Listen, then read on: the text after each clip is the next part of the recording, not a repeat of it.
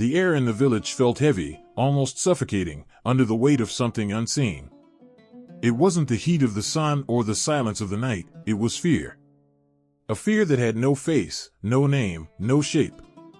Livestock, once the lifeblood of these small farming communities, were found lifeless, drained of blood as if by some monstrous phantom.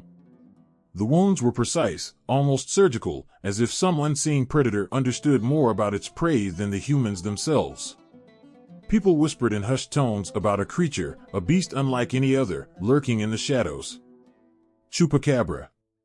The word spread like wildfire across Puerto Rico in the 1990s, igniting imaginations and nightmares alike.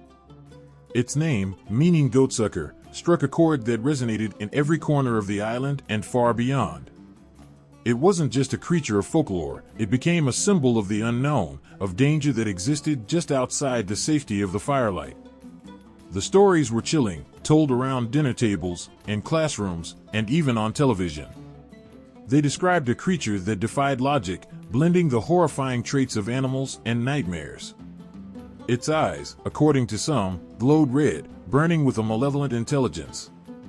Its spine was ridged with spikes that jutted out like jagged rocks, making it look like something pulled from the depths of a nightmare. Others described it with reptilian scales that shimmered eerily under moonlight, as if its very body was an adaptation meant for slipping unnoticed into the darkest corners of the world. The creature walked upright, some said, but with a twisted gait that made it almost alien in its movements. In one small village, a boy named Mateo swore he saw it with his own eyes. His family's goats had been targeted multiple times, but one night, as he sat with his father under the stars, he saw the silhouette of something lurking near the fence. It was no coyote, no stray dog. This creature moved like it didn't belong in the world he knew. When it turned its head toward him, he froze. Those eyes burned into his memory, eyes that felt like they could strip away his soul. Mateo refused to go out after sundown for years after that night, and when he told his story, his hands trembled as if he were reliving the moment. The Chupacabra didn't just prey on livestock. It preyed on the minds of those who lived under its shadow. It made every rustle in the bushes, every howl of the wind, feel like an omen. People locked their doors, not because they thought it would keep the creature out, but because it made them feel like they were doing something, anything, to protect themselves. The Chupacabra wasn't just a threat to their animals, it was a threat to their sense of safety, their understanding of the world. And yet, the stories weren't new. For centuries, whispers of blood-drinking creatures had circulated in different parts of the Americas. In some cultures, they were tied to demons or spirits sent to punish the wicked. In others, they were the remnants of old gods, forgotten and angry. The Chupacabra felt like the modern incarnation of those ancient fears, reshaped by a world where science had failed to explain the unexplainable. Some believed the Chupacabra was a warning, a sign that humanity had overstepped its bounds. The jungles of Puerto Rico, once teeming with life, had been carved up for agriculture and development. Did the creature come from the depths of those forgotten wilds, a predator forced to adapt as its home disappeared? Or was it something else entirely, something birthed by human hands in a lab where no one was meant to tread? Others spoke of lights in the sky, strange shapes that hovered silently over the forests and mountains. Could the Chupacabra have come from another world? Its otherworldly appearance and unnatural habits made the theory feel plausible, especially to those who had seen things they couldn't explain. Farmers spoke of livestock being mutilated with precision that no animal could manage. Some said they heard humming noises in the distance on the nights the creature struck, a sound that didn't belong to any animal or machine they knew. The fear was contagious. It spread to towns and cities where no goats were kept and no livestock was lost. It reached people who had never seen a farm and never would. The Chupacabra became a story told in schoolyards, on long bus rides, and in the safety of lit rooms. The creature wasn't just a myth anymore, it was alive in the collective imagination, a shadow that could show up anywhere, anytime. Even skeptics couldn't help but feel a twinge of unease when they heard the stories.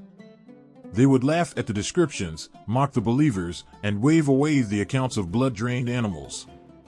But at night, when they lay in bed and heard the howling wind or the distant bark of a dog, their minds betrayed them.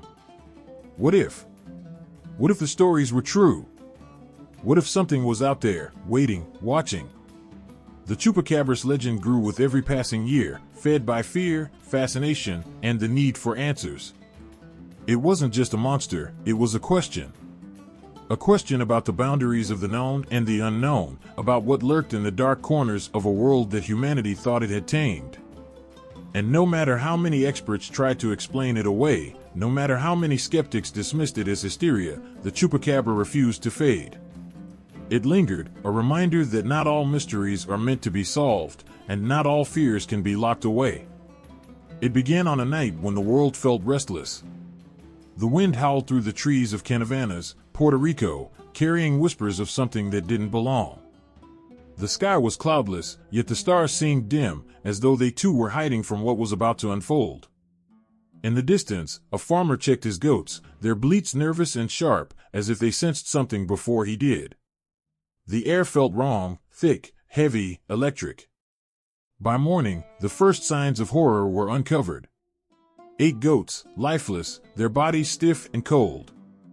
Their blood was gone, drained entirely, leaving them hollow and still. Each one bore puncture wounds, small and precise, as though something had pierced them with unerring accuracy. The farmer, Raphael, stared at the scene in disbelief. He'd lived his entire life tending animals, fighting off stray dogs and snakes, but this was no ordinary predator. The sight gnawed at the edges of his mind, refusing to let go. Word spread like wildfire. Neighbors gathered at Raphael's farm, their faces etched with fear and confusion. This wasn't the work of coyotes, they said. No animal they knew drained blood without consuming the flesh. The wounds didn't match any natural predator. Children clung to their mothers, whispering in hushed tones about monsters, their imaginations running wild. But even the adults, hardened by years of farm life, couldn't explain what had happened. The unease turned into something darker, something closer to terror. A few nights later, it struck again. This time, it wasn't goats. Chickens and rabbits were found in the same lifeless state, their small bodies drained dry. The attacks seemed random, moving from one farm to the next without any pattern. In a town where everyone knew everyone else, the string of killings felt personal, as though the unseen predator was watching them, choosing its victims deliberately. People started staying awake at night, armed with machetes and flashlights, patrolling their properties like soldiers preparing for battle. But no matter how vigilant they were, the creature remained unseen. Then came the sightings. In a small clearing near the edge of the forest, a man named Carlos claimed he saw it, a creature unlike anything he'd ever imagined. It was crouched low to the ground, its spiny back arching toward the sky. Its eyes, glowing an unholy red, seemed to pierce the darkness as it moved with unnatural grace. Carlos froze, rooted to the spot, unable to scream or run. The creature turned its head toward him, and for a moment, he felt as though it were studying him, deciding whether to strike. Then, as quickly as it had appeared, it vanished into the night, leaving Carlos shaken and pale. His story spread quickly, adding fuel to the growing hysteria. Some dismissed him as a drunk or a liar, but others believed him, their own fears echoing his words. Soon, others began reporting sightings of their own, shadowy figures darting through the trees, strange sounds in the middle of the night, glowing eyes watching from the darkness. The creature was given a name, Chupacabra. And with that name came power. It wasn't just an animal anymore, it was something far worse. Something that couldn't be explained or controlled. The panic reached its peak when a local woman, Madeline Tolentino, described seeing the creature up close. She was sitting in her home one evening when she heard a commotion outside. Thinking it was a stray dog, she stepped out to chase it off. But what she saw froze her in place. The creature stood upright, its long limbs ending in clawed hands that looked almost human. Its body was covered in a strange, scaly skin that glinted under the moonlight, and its face was a nightmare. Large, lidless eyes stared back at her, unblinking, filled with something cold and calculating. Madeline's account sent shockwaves through Puerto Rico. People began locking their doors and windows, even in the sweltering heat. Livestock were moved into makeshift pens closer to homes, where families could keep watch over them. Children were forbidden to wander too far, even during the day. The fear was palpable, seeping into every conversation, every decision. Radios buzzed with theories and warnings, while television reports stoked the flames with chilling reenactments and interviews. The hysteria wasn't just limited to the villages. Even city dwellers, far removed from the farmlands, found themselves drawn into the chaos. Some laughed it off as superstition, but others couldn't shake the unease. Could something like this really exist? Could it be out there, lurking in the shadows, waiting for its next victim? For many, the answer didn't matter. What mattered was the fear, the way it crept into their thoughts, turning every shadow into a threat, every sound into a warning. As the weeks went on, the Chupacabra became more than just a creature. It became a symbol of everything people didn't understand, everything they couldn't control. Scientists and skeptics tried to explain it away, pointing to diseases, wild dogs, or even mass hysteria. But their words did little to calm the growing terror. The stories kept coming, livestock drained of blood, strange creatures spotted in the night, eerie howls that seemed to come from nowhere. In a small bar on the outskirts of Canavanas, an old man sat nursing a drink, his face lined with years of hard labor and harder losses. He listened as younger men argued about what the Chupacabra could be, a government experiment gone wrong, an alien, a demon. Finally, he spoke, his voice low and steady. "It doesn't matter what it is," he said, "only that it's out there. Watching us. Waiting." The bar fell silent, the weight of his words settling over the room like a shroud. No one laughed or argued. They simply sat in the stillness, each lost in their own thoughts, their own fears. Outside, the wind began to pick up, rattling the windows and sending a chill through the air. The night was alive with the sound of drums, their steady rhythm cutting through the thick jungle air. Fires roared against the darkness, casting flickering shadows that danced like spirits across the carved stone walls of the temple. The air smelled of smoke and earth, mixed with something metallic, something that sent a chill down the spine. The crowd below, hundreds of people gathered in trembling reverence, stood silent. They watched as the priest, dressed in jaguar skins and adorned with obsidian blades, raised his hands to the heavens, calling upon forces they dared not name aloud. Blood was life. This truth was older than words, older than the gods themselves. For the ancient civilizations that once thrived in Mesoamerica, blood carried the energy of creation and destruction. It was a bridge between the human and the divine, a sacrifice that kept the world spinning and the sun rising. Without it, they believed, the gods would turn their backs, and the world would fall into chaos. The priest moved with calculated precision, his every step heavy with purpose. In his hand, he held the blade, sharp and glinting, its surface reflecting the firelight. The crowd shivered as he approached the altar, where a young man lay, his chest rising and falling with shallow breaths. The sacrifice was not random, it was chosen, destined. The young man's fate was sealed not out of cruelty but out of belief, a belief that his blood would feed the gods, appease them, and ensure the survival of his people.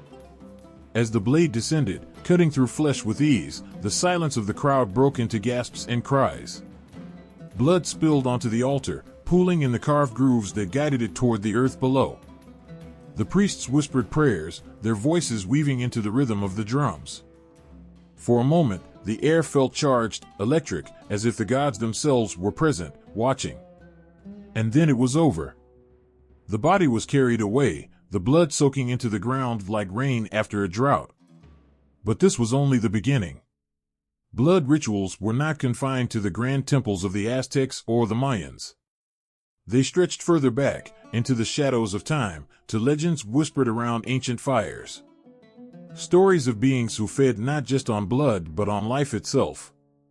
Creatures that stalked the edges of villages, lurking in the darkness, waiting for their moment to strike.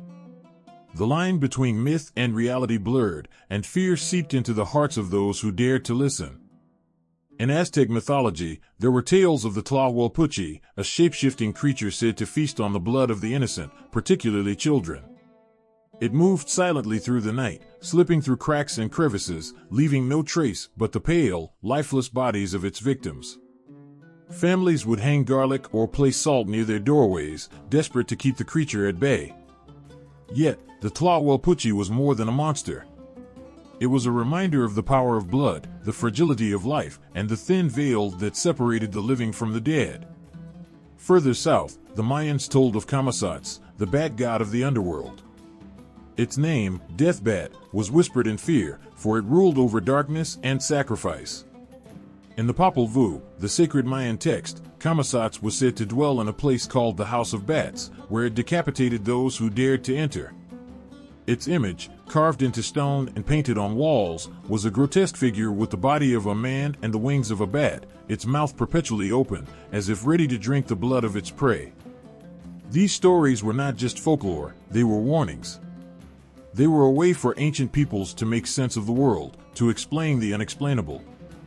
Why did the crops fail? Why did a child fall ill? Why did the moon disappear from the sky? The answer, more often than not, was tied to blood, to the sacrifices made or not made, to the balance between humans and the forces they could not control. As the centuries passed, these ancient beliefs began to intertwine with newer fears. The Spanish conquistadors, arriving in the Americas with their own stories of vampires and witches, saw the blood rituals of the Aztecs and Mayans as barbaric, even demonic. They failed to see the reverence, the purpose, the desperation behind the rituals. To them, it was evidence of a savage people, not a reflection of their profound connection to the divine. But the myths lingered, evolving into something darker, something that would survive long after the empires fell. In the quiet corners of modern towns and villages, whispers of these ancient creatures still persist. They say that on nights when the moon is full, you can hear the cries of the Tlawelpuchi, its hunger insatiable. Or that Kamisats, banished to the underworld, rises again when the jungle grows too still, its wings blotting out the stars as it searches for its next offering. The stories are told with hushed voices, as though speaking them too loudly might summon the creatures back. And then there's the Chupacabra, a name that sends shivers down spines even today. Its origins may be modern, but its essence feels ancient, as though it has always existed, hiding in the shadows of older myths. The way it feeds, leaving its victims drained and lifeless, echoes the blood rituals of the past. Some even say it carries the spirit of those ancient gods and creatures, a living embodiment of the fears and beliefs that shaped entire civilizations. The connection is haunting, undeniable. Blood has always been more than just a part of the body. It is life itself, the essence of existence, the currency of survival. For the Aztecs and Mayans, it was a gift to the gods, a way to ensure balance and order. For the victims of the Chupacabra, it is a curse, stolen in the dead of night, leaving behind only questions and terror. The night carried a strange stillness, the kind that makes your heart beat a little faster, your breath hitch in your chest. In the shadows, where the flicker of firelight didn't reach, something moved, a whisper of air, a presence that didn't belong. Eyes darted to the edges of the room, searching for what they already knew was there. It wasn't human, but it wasn't entirely beast either. The stories had warned of it, the creature that came in the night, that took what it needed and left nothing but terror in its wake. This wasn't the first time such a story had been told, and it wouldn't be the last. Long before the Chupacabra made its mark, the world was haunted by beings that defied reason, creatures that thrived in darkness and fed on life itself. They had many names, many faces, but the fear they left behind was always the same. Across continents, across centuries, whispers of these beings have threaded their way into the fabric of human history. They aren't myths. They're warnings. In Eastern Europe, the vampire rose from the soil of the graveyard, its pale, lifeless form a mockery of humanity. It wasn't the charming, romantic figure we read about today. It was a monster, bloated with the blood of its victims, its mouth stained crimson. Villagers would awake to find loved ones drained, their bodies cold, their faces locked in expressions of unspeakable fear. The marks on their necks, twin punctures, told a story no one wanted to believe. To protect themselves, they drove stakes through the hearts of the dead, buried them face down, or burned their remains, hoping to stop the nightmare from returning. The vampire wasn't just a tale to frighten children. It was a reflection of the fear that lived in every shadow, a reminder of how fragile life was. But it wasn't unique. Across the oceans, in the heart of Africa, another creature stalked the night. The impundulu, or lightning bird, was said to be as striking as it was deadly. It took the form of a bird, but its power was far greater than its size. Legend claimed it was a servant of witches, called forth to destroy their enemies. The impundulu could summon lightning with a flap of its wings, but it wasn't the fire from the skies that made people fear it most. It was its thirst. The impundulu fed on blood, draining its victims until they were lifeless husks. The sight of it, feathers shimmering like oil, eyes glowing with an unnatural light, was enough to send even the bravest warrior fleeing. In the villages, people whispered of how the impundulu moved through the night, silent and unrelenting. Mothers clutched their children tighter, and elders cast protective spells, but the bird was clever, slipping through defenses like smoke. Its hunger was insatiable, and its victims were many. Some said it didn't kill for sustenance, but for pleasure, delighting in the fear it left behind. And then, there were the aswang of the Philippines. These creatures, shapeshifters by nature, could take on the guise of animals or even friends to get close to their prey. Their favorite meal was the unborn, the lifeblood of mothers carrying new life. They moved silently, their presence revealed only by the faint sound of a sickly sweet hum. When morning came, their victims were left hollow, their vitality stolen in the dead of night. The aswang terrified entire communities, but it wasn't the only being in Southeast Asia to strike fear into the hearts of many. In Malaysia, the penanggalan floated through the night, nothing but a woman's disembodied head, her internal organs trailing behind her like a grotesque banner. She hunted under the cover of darkness, her sharp teeth glinting as she drank the blood of her unsuspecting victims. To stop her, people placed thorny vines around their windows, hoping to trap her before she could slip inside. What ties these creatures together is more than their thirst for blood. It's the way they represent humanity's oldest fears, the fear of the unknown, the fear of the predator in the dark, the fear of becoming prey. The Chupacabra, with its spine-chilling method of draining livestock and leaving only hollow shells, feels like a descendant of these ancient nightmares. It's as if the world's fear of blood-drinking monsters has never truly left, only evolved. In the Andes, there are whispers of the Pishtaco, a shadowy figure that preys on travelers in remote, desolate places. Unlike the vampire or the impundulu, the Pishtaco isn't after blood. It wants fat, the essence of vitality and warmth. Yet the stories carry the same note of dread, a predator taking what it needs from the innocent, leaving death and fear in its wake. Each culture, each corner of the world, has its version of the blood thief, the life stealer. The names are different, the forms vary, but the fear is always the same. It's the fear of being hunted, of being vulnerable, of knowing that no matter how bright the fire burns, the darkness will always hold something waiting, watching, hungering. Some say these stories are born of human imagination, a way to explain the unexplainable. Others believe they are warnings, memories of creatures that once roamed the earth and perhaps still do. Whatever the truth, the parallels are too many to ignore. The Chupacabra, the vampire, the impundulu, they are reflections of each other, haunting echoes across time and space. The night is never truly quiet. Beneath the stillness, there is always something stirring, something unseen. It watches from the shadows, waiting for its moment. You may not believe in it, but it believes in you. The silence of the night was broken by a single sound, a faint drip. It wasn't rain, nor the steady rhythm of a leaking faucet. It was heavier, slower, almost alive. It carried a strange weight, a primal energy that made the air around it feel thick. Blood. That single word can send a chill down your spine, awaken a feeling deep inside, something instinctive, something ancient. Blood is life, and blood is loss. It binds us to each other and to the earth, yet it is also the thread that separates the living from the dead. Throughout the ages, blood has held a power beyond comprehension. It is not just the liquid coursing through our veins, it is the essence of existence itself. In folklore, blood is both sacred and feared. It is a gift, a curse, a promise, and a price. When the chupacabra drinks the blood of its prey, it doesn't just take life, it steals something far greater. It drains vitality, identity, and spirit, leaving behind an empty shell, a body that no longer belongs to this world. This act is not random, it is deliberate, filled with meaning. Across cultures, the act of spilling blood has always signified more than death.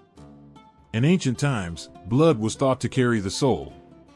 Warriors believed their strength lived in their blood, and losing it meant losing a piece of themselves. For this reason, blood was offered to the gods, poured out on altars as a bridge between the mortal and the divine.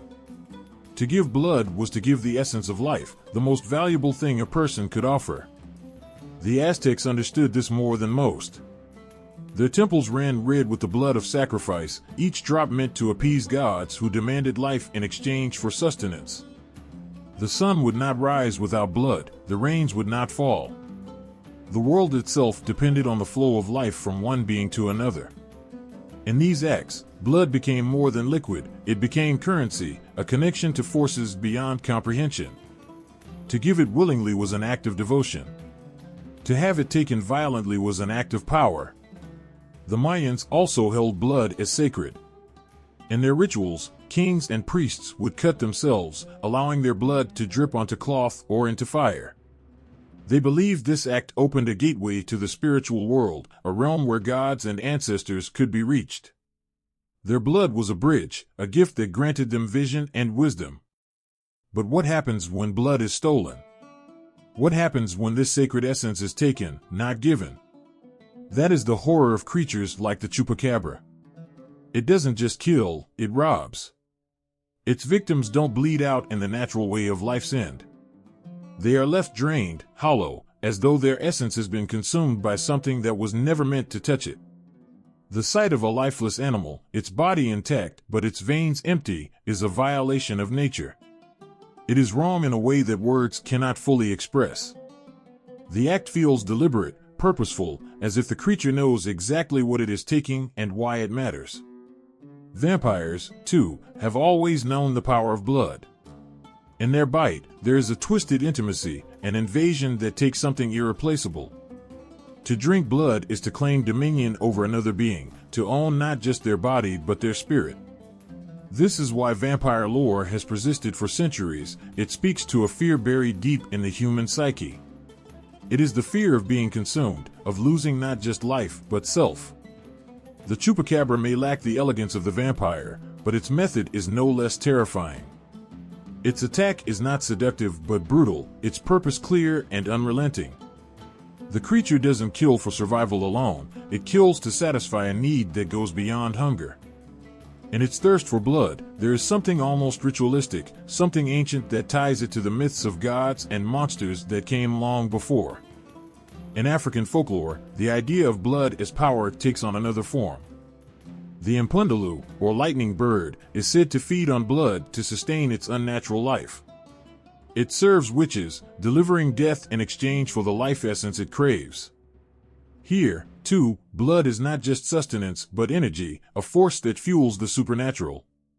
To spill blood is to unleash power, to alter the balance of the world in ways that cannot be undone.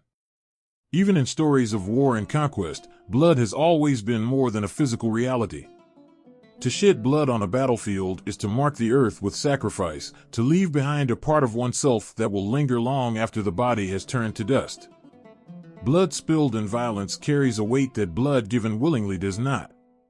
It stains not just the ground but the memory, the soul. This is why the chupacabra's narrative is so haunting. Its victims are not simply killed, they are emptied. Their blood is taken as if by right, their lives reduced to fuel for something unknown. The creature itself becomes a symbol, not just of death, but of the fear that comes with losing control over one's own essence. To bleed is to be alive, but to be drained is to become nothing. There is a reason humans have always feared the sight of blood. It is not just the pain it represents, but the vulnerability, the reminder that life is fragile and fleeting. Blood is what keeps us warm, what keeps us whole, and to lose it is to lose a part of ourselves that cannot be reclaimed. This is the power of blood in folklore. It is both life and death, both sacred and profane. It is the thread that connects us to the world and the blade that severs us from it. In the Chupacabra story, blood is more than a detail. It is the heart of the horror, the source of the unease that lingers long after the creature is gone. It is a reminder of how precious life is, how easily it can be taken, and how deeply its loss is felt. It began as a whisper, a shadow flitting across the edges of a frightened mind. At first, it was nothing more than an unexplainable fear, a sense that something was watching from the dark. When the first descriptions emerged, the creature was like a demon born from the nightmares of an anxious heart, a hunched figure, reptilian skin glistening under the moonlight, with glowing red eyes that pierced through the night. The Chupacabra was terrifying because it didn't feel like it belonged. It wasn't just a beast, it was something otherworldly, a predator from a place that defied understanding. In those early days, the stories painted a chilling picture. It was small but grotesque, a hairless body stretched tight over bony limbs, spines running down its back like a living weapon. People spoke of its fangs, sharp and merciless, designed for one purpose, to puncture and drain. It was the embodiment of fear, stalking livestock and leaving behind lifeless bodies. But as the stories spread, as they passed from one trembling voice to another, the creature began to change. It was no longer confined to a single form. In some tales, it grew wings, leathery and bat-like, carrying it across the skies like a vengeful spirit. In others, it became larger, more monstrous, with claws capable of ripping through flesh and bone. There were even those who claimed it could shapeshift, appearing as a harmless dog or goat before transforming into the bloodthirsty predator in the blink of an eye. Every new telling brought a new twist, each storyteller adding a piece of their own fear, their own imagination, until the Chupacabra became as fluid as the terror it inspired. The evolution wasn't just in its appearance. Over time, the Chupacabra became more than a creature, it became a symbol of the unknown. For some, it was a warning, a tale told to keep children close to home after dark.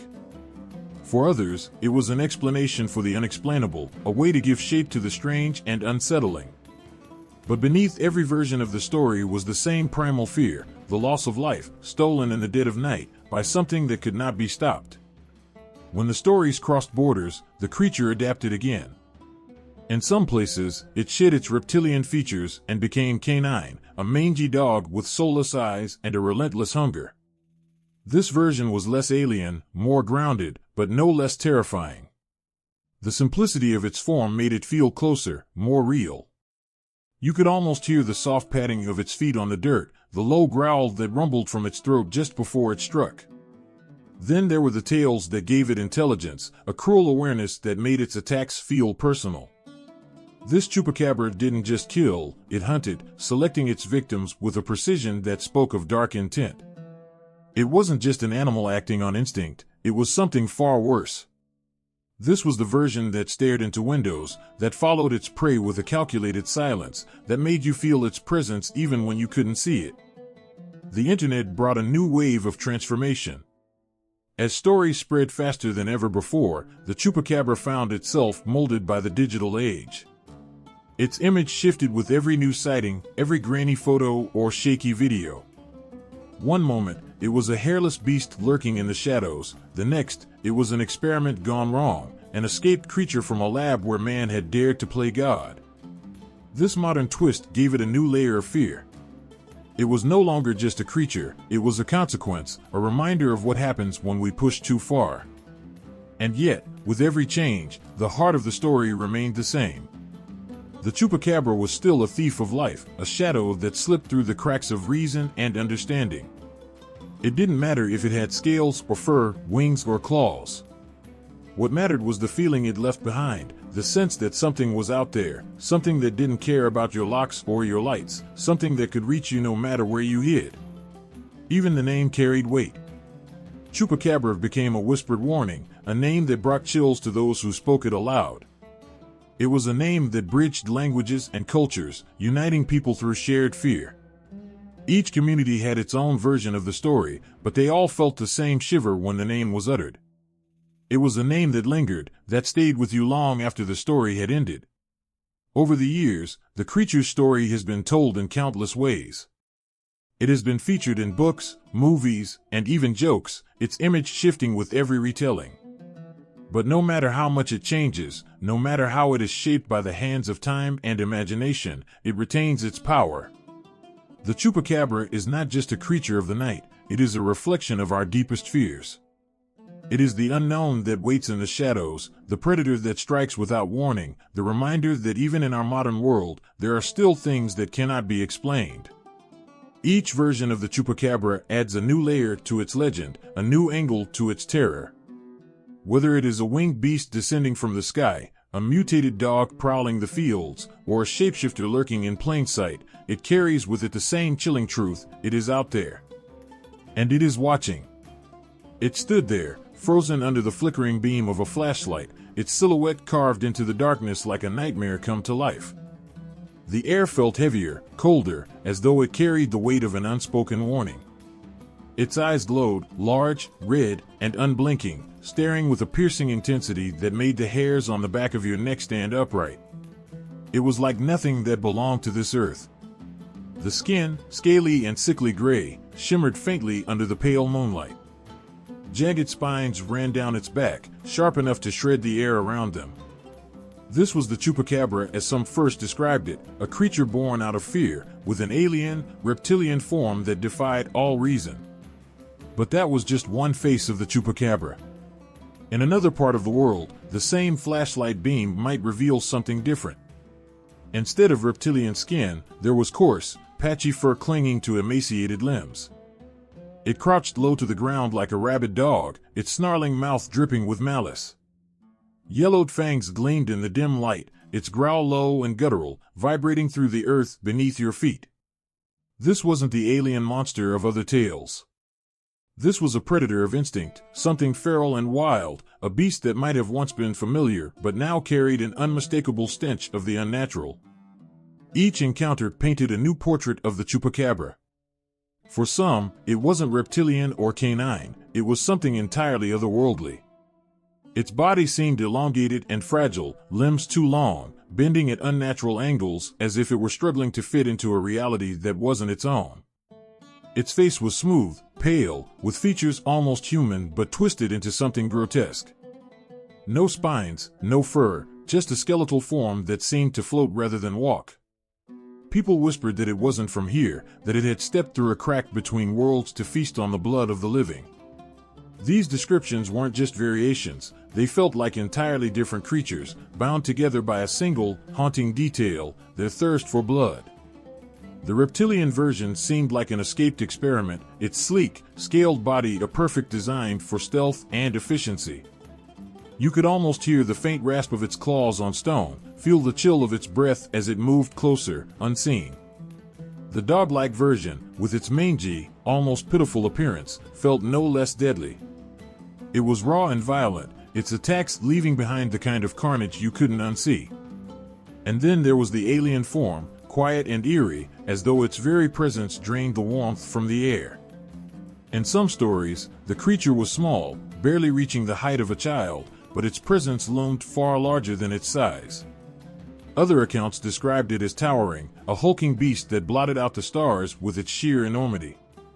The spines, too, varied. Sometimes they were sharp and rigid, almost like knives jutting from its back.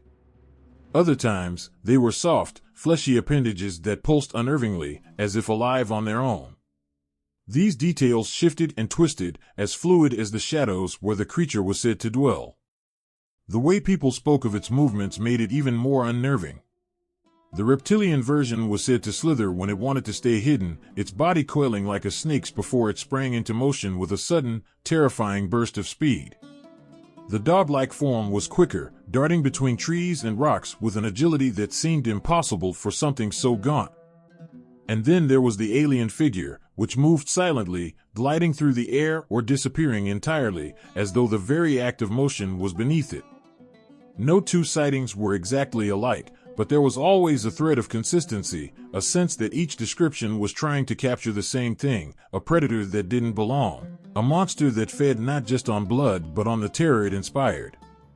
It wasn't just what people saw that lingered, it was what they felt. The unnatural stillness in the air, the oppressive silence before the attack, the sickening realization that whatever this thing was, it wasn't governed by the same rules as the rest of us. Even the way it killed carried variations. Some said the reptilian creature struck with precision, its fangs leaving behind 2 perfect puncture wounds, almost surgical in their symmetry. The dog-like form was messier, its attacks more savage, as though it reveled in the chaos. And the alien version? Its victims were found drained entirely, their bodies eerily untouched, as though the life had simply been pulled from them without a struggle. Each account brought its own kind of horror, its own flavor of dread. The descriptions might have varied, but the fear was always the same. It was the fear of the unknown, of something that could take so many shapes yet remain impossible to understand. It didn't matter whether it had scales, fur, or pale, smooth skin. What mattered was the sense that it was watching, waiting, learning. It adapted to its surroundings, shifting its form to fit the fears of those who saw it. Reptile, dog, alien, these were just masks for something far older, far darker, something that refused to be pinned down or explained away. And perhaps that was the most terrifying thing of all. The Chupacabra was not just a creature, it was a reflection of the fears we carry, the shadows that live in the corners of our minds. It could be anything because it was everything we didn't want to face. Every new description was a new layer of the same nightmare, a reminder that no matter how much we try to categorize or contain it, the Chupacabra will always slip through our grasp. It is a predator of forms, of stories, of the very fabric of fear itself. The silence of the night was its calling card. Not the peaceful kind of silence that soothes the soul, but the oppressive stillness that makes your heart race for reasons you can't explain. The crickets would stop chirping, the wind would lose its breath, and even the trees seemed to hold their ground as if they feared to sway. It was as though the world knew something was out there, watching, hunting, waiting for the perfect moment to strike. They say it moves with precision, calculated and deliberate, a predator that wastes nothing, not its energy, not its time, and certainly not its kills. The Chupacabra doesn't hunt in haste or anger. No, it is patient, a shadow lurking just beyond the edge of your vision. One moment, everything feels normal, and the next, you realize the stillness isn't just a trick of your imagination. It's a warning. And by the time you recognize it, it's already too late. It begins with the livestock. Goats, chickens, cows, creatures that sleep vulnerable under the cover of darkness. The Chupacabra doesn't maul its victims like a wild animal in a frenzy. Its methods are chillingly precise. Witnesses have found bodies that look untouched at first glance, lying limp as though they'd simply fallen asleep. But then comes the detail that makes your stomach churn, 2 perfect puncture marks, clean and deliberate, usually near the neck or chest. There's no blood in the wounds, no blood around the scene. It's as if the creature has drained it all with an unearthly efficiency. The absence of blood, the eerie neatness of the kill, isn't just unusual, it's wrong in a way that's hard to put into words. Predators don't hunt like this. They tear, they thrash, they leave chaos in their wake. But the Chupacabra? It's something else entirely.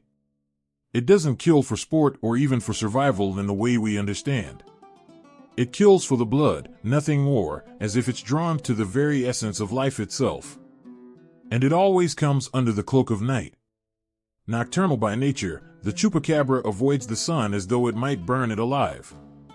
Darkness is its ally, a veil that hides its movements and amplifies its terror. It moves silently, its footsteps too soft to hear, its presence only felt when it's far too close.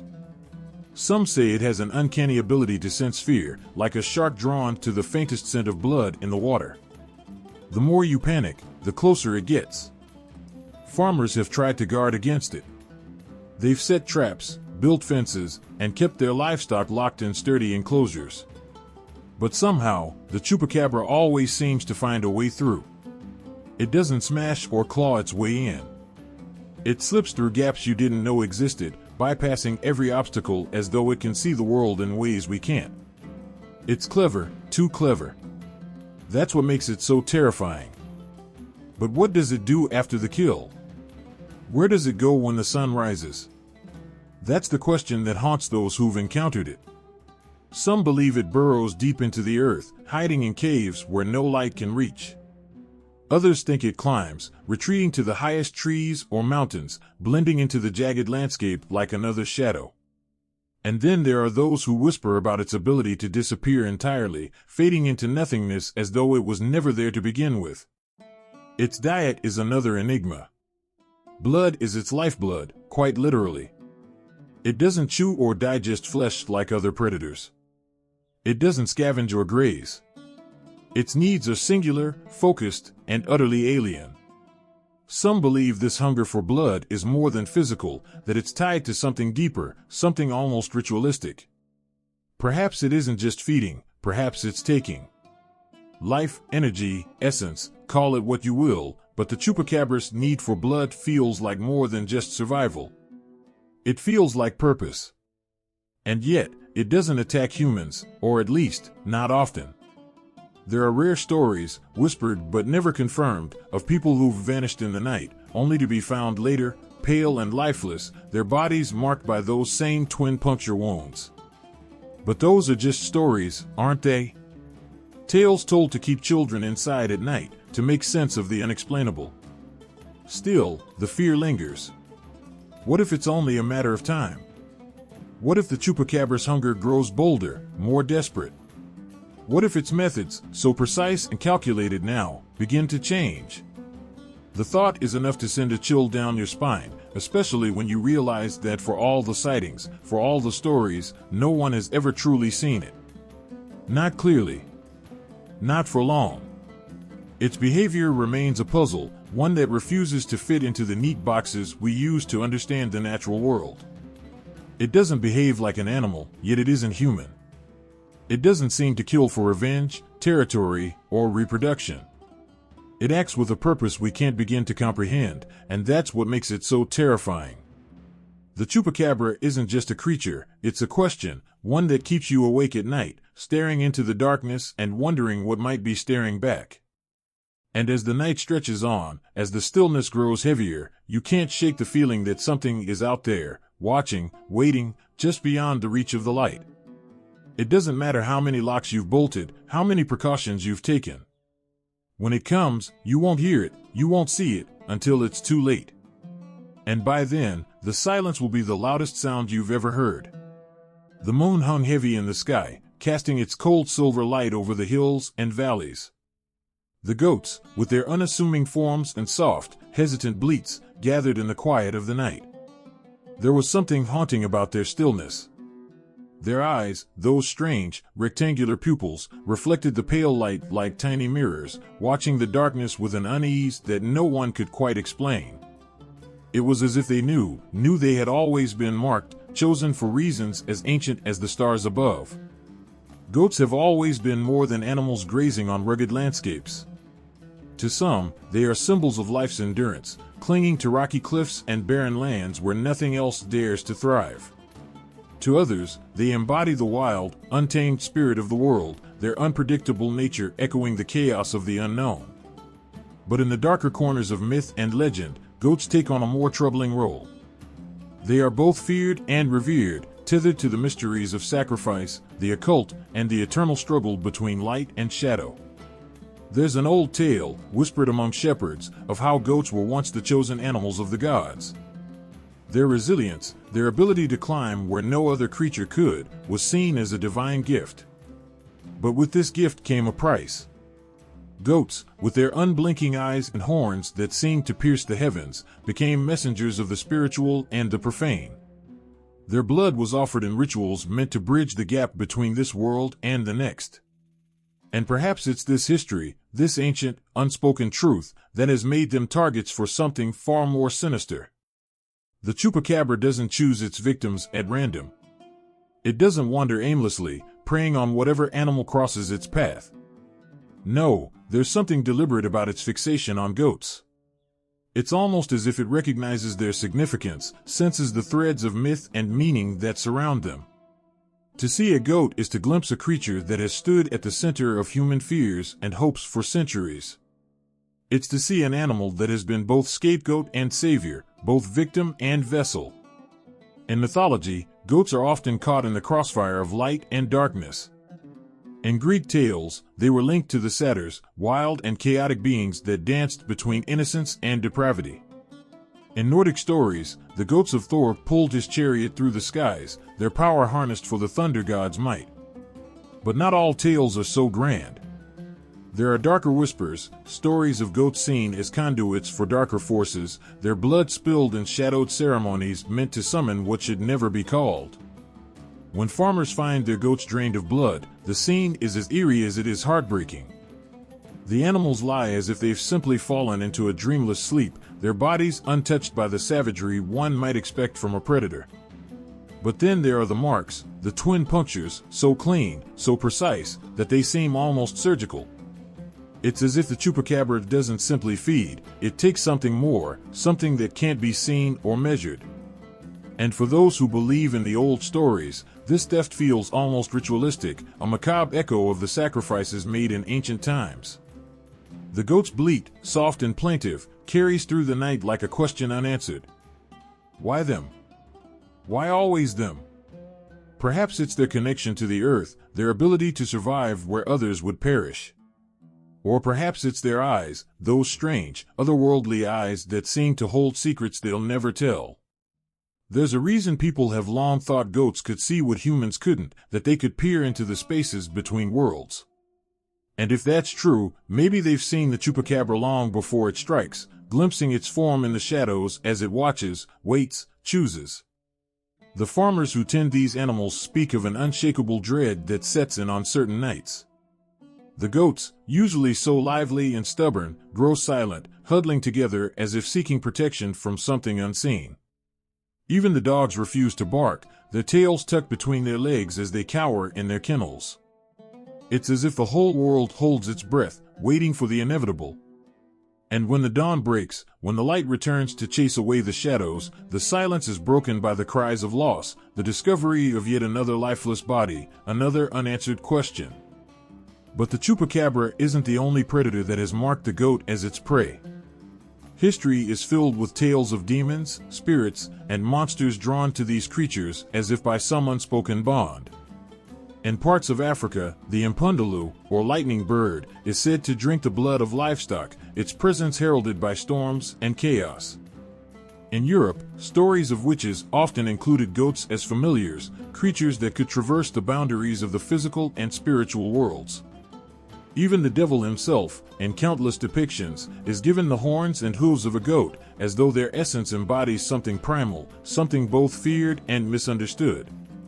Perhaps the Chupacabra is simply the latest in a long line of beings that have seen the goat not as an animal, but as a symbol, a vessel, a key. Perhaps it isn't the flesh or even the blood that draws it, but the meaning that humanity has poured into these creatures for generations. The goat, humble and enduring, carries with it a weight that few other animals bear. It is the bearer of burdens, the scapegoat upon which sins are cast, the sacrifice made in hopes of salvation. And maybe that's why, when the Chupacabra strikes, it feels like more than a loss of livestock. It feels like a violation, a disruption of something sacred and ancient.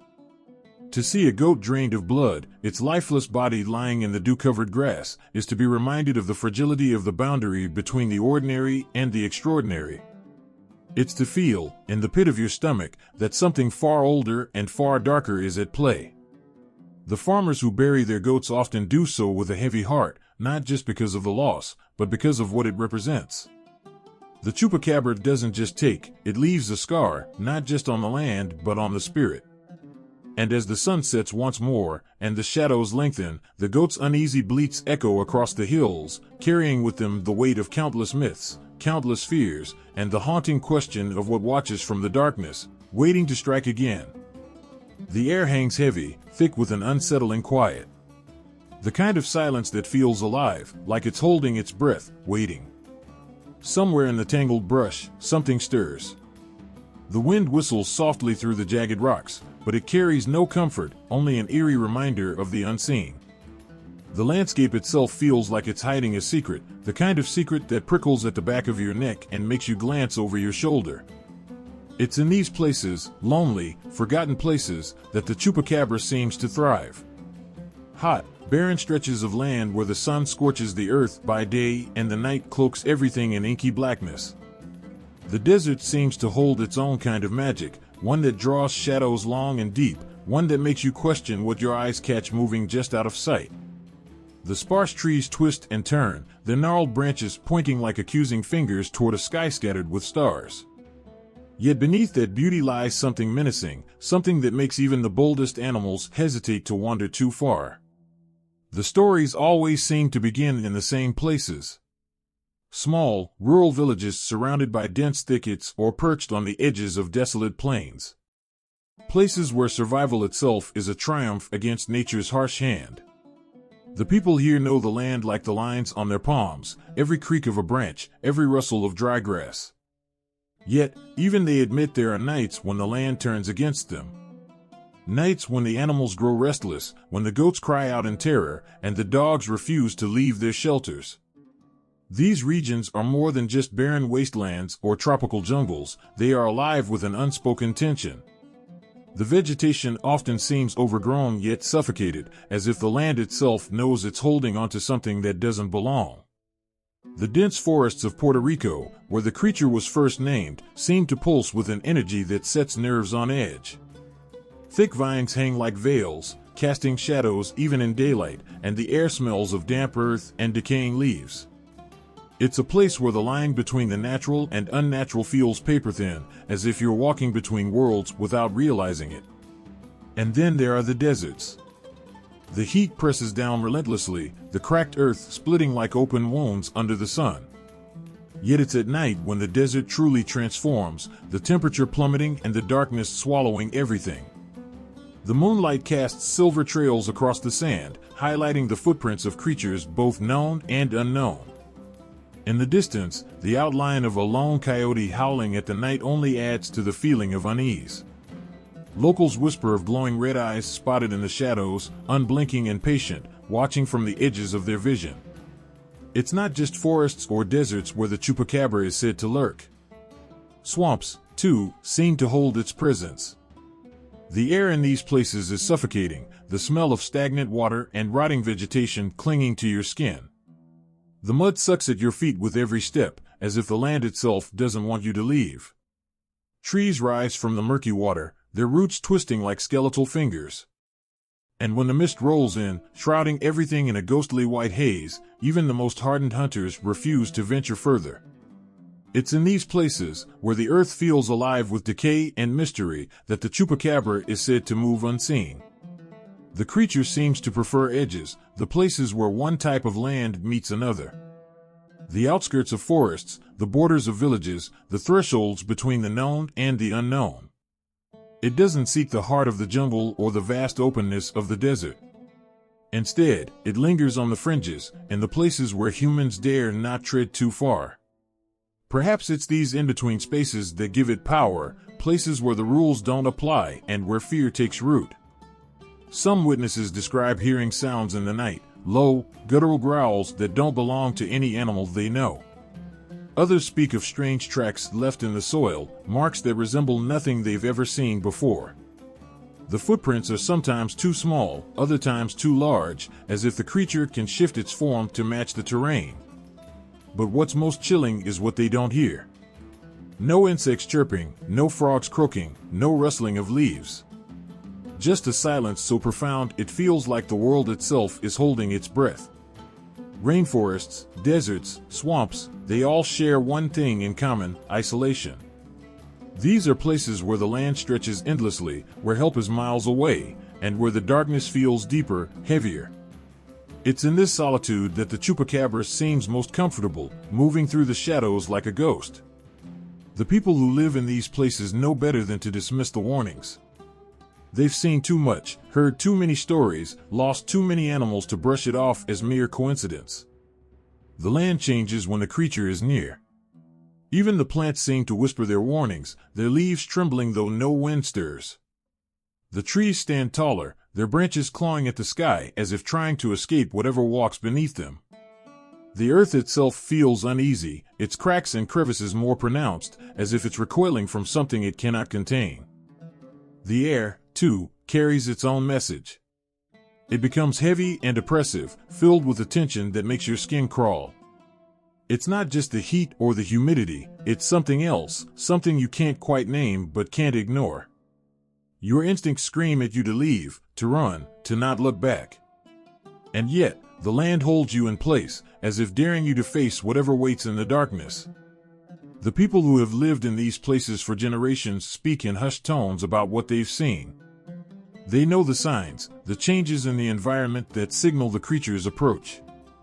They know when the goats grow silent, when the dogs refuse to bark, when the very air itself feels wrong.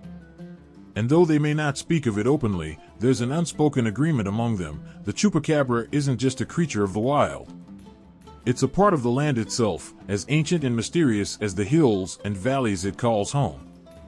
These are not just the habitats of an animal, they are the stages for something much darker. They are places where the boundaries between the natural world and the supernatural blur, where the land itself seems to conspire to keep its secrets hidden. And as the night falls and the shadows grow long, the land whispers its warnings to those who will listen. Beware the places where the Chupacabra walks. The fire crackles softly in the darkness, casting shadows on the walls that seem to move with a life of their own. Outside, the wind howls, rattling the loose boards of the window as if something is trying to get in. A child huddles closer to their grandmother, eyes wide as she tells an old story, her voice low and deliberate. It's about a creature that lurks in the night, waiting for the careless, the unwary. The child doesn't dare blink, doesn't dare interrupt, because in that moment, the fear is real. They can feel it in the air, heavy and thick, wrapping itself around the room. Fear has a way of sinking its claws into us, doesn't it? It whispers in the back of our minds, reminding us of what could be hiding in the shadows, just out of sight. It paints the unknown with its own colors, transforming a rustling bush into the sound of stalking footsteps or a distant cry into the wail of something inhuman. Fear is ancient. It's been with us since the beginning, since the first time we sat around a fire and wondered what lay beyond its comforting glow. And it is fear that gives myths like the Chupacabra their strength. It's not just the creature itself, with its glowing red eyes or its needle-sharp teeth. It's the way it taps into something primal, something buried deep inside us all. The idea that we are not alone. That there are things out there, in the dark, that we cannot understand or control. Fear is the thread that weaves these stories together, stitching them into the fabric of our lives in ways that feel impossible to unravel. Think about the moments when you've been truly afraid. Your heart pounds so hard it feels like it might burst. Your skin prickles with the sense that you're being watched, even if no one is there. Your breaths come faster, shallower, as if the air itself has turned against you. Fear takes hold of your imagination, feeding it with every horrible possibility it can conjure. It doesn't matter if you're alone in the woods or lying in bed late at night. In those moments, fear becomes its own kind of reality. The Chupacabra is born from that reality. Its myth thrives because it gives fear a face, a form, something we can point to and say, there. That's what I'm afraid of. It doesn't matter if the creature is real or not. What matters is that it could be real. That's enough. It's always been enough. Fear doesn't need proof. It only needs a spark, and then it can burn for generations. For centuries, people have whispered about monsters in the night. But it's not just the monsters themselves that haunt us, it's the way fear spreads. One person hears a strange noise in the darkness and tells their neighbor. The neighbor adds their own details, embellishing here and there, and soon the story takes on a life of its own. Fear becomes contagious, leaping from one person to the next like a wildfire. And before you know it, an entire community is watching the shadows, listening for the faintest sign of something they can't see but are certain is there. When livestock is found drained of blood, when claw marks appear on fences, when animals refuse to go outside, fear fills in the gaps where reason falters. People don't want to hear that it might be a stray dog or a wild predator. Those explanations feel too ordinary, too mundane. Fear craves something more, something extraordinary. And so the Chupacabra steps into the story, its name whispered with equal parts dread and fascination. Fear also thrives on patterns. The strange part isn't just that the goats are dead, it's how they're found. Their blood is gone, their bodies left eerily intact. Fear seizes on these details, replaying them over and over, letting them grow larger with each retelling. The mind starts to build a picture, not based on facts, but on feelings. And once that picture takes shape, it's hard to shake. But fear isn't just a personal experience. It's something we share, something that binds us together. When a family loses their animals to an unknown predator, when a community hears strange noises in the night, fear becomes a collective weight they all carry. They look to each other for answers, for reassurance, but instead they find their own fear mirrored in the eyes of their neighbors. The Chupacabra becomes more than just a story, it becomes a symbol of everything they cannot explain, everything they cannot control. And fear loves the dark. It thrives in the places where light cannot reach, where every sound is amplified, where every shadow seems to move. It's in the silence of the woods, the stillness of the desert, the quiet of the night when the world feels like it's holding its breath. It's in those moments when your mind begins to wander, when you start to wonder if the stories are true. And even if you tell yourself they're not, even if you laugh and shake your head, there's always that little voice in the back of your mind whispering, "But what if?" That's the power of fear. It doesn't just make us see things that aren't there, it makes us feel them. It makes our hearts race and our hands tremble. It keeps us awake at night, staring into the darkness, straining to hear a sound that might not even exist. Fear wraps itself around us like a second skin, tightening with every passing moment, until it becomes impossible to tell where the fear ends and we begin. The Chupacabra exists because of fear. Because we need it to exist. Because it gives us a way to face the unknown without facing it directly. It's easier to believe in a creature with glowing eyes and razor-sharp teeth than it is to confront the fact that we don't have all the answers. Fear fills in the gaps, gives shape to the shadows, and reminds us that there are still things in this world that we cannot explain. The fire has burned low now, the shadows growing longer, darker. The child clings to their grandmother, eyes darting to the windows, the door, the corners of the room where the light doesn't reach. The story has ended, but the fear remains, lingering in the air like smoke.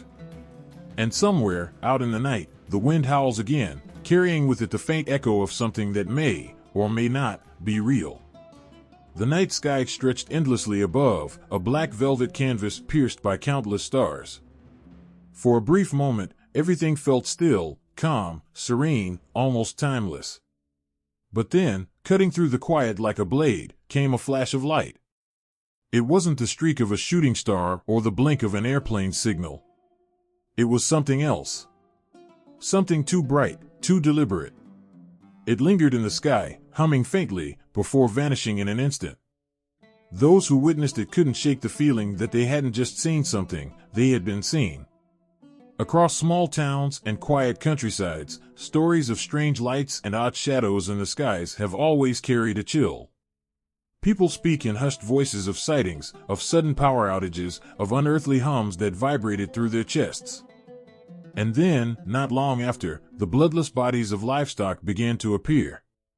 Perfectly intact, but eerily drained of life. It didn't take long for whispers to connect the two, the strange lights above and the mysterious predator below. Was the Chupacabra just another creature of the night, or was it something much more unsettling? Something not of this world? The thought lingers like a splinter, hard to ignore. Its hairless skin, its glowing red eyes, its needle-like fangs, so many descriptions of the Chupacabra don't match any earthly animal. The way it moves, silent and swift, slipping through fences and leaving no trace but terror in its wake, feels unnatural. And what kind of creature feeds not on flesh, but only on blood? It's as if it doesn't belong here, as if it was never meant to walk this earth. Then there's the timing. The first Chupacabra sightings came not long after reports of unusual activity in the skies. Puerto Rico, 1995, bright orbs and spinning discs were seen hovering over the countryside. Locals swore the air itself felt charged, like the world was holding its breath. And then, as if summoned by those lights, the attacks began. Goats, chickens, even household pets, all found lifeless, drained as if by a precise and deliberate hand. No predators left tracks, no sounds disturbed the night. Just the aftermath, pale bodies, and a growing sense of unease. What if the Chupacabra wasn't just a beast? What if it was a visitor, sent here for reasons beyond our understanding? Theories bloomed like wildfire, each more unsettling than the last.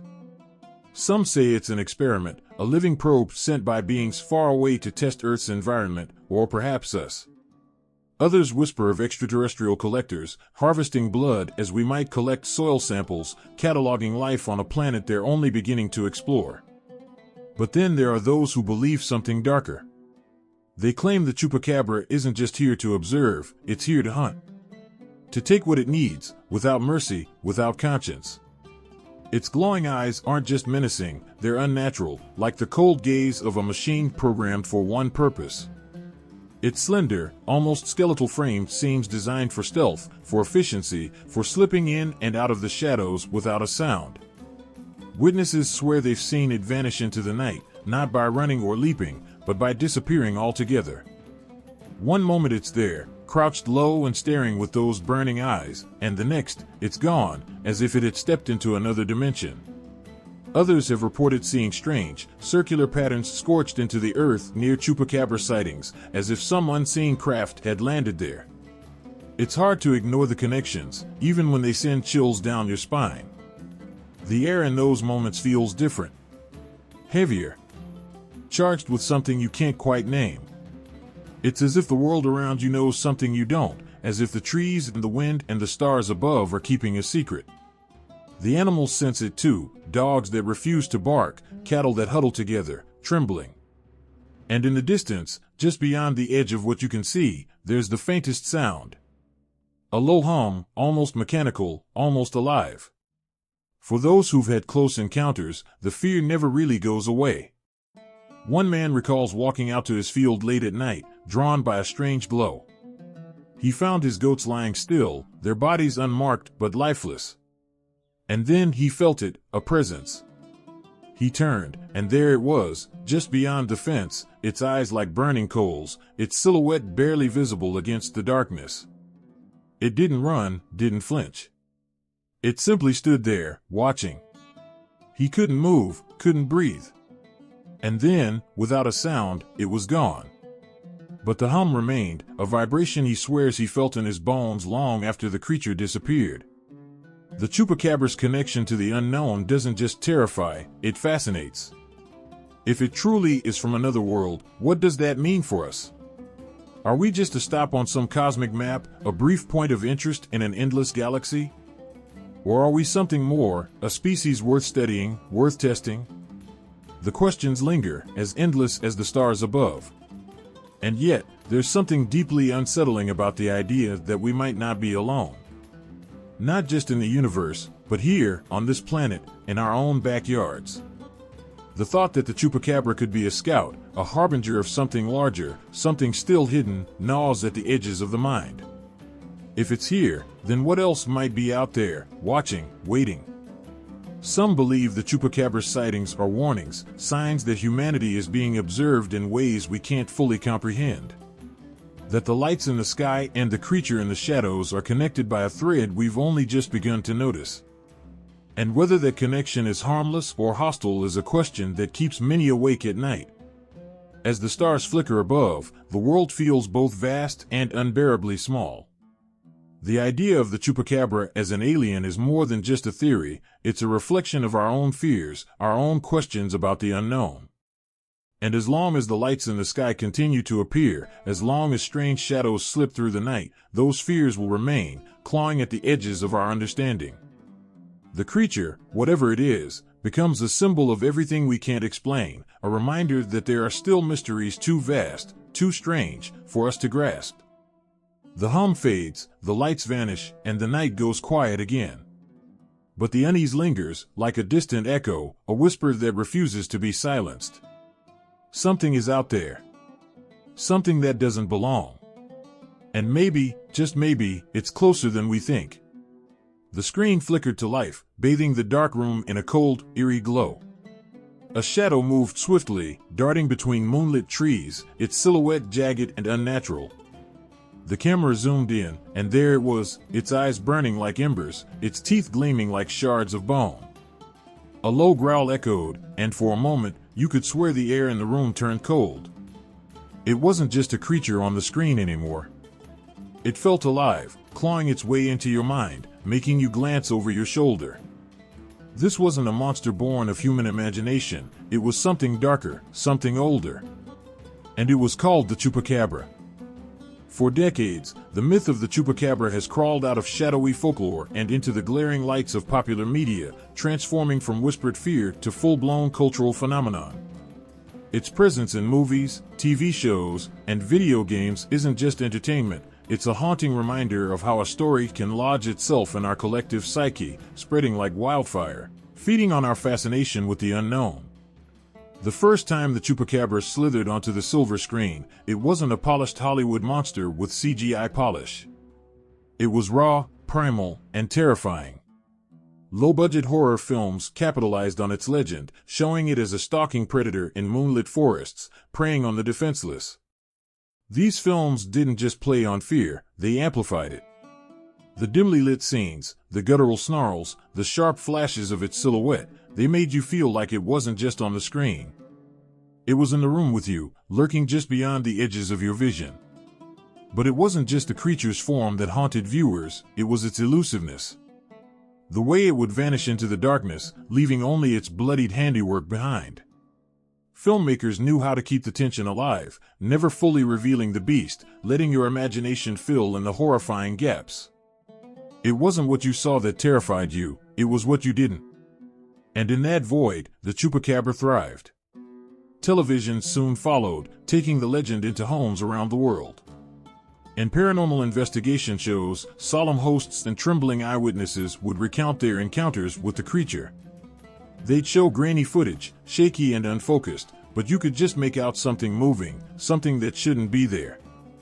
The reenactments were chilling, set in lonely fields or desolate farms, where animals lay lifeless, their bodies untouched but their blood drained. The camera would pan to a pair of glowing eyes in the distance, and for a second, you'd forget it was just a show. But it wasn't all horror. Some shows gave the Chupacabra a different face, blending fear with curiosity. Animated series brought it to life in bold colors and exaggerated features, transforming it into a creature that children could watch from the safety of their living rooms.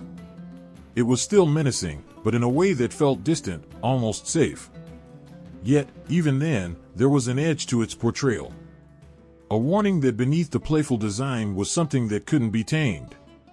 Video games took the legend even further, placing players face to face with the beast. In dark, immersive worlds, you weren't just a spectator, you were the hunted. You'd hear its growls echoing in the distance, feel the vibration of its claws as it crept closer. The controllers would shake, your pulse would quicken, and when it finally lunged from the shadows, your fear felt real. These games didn't just let you confront the Chupacabra, they made you question if you were ready for what was hiding in the dark. Some games wove the creature into larger stories, making it part of vast, haunted landscapes where myths and legends collided. Players would stumble upon its lair, littered with the remains of its victims, and feel a chill run down their spines.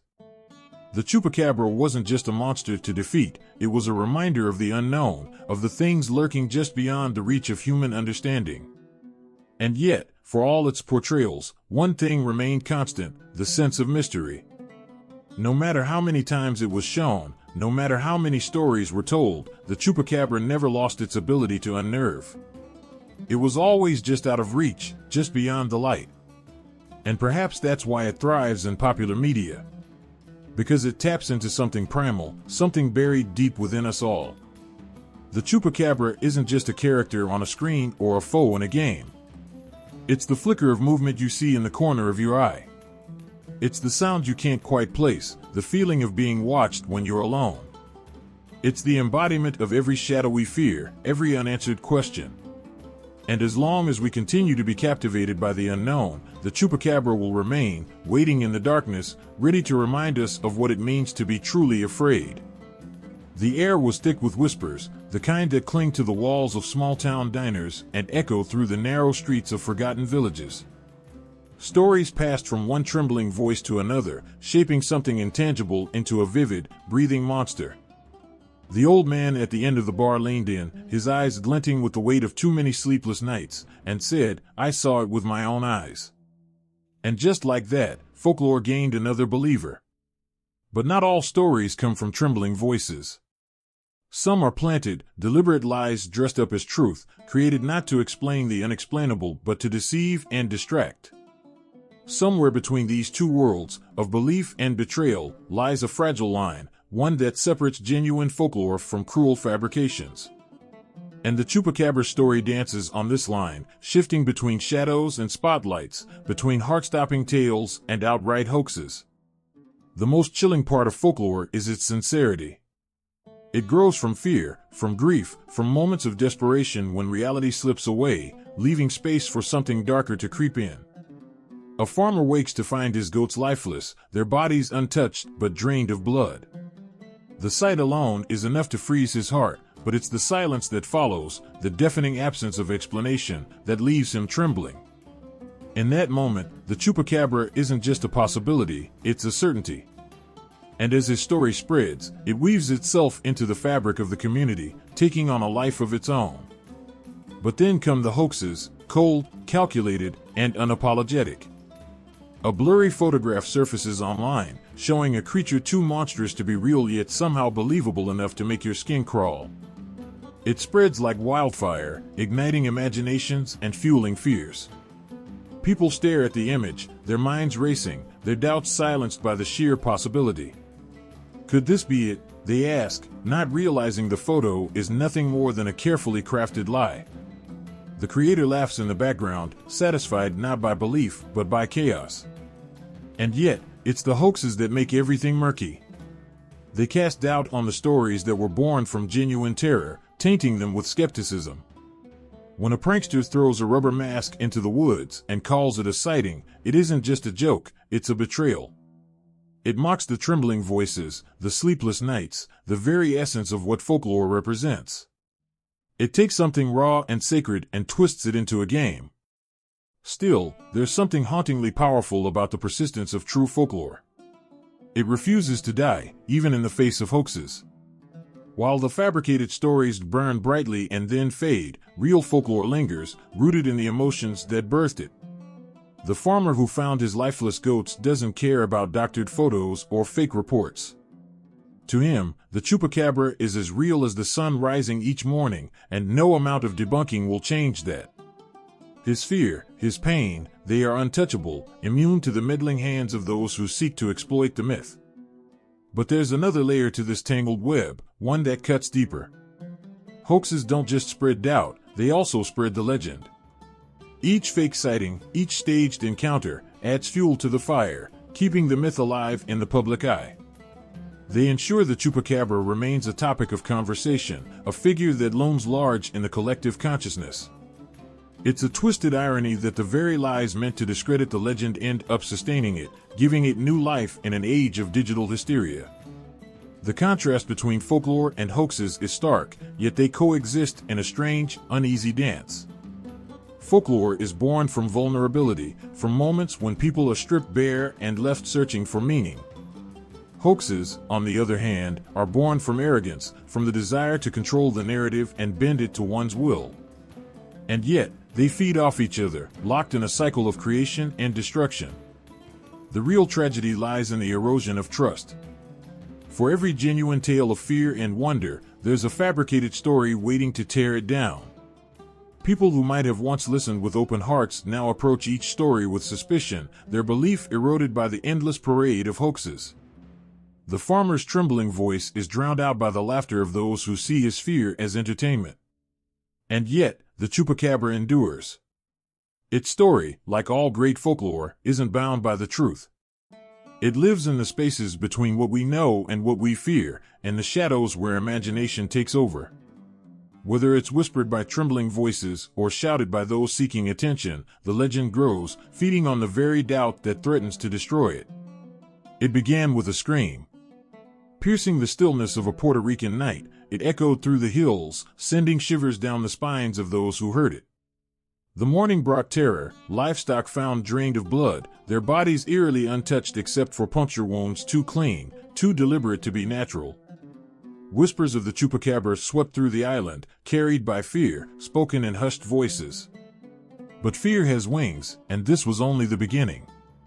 The myth grew restless, refusing to stay confined to one place. From the warm, humid nights of Puerto Rico, it slithered across borders, riding on the backs of stories shared at kitchen tables and campfires.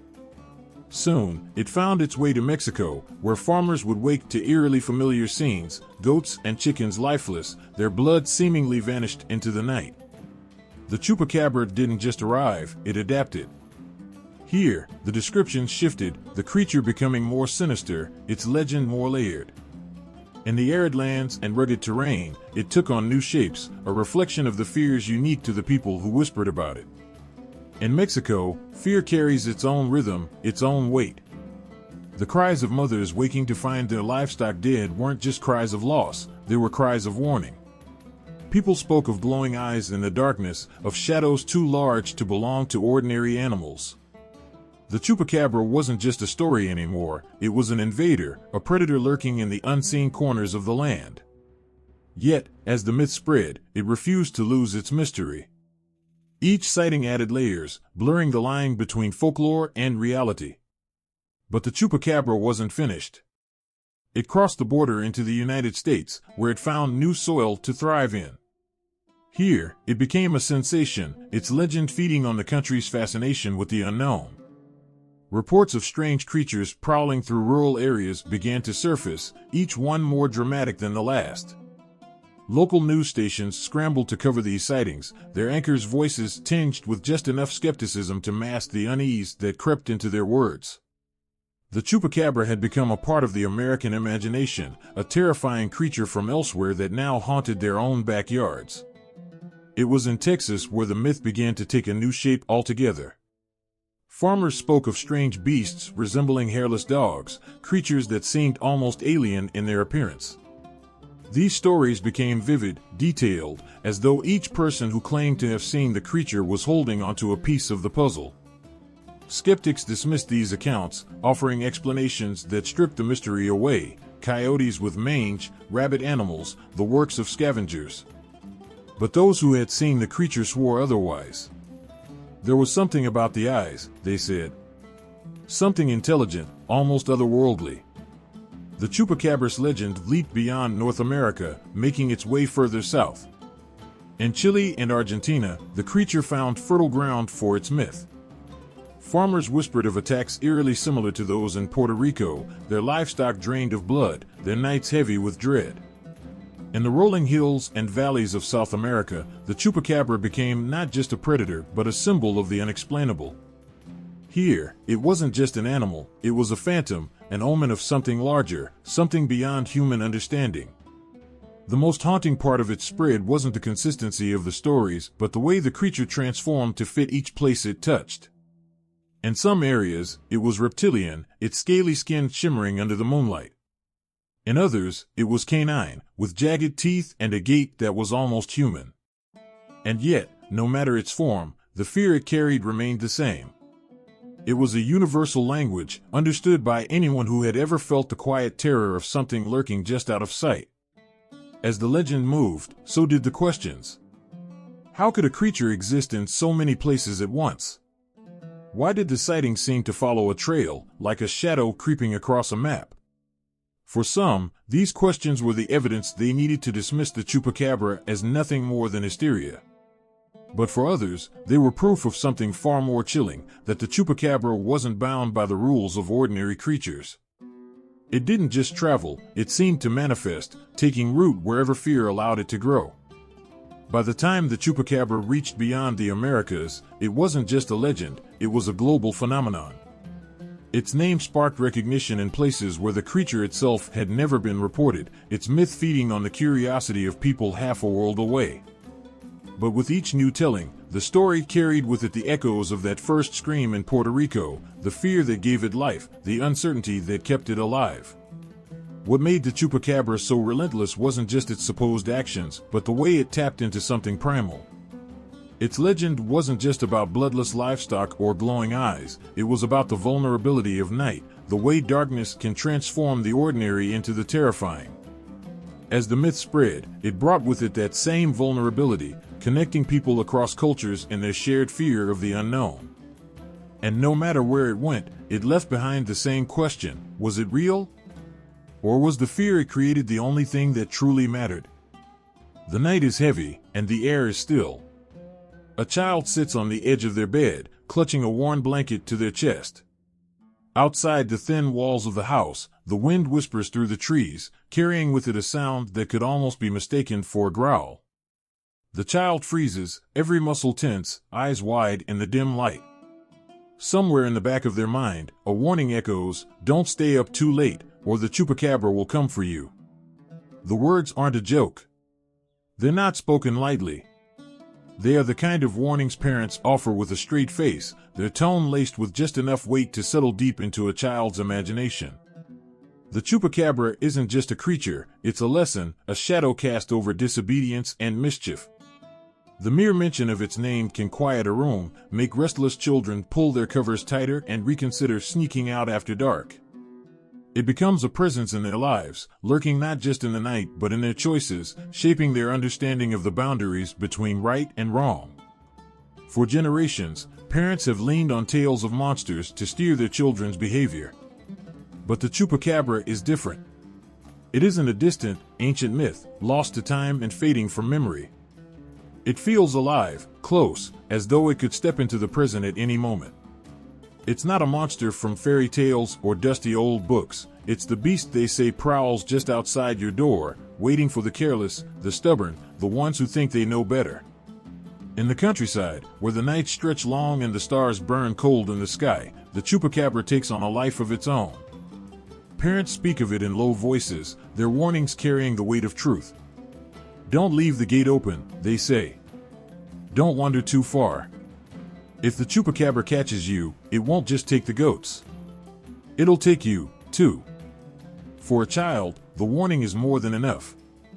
They imagine the glowing eyes, the sharp teeth, the way the creature moves, silent, deliberate, unstoppable. And so, they obey, not out of reason, but out of fear. But the Chupacabra doesn't only haunt the countryside. In towns and cities, where streetlights cast long shadows and alleyways seem to stretch endlessly into darkness, its name carries a different kind of weight. Here, it becomes a symbol of the unknown dangers that lurk beyond the safety of home. Children are told to stay indoors, to avoid the deserted streets where the creature might be waiting.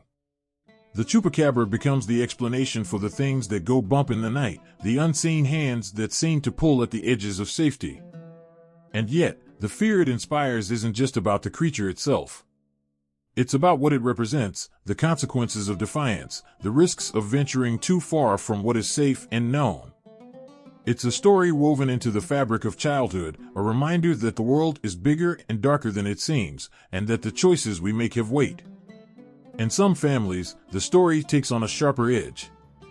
The Chupacabra becomes a tool, a way to enforce obedience in the most stubborn children.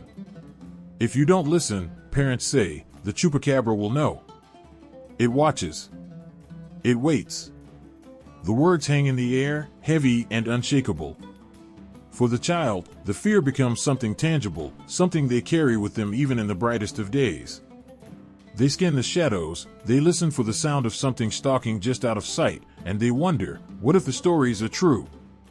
The power of the Chupacabra as a modern boogeyman lies in its adaptability. It shifts and changes to fit the fears of the moment, becoming whatever it needs to be to hold its grip on the imagination. It's not just a creature that drains the blood of livestock, it's the thing that comes for you when you don't lock the door, the punishment for stepping out of line. It's a reflection of the anxieties and uncertainties that adults carry and pass on to their children, disguised as a monster in the night.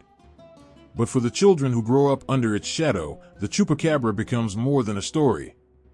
It becomes a memory, a thread woven into the tapestry of their fears and dreams. Even as they grow older, as they outgrow the warnings and the rules, the echoes of those childhood nights remain.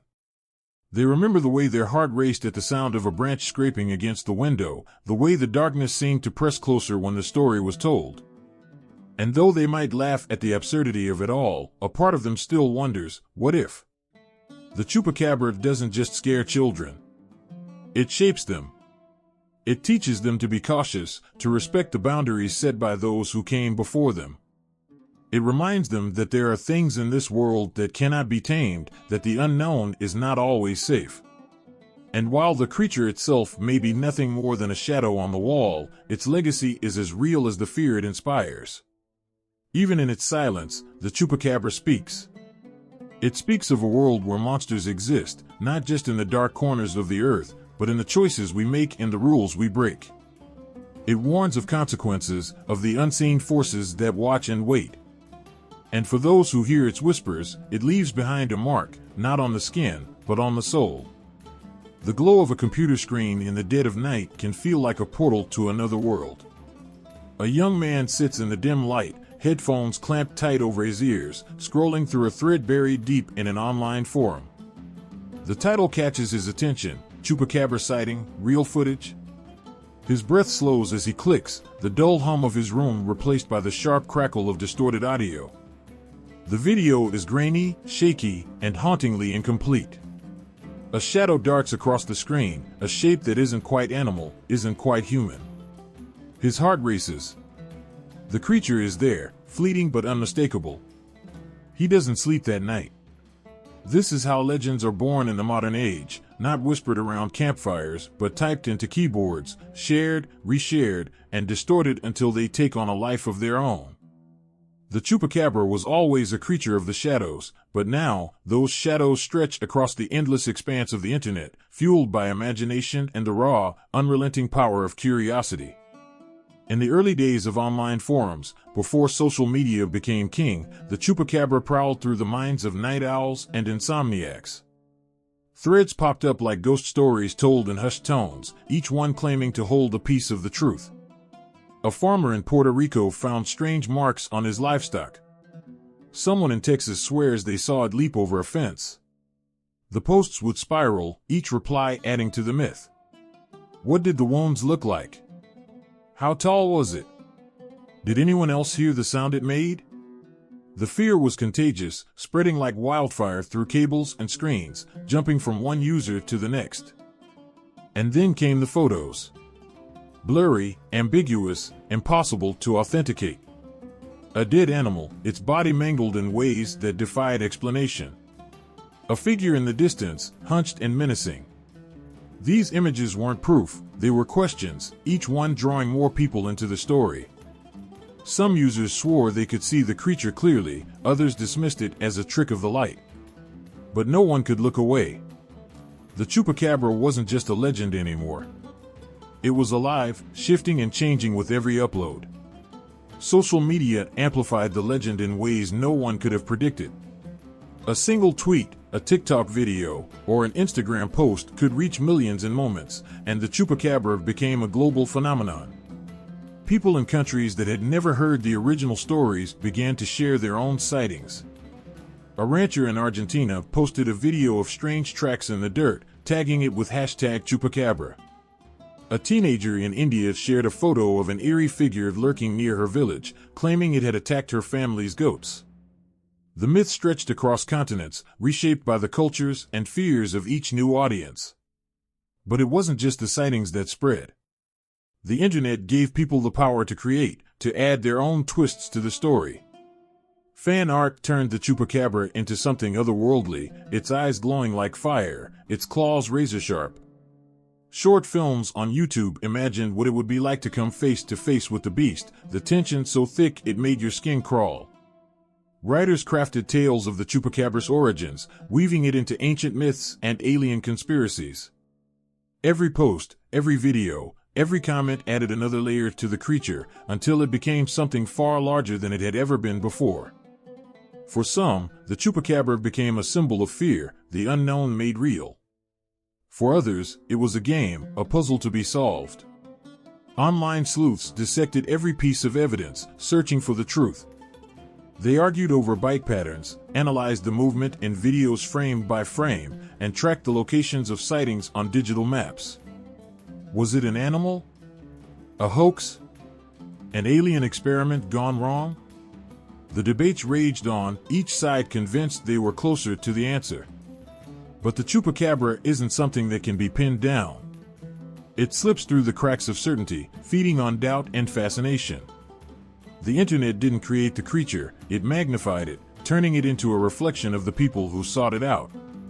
Every sighting, every story is tinged with the fears and desires of the one who shares it. The farmer who lost his livestock sees a predator. The teenager staring out her bedroom window sees a monster. The skeptic sees a scam. And the believer? They see magic. In a world that feels increasingly connected, where everything is just a Google search away, the Chupacabra remains untouchable. It's the shadow in the corner of your eye, the whisper you can't quite catch. The internet brought it closer, but it also made it more elusive, a creature not just of the physical world, but of the digital one. It exists in pixels and data, in the collective imagination of millions who have never met but share the same, unshakable sense of wonder. The young man who watched that grainy video in the dead of night still thinks about it sometimes. He knows it was probably nothing, a coyote, a stray dog, a hoax designed to go viral. But in the quiet moments, when the world feels just a little too strange, he remembers the way his heart raced, the way the shadows in his room seemed to stretch and shift. And he wonders if, somewhere out there, the Chupacabra is waiting. Not in the forests or the fields, but in the spaces between truth and fiction, reality and myth, where the internet has made it eternal. The chill of the night air settles over a quiet farm in Puerto Rico, where the stillness is broken only by the occasional rustle of leaves. A soft, almost imperceptible sound stirs in the distance. It's a sound that's too rhythmic, too unnatural. And then, the first scream of a goat splits the silence. The animal's body lies drained, lifeless, and pale beneath the moonlight. For generations, this creature has haunted these lands, but tonight, it's something different. It's not the same demon that whispers in the corners of the campesinos' homes. It's bigger, more terrifying, with eyes that gleam like burning coals. This is the Chupacabra, but it's not the same one that roams the deserts of Mexico or haunts the woods of the southern United States. This one is Puerto Rican, sharp, lethal, and cruel in its hunger. The Chupacabra, that terrifying blood-sucking monster, is not a one-size-fits-all creature. It wears many faces across Latin America, adapting to the land it roams, the fears that cling to it, and the legends that feed its existence. It's a shapeshifter not just in its form, but in its nature.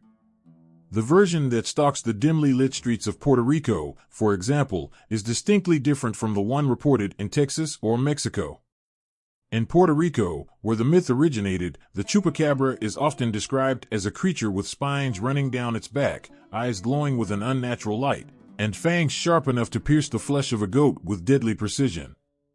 It's smaller than the versions found in other regions, more like a wild animal, quick, nimble, and nightmarishly fast. It's a predator that hides in the shadows, waiting for just the right moment to strike, before vanishing into the night. The connection to the land is palpable. The dense forests, the humid air, the isolated farms, all of it amplifies the fear, making the creature seem like something native, something woven into the island's very fabric. In the heart of Mexico, the Chupacabra's form shifts, mutating into a far more grotesque being. Here, it is often seen as reptilian, scaly skin that glimmers under the moonlight like a snake's.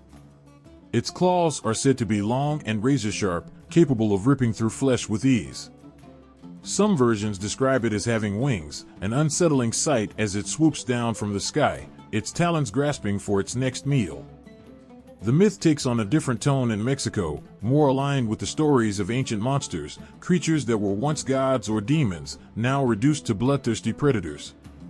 It's as if the Chupacabra of Mexico still carries a trace of something older, something more primal.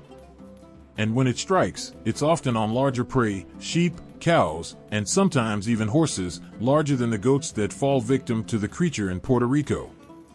The fear is similar, but the terror itself has a different texture. In Puerto Rico, there's the sense of an invisible force, an unstoppable beast that can blend into the surroundings, its presence barely detectable until it's too late. In Mexico, the Chupacabra feels like an ancient curse, a reminder of something forgotten but always present, lurking just beneath the surface of the modern world. As the myth of the Chupacabra spreads northward, it undergoes yet another transformation. In the southern United States, particularly in Texas, the creature takes on a more monstrous, almost alien appearance. Gone are the spines or scales. Instead, the Chupacabra becomes something more grotesque, more terrifying in its sheer size and unnatural features. Descriptions vary. Some report it as a hairless dog with sharp, glowing eyes, its ribs exposed, its skin taut over its bones. Others describe it as a strange hybrid of man and beast, its limbs contorted and elongated, moving in jerky, unnatural motions. It's larger, meaner, and more aggressive than the creatures of Puerto Rico and Mexico, and its predatory behavior seems even more erratic and unpredictable. What sets the Texas Chupacabra apart is not just its form, but the fear it stirs. It's no longer just a bloodsucker, it's a predator in its purest sense, taking whatever it needs to survive. Its victims are often described as animals that were drained of all their blood, their bodies left behind in eerie, almost ritualistic arrangements. The Chupacabra's presence becomes a warning, a symbol of the fragility of life in the face of something so ruthless, so alien. Yet, even as the creature changes, the fear it invokes remains constant. Whether it's the shadowy figure that strikes in Puerto Rico, the monstrous beast that stalks Mexico, or the alien-like predator that haunts the southern U.S., the Chupacabra remains an embodiment of terror, a reminder that something unknown and monstrous lurks just outside our understanding. What's terrifying isn't just the creature's hunger, it's its elusiveness, its ability to shapeshift into whatever our most primal fears demand of it. Each version tells a story about the land it haunts, the people who believe in it, and the deep-seated anxieties that can't be put to rest. The Chupacabra is not just a creature, it's a reflection of the fears, the nightmares, and the unknowns that shape the cultures of the Americas. It's as if the creature takes on a life of its own, one shaped by the hands of those who have whispered its name in the dead of night. And so, the Chupacabra moves, morphing through the shadows of Latin America and the United States, leaving behind a trail of fear that seems to grow with every retelling. It's as if the myth itself has become a living entity, adapting to the minds and hearts of those who dare to believe. The fear changes, but the creature remains the same, a constant presence in the dark corners of our world. Late at night, deep in the forests of Puerto Rico, the sound of twigs snapping echoes through the trees. An investigator, flashlight in hand, moves cautiously, the air thick with humidity. His heart races, but it's not from fear. He's here for a different kind of chase, the kind that seeks answers, not escape. Somewhere, just beyond the reach of his light, there is a creature. Or is there? The stories tell of it, a beast that drains the blood of livestock, a creature that strikes fear into the hearts of rural farmers. But what is it really? What hides in the shadows? Cryptozoologists, men and women dedicated to studying hidden animals, have long been drawn to the Chupacabra. They aren't like the regular scientists who work in sterile labs or behind polished desks. They go out in the dead of night, into dark forests, remote areas, and strange places where the unknown thrives. They listen to the whispers of the villagers, the tales passed down through generations. They examine the evidence, claw marks, drained carcasses, odd footprints. But they don't just listen to the myths, they chase them. They want to know what the Chupacabra is, whether it's a real animal hiding in plain sight or a monstrous tale spun from the depths of collective fear. Cryptozoologists approach the Chupacabra with a mix of skepticism and wonder. They know the stories, but they also know that stories can grow from truth. Perhaps, somewhere in the legends, there's a kernel of reality, a creature, misunderstood and misidentified, hiding in the dark corners of the world. Perhaps the Chupacabra is just waiting for someone to find it, to pull it from the veil of myth and into the light of science. The problem, though, is that no one has yet been able to conclusively prove the Chupacabra's existence. There have been reports, many of them, in fact, of strange, bloodless animals, but no body, no clear evidence that can tie the creature to any known species. And that's where the cryptozoologists come in. They study these reports, searching for patterns, for anything that might explain what is happening. Is it a new breed of animal? A predator that we don't understand yet? Or is it something more mysterious, a creature that appears out of nowhere, only to vanish again? The more they search, the more they find strange coincidences. In the United States, there are reports of a similar creature, sometimes called the Texas Chupacabra, often described as a hairless dog with eerie, glowing eyes. Farmers find their goats and chickens drained of blood, their bodies left behind with strange puncture wounds. In Mexico, there are tales of a reptilian creature, its skin scaly and tough, with wings that allow it to swoop down from the sky. The reports, though different in details, share a common theme: something strange is happening, and something, or someone, is feeding on animals in the night. Cryptozoologists pore over these details. They consult with local witnesses, piecing together stories like detectives working a case. They interview farmers who have found their livestock lifeless, drained of blood, but untouched by scavengers. The wounds, they note, are sharp, precise, something that no animal could have done. The body of the creature that struck is never found, vanishing as if it never existed. It's this puzzle that cryptozoologists can't resist. They examine the blood, the hair, the remnants of the creatures left behind. They run tests, compare results, and try to find something, a clue, a piece of evidence, that might finally break the case wide open. But often, what they find is nothing at all. Sometimes, the blood is too old, the tissue too decomposed.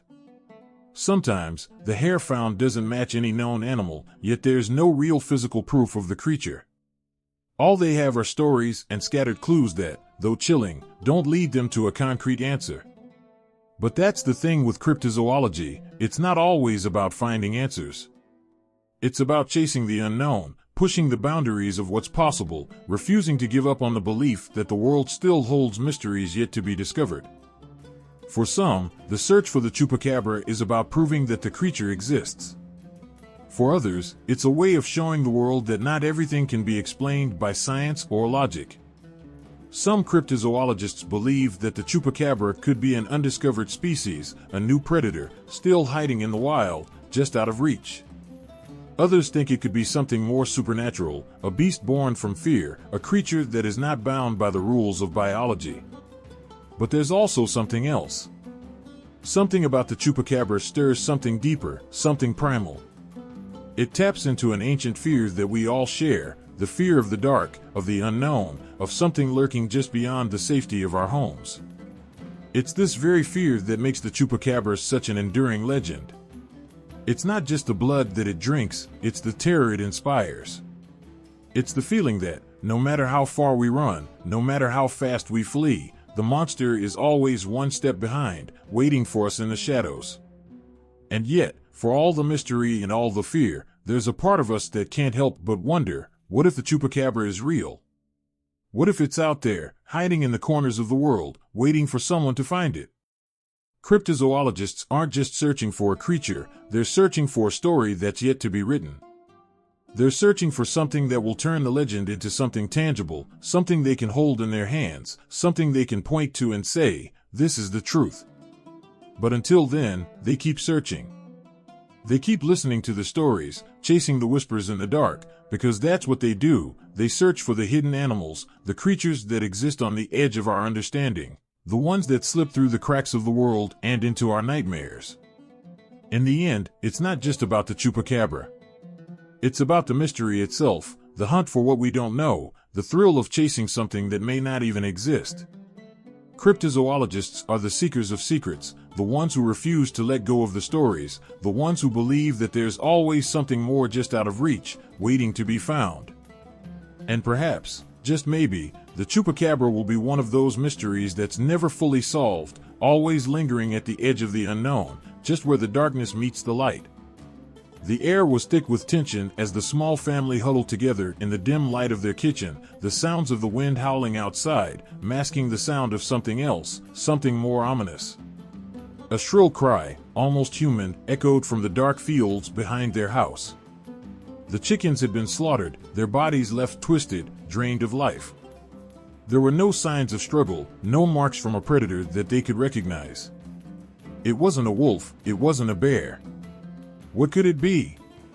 The stories they had heard, whispered by neighbors, had started to feel more like warnings than tales. The Chupacabra.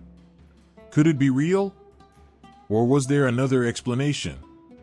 As the family closed their shutters tightly, a question lingered in the air, heavy with uncertainty. What if the truth is far more mundane than the terror they had imagined? What if the creature was not some supernatural monster, but something far more natural and much more tragic? Biological theories about the Chupacabra abound, but none offer the frightening simplicity that most people crave. The reality may not be some supernatural force stalking the night, but a creature with a natural cause. A mystery that could have roots in diseases, genetic mutations, or just misunderstood animals that have long evaded the eye of science. There are many who believe that the creature behind the terrifying stories is nothing more than a diseased animal, misidentified and misunderstood. The most prominent theory points to the coyote. In the harsh, unforgiving desert landscapes of the American Southwest, the coyote is an adaptable creature, surviving on whatever it can hunt. But when disease strikes, when the conditions are harsh, coyotes can turn into something unrecognizable. Mange, a debilitating skin disease caused by parasites, can strip the coyote's fur, leaving it gaunt and vulnerable.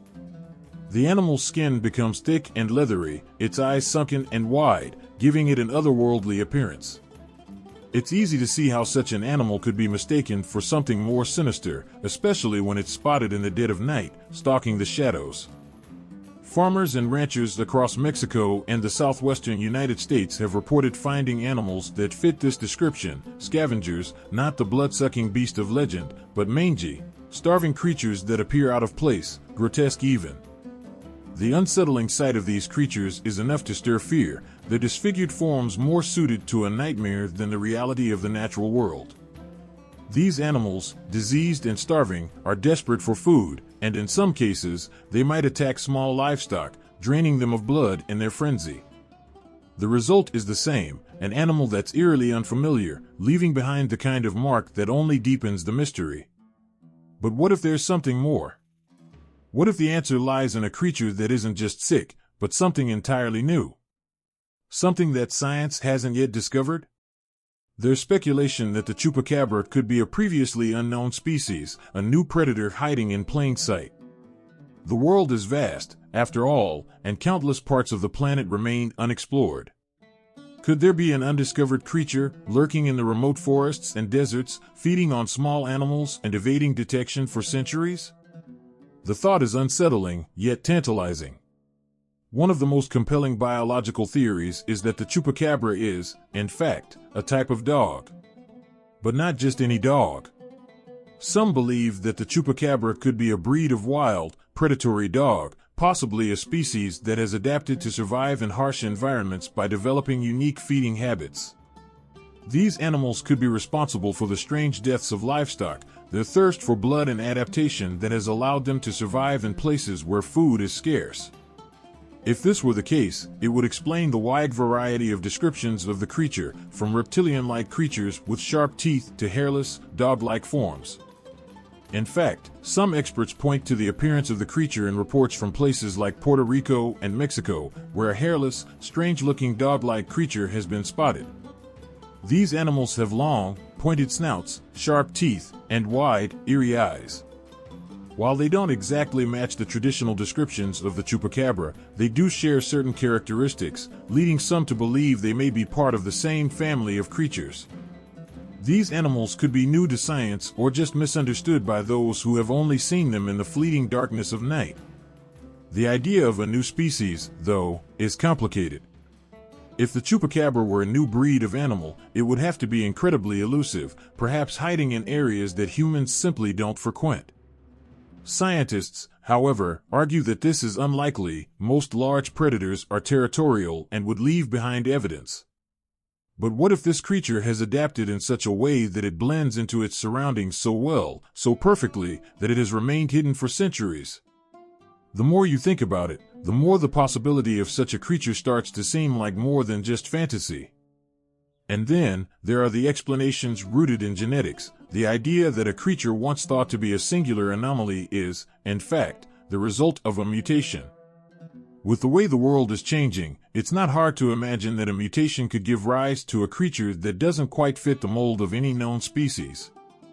A disease, a genetic defect, or even environmental factors could combine to create a creature that behaves, looks, and survives in a way we don't fully understand. Is it possible that these mutations have resulted in the very creatures people call chupacabras? No matter how you look at it, the question remains, is the chupacabra an actual creature, or just the result of misidentification and myth? If it's a real animal, its story is tragic, its existence marred by disease, by mutation, by the desperate need to survive.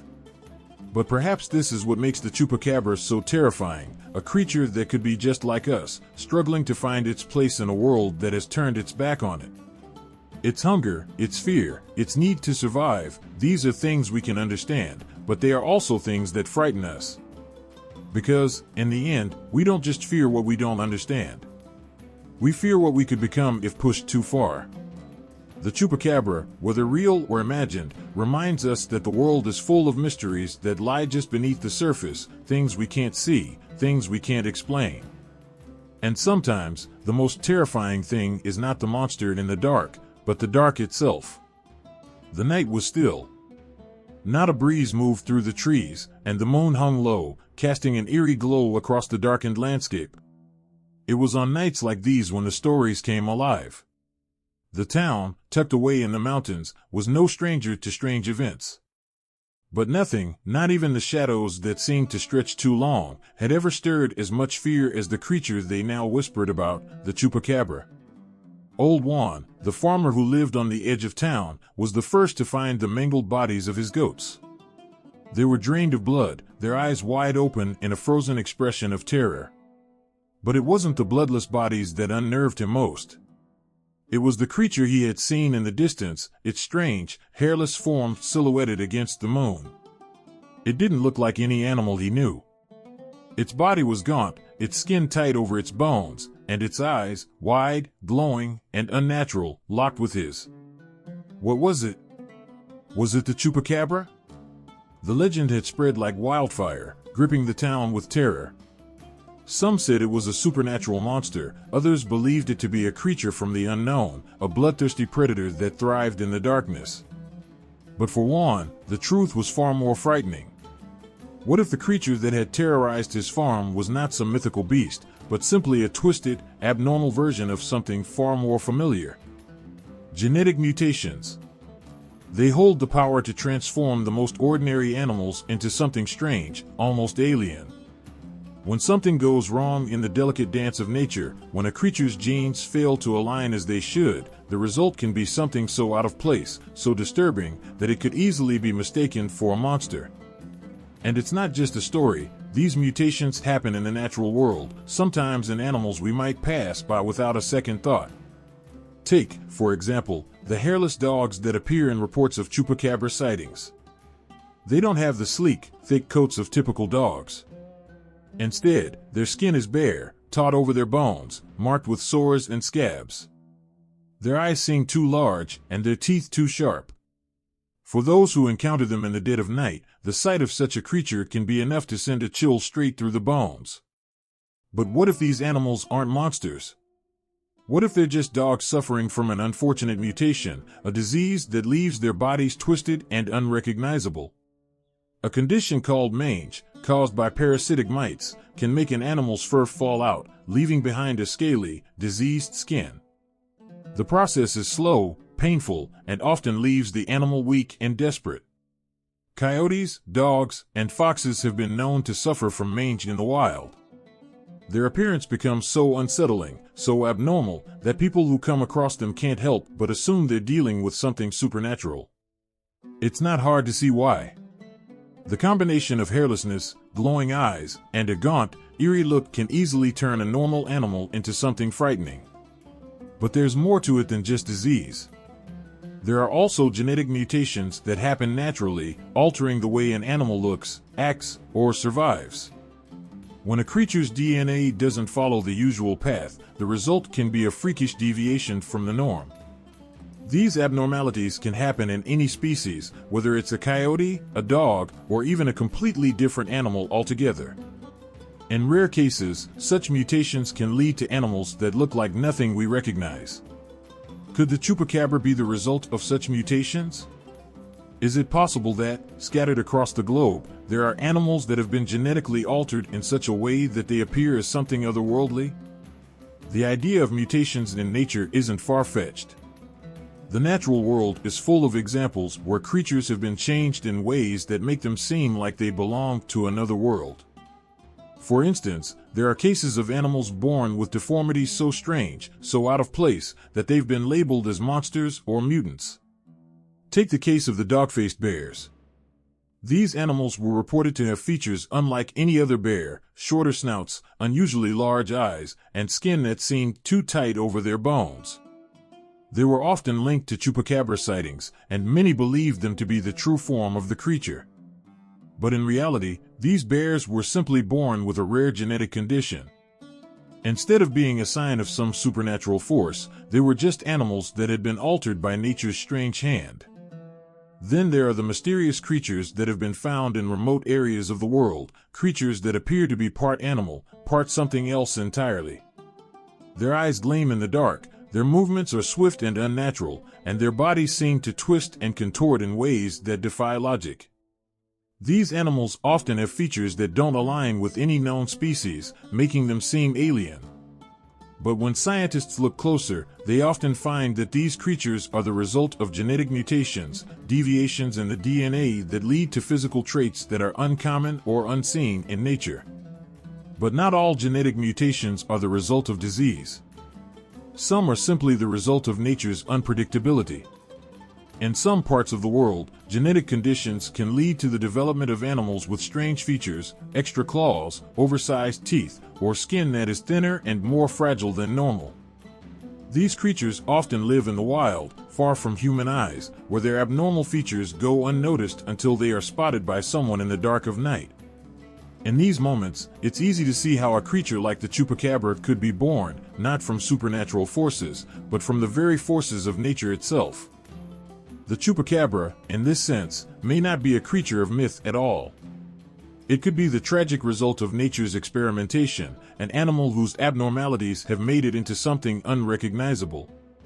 The creatures that stalk the night, that feed on blood and terrorize communities, may not be monsters at all. They may simply be animals, misunderstood, twisted by illness or genetics, who have been pushed to the edge of survival. When the wind howls and the shadows grow long, it's easy to believe that something supernatural is at work. But sometimes, the truth is far more unsettling. The chupacabra may not be a creature of myth, but a creature of nature, a being altered by the hand of fate, seeking nothing more than to survive in a world that doesn't understand it.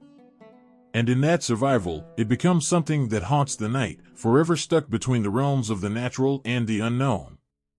The wind howled across the small, quiet town, sending shutters rattling and rustling the dry leaves in the streets.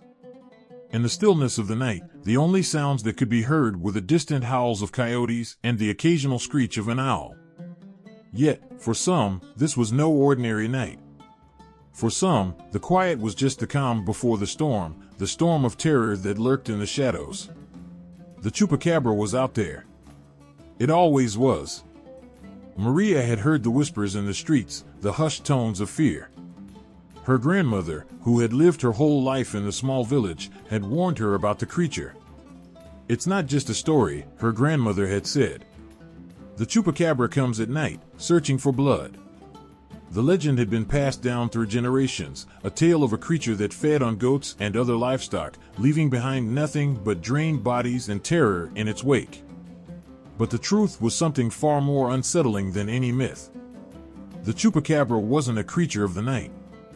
It wasn't a monster that stalked the dark corners of the world, waiting to sink its fangs into the neck of its next victim. It wasn't a supernatural being that thrived on fear.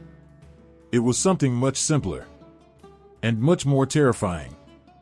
The evidence against the chupacabra myth was stacking up. Over the years, many of the creatures that had been blamed for the Chupacabra killings had been identified. They weren't monstrous beasts, they were sick, diseased animals that had been misidentified in the heat of fear.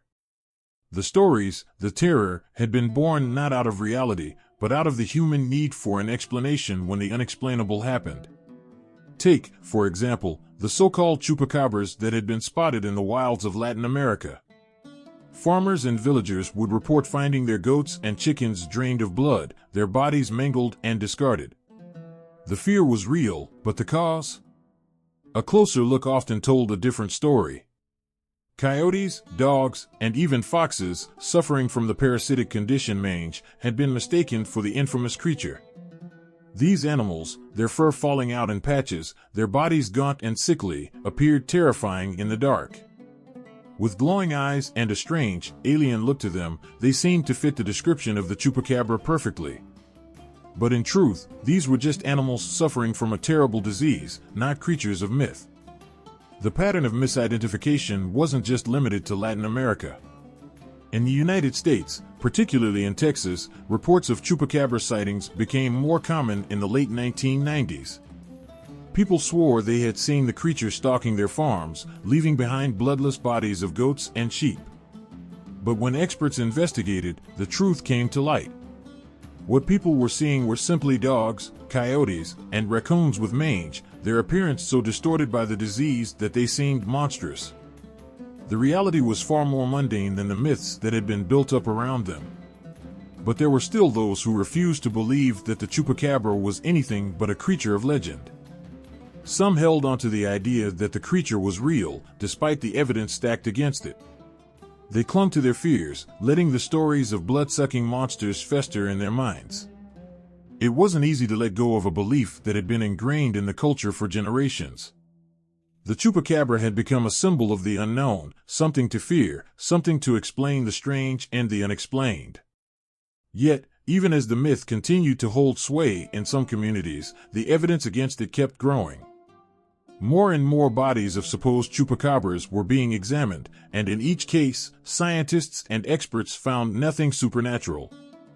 There was no trace of the otherworldly creature that had been described so many times. Instead, there were animals, sick, diseased, and suffering, that had been mistaken for monsters. In one infamous case, a creature that was discovered in Puerto Rico in the mid-1990s was initially thought to be the chupacabra. The body was hairless, with sharp teeth and an odd, alien-like appearance. But after further examination, it was determined that the creature was a dog suffering from severe mange, a condition that had caused its fur to fall out, leaving it looking skeletal and monstrous. It wasn't the chupacabra at all, just another victim of nature's cruel hand. Despite the mounting evidence, the myth persisted. People were reluctant to let go of their fears, unwilling to believe that the terror they had felt could be explained by something so mundane. It was easier to believe in the monster, the creature that lurked in the shadows, waiting to strike, than to confront the reality of nature's unpredictable twists. The fear was deep, woven into the fabric of their lives, and it wasn't something that could be easily shaken. But the truth was staring them in the face. The chupacabra wasn't a creature of myth. It wasn't a bloodthirsty monster. It was a product of fear, of misidentifications, and of the human need to make sense of the unknown. The stories that had been passed down through generations, the tales of creatures that drained the blood from livestock, were rooted in the imagination, not in reality. The evidence was clear, but the fear, the legend, would not die easily. And so, the creature lived on, not in the form of a blood-sucking beast, but as a symbol of the unknown. A myth that refused to die, a legend that still haunted the corners of the world. Because sometimes, the fear of the unknown is stronger than the truth. And as long as people kept telling the stories, the chupacabra would remain, lurking in the shadows, a ghost of a myth that could never be fully put to rest. The night was quiet. Too quiet. Every sound seemed to echo, a single creak of a door, a rustle of wind, sending ripples of fear through the still air. Marta stood at the edge of the woods, her breath coming in short, shallow gasps, the back of her neck prickling with the weight of something unseen. She glanced back toward the small village, where life still hummed, a fire crackling, a dog barking in the distance. But her mind was elsewhere, consumed with whispers. Whispers of something that hunted in the darkness. Whispers of a creature that had taken everything from her. A goat had gone missing that morning. The first sign, the first warning. By afternoon, another was found, pale, drained of blood, its lifeless body cold and stiff. By evening, there were more.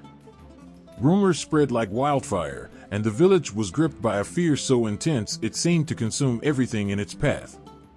It didn't matter that the sun had set or that there was no concrete proof. People believed. They had to. Fear, like fire, spreads faster than reason. Marta's heart thudded in her chest. What if it was real? What if it had come for her animals? What if she was next? It's the fear that turns whispers into nightmares, the way a small spark grows into a raging inferno.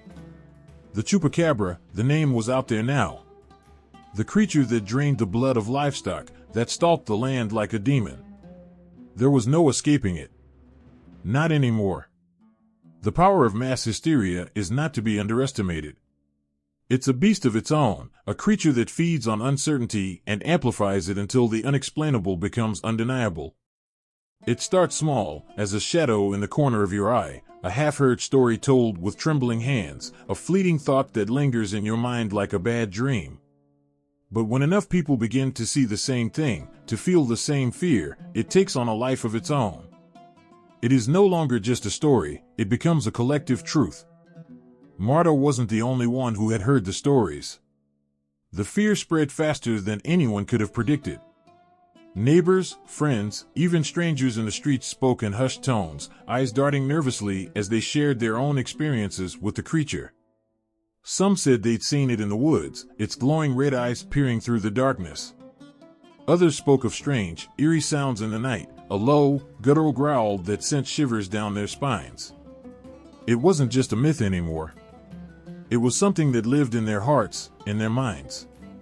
The Chupacabra was everywhere. The truth, however, was far less sinister. The creature, as it was described in terrifying detail, did not exist. At least, not in the way people believed. The dead goats and chickens, drained of blood, were not the work of an unearthly being. They were simply the result of nature's brutal realities. But in the fog of fear, logic has no place. The mind clings to what it can understand. And the Chupacabra, this bloodthirsty monster, was far easier to grasp than the truth. There's something uniquely powerful about shared belief. When a community unites in fear, it's almost as if the belief itself becomes real. People begin to see what they expect to see. A shadow in the corner of their vision becomes a creature lurking in the dark. A howl from a distant animal is suddenly the terrifying cry of something supernatural. It doesn't matter that there is no proof. When a whole community believes, when the energy is electric with fear, there is no room for doubt. Marta wasn't alone in her fear. The whole town was gripped by it. Children stayed inside after dark, their eyes wide with terror at the mention of the Chupacabra. Parents whispered to their kids, urging them to be good, warning them of the dangers lurking beyond their homes. It was the perfect storm of psychology and social dynamics. Fear builds upon fear, and before long, it spirals into something far bigger than it ever should have been.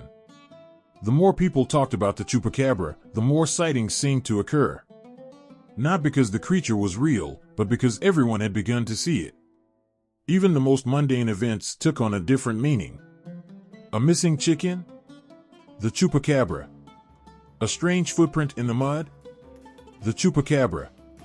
When fear becomes the lens through which everything is viewed, the world becomes a darker, more dangerous place. As the days passed, Marta's mind couldn't shake the images of the creature. It was as if it had become a part of her reality, a shadow that she couldn't escape. She wasn't alone. Everywhere she looked, people were talking about the same thing, their voices laced with uncertainty and dread. There were stories of people spotting the creature, of its glowing red eyes staring from the woods. Some claimed to have heard its growls in the night.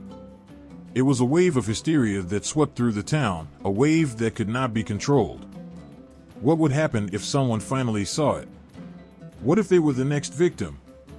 The thought gnawed at Marta's mind, turning every creak of wood, every flicker of shadow, into a potential sign of the creature's presence. Fear had a hold of her, and it was only growing stronger with each passing hour. The Chupacabra wasn't just a creature anymore.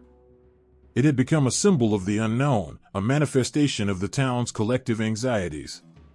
It wasn't about a blood-sucking monster lurking in the shadows. It was about fear, raw, unfiltered, and all-consuming. The power of mass hysteria is not just the fear it creates, it's the way it distorts reality. It twists perceptions, making the impossible seem real, turning shadows into monsters. And once the fear takes root, once it spreads from one person to another, it becomes unstoppable. No one can escape it. No one can control it. Marta's thoughts raced as she stood alone, the wind howling around her, carrying with it the echoes of the whispers she couldn't escape. What if it was real? What if the creature was out there, waiting for its next victim? The fear was suffocating, and no matter how hard she tried to push it away, it refused to let go. In the end, it wasn't just the Chupacabra that had invaded the village. It was the fear. The terror that lived in the hearts of everyone who had heard the stories. The fear that had been passed down through generations, growing stronger with each retelling. And in the end, that fear was the most dangerous thing of all. It had taken root, and no one could escape its grip. It was the silence that struck first. The kind of silence that presses against your chest, heavy and suffocating, until you can barely breathe. In the early morning hours, as dawn began to creep over the horizon, Esteban had ventured out to check on his flock. The air was crisp, and the world felt still, as if the land itself was holding its breath. What he found, however, would haunt him for the rest of his life. A goat lay sprawled on the ground, its body unnaturally still. But it wasn't the body itself that caught his attention, it was the sight of the blood, or rather, the absence of it. The creature's veins had been drained as if some invisible force had sucked the life from it. No blood pooled around the body. No visible wounds. Just emptiness, an eerie absence where vitality once flowed. Esteban's heart skipped a beat. He knew then that something unexplainable was happening. The thought of the Chupacabra crossed his mind, but he dismissed it quickly. After all, it was just a story, right? But looking at the lifeless goat, that sinking feeling told him otherwise. What could have done this? What kind of creature would leave behind no trace, no mark of its passing, and yet drain the very essence of life itself? This wasn't just an animal's death, it was something far darker. Something beyond his understanding. Reports like Esteban's have come from all corners of the world, stories of livestock found dead, pale and lifeless, drained of blood in the most unnatural ways. For years, people have wondered what could be behind these deaths. Was it an animal? A person? Or something more sinister? Theories abound, but one thing is clear, blood drainage in livestock is not as simple as it seems. When a creature is discovered, bled dry, questions arise that go beyond the realm of everyday understanding. And in every case, there's one unsettling common thread, the absence of blood. It's as if the animals weren't just killed, they were drained, hollowed out, reduced to nothing more than empty shells. What makes this even more baffling is that there's no visible sign of the attack. No puncture marks, no evidence of bites, no claws or teeth marks. It's as though whatever did this didn't need to physically tear at the animal to feed. It simply took. And then it vanished. In the cold light of morning, the first responders to these deaths often stand over the bodies, at a loss for words. Veterinarians, experts in animal behavior, and biologists alike struggle to make sense of the deaths. They find no clear cause. No wild animals come forward as suspects, no predators, no natural explanations. The animals weren't mauled, they were simply drained. In some cases, veterinarians have found traces of strange injuries, tiny puncture wounds, so small they seem almost too neat to be made by any natural creature. But still, the mystery deepens. Theories abound, but none seem to fit. Could a snake, a parasitic insect, or some other creature be responsible? But then there's the problem of how all the blood was removed without a sign of struggle. The unnaturalness of it all becomes a haunting riddle that no one can answer. As the days go by, rumors start to spread. The empty, bloodless bodies of goats, sheep, chickens, animals of all kinds, are found in increasing numbers. The pattern becomes undeniable. This wasn't just a freak occurrence. It was a mystery that needed solving. But the more the authorities tried to investigate, the more confused they became. The cause didn't fit the patterns of any known predator. The dead animals weren't consumed, they were just emptied. And so the questions continue. How does a creature drain the blood from an animal without leaving a trace? How does it feed in the dead of night, with no evidence of its presence, yet leave behind such unmistakable signs? There are no easy answers. Some have speculated that it's a creature with a specialized, almost supernatural method of feeding. Others argue that perhaps the deaths are not the work of a creature at all, but of something far more sinister, a person or a group carrying out these strange killings for reasons unknown. The evidence, or lack of it, has kept scientists and cryptozoologists alike baffled for years. Every theory seems to bring more questions, and every new discovery seems to raise even more. Could these livestock deaths be a result of some strange, unknown disease, one that causes an animal's blood to be drained from within? Perhaps some form of parasites or viruses could be to blame. But even the most plausible scientific explanations don't quite satisfy the nagging feeling that something more mysterious is going on. In the cold hours of the night, when the village sleeps, and the only sound is the distant rustle of leaves in the wind, the haunting question lingers in the air: what could do this? What kind of creature, or force, could remove blood from an animal so perfectly, with no signs of struggle, no footprints left behind? For many, the answer is simple: the Chupacabra. But is it really that simple? Or is there something more behind these deaths? Something far darker, more primal, that has been feeding on the fear of the people, giving shape to the myth? What if the creature that walks in the shadows of the night isn't just an old tale told to frighten children, but something real, something we can't yet comprehend? The stories, the theories, the evidence, it all piles up, leaving behind a lingering sense of unease. The fear builds, becoming something palpable. Something that presses in from all sides, until it's impossible to ignore. The dead animals, drained of blood, are more than just the aftermath of a mysterious attack. They are a symbol of something bigger. Something that goes beyond what we can see, beyond what we can understand. Whatever the truth is, one thing remains certain: the question of the blood drainage will haunt the people who live on the edges of the world. And the fears that it brings, of the creature that drains, that takes without leaving a trace, will live on. The fire crackled in the silence of the night, its warmth barely cutting through the chill in the air. Around it sat a group of villagers, their faces half lit by the flickering flames, shadows dancing across their features. An elder spoke, his voice low, almost reverent, as though he feared that the words themselves might summon what he spoke of.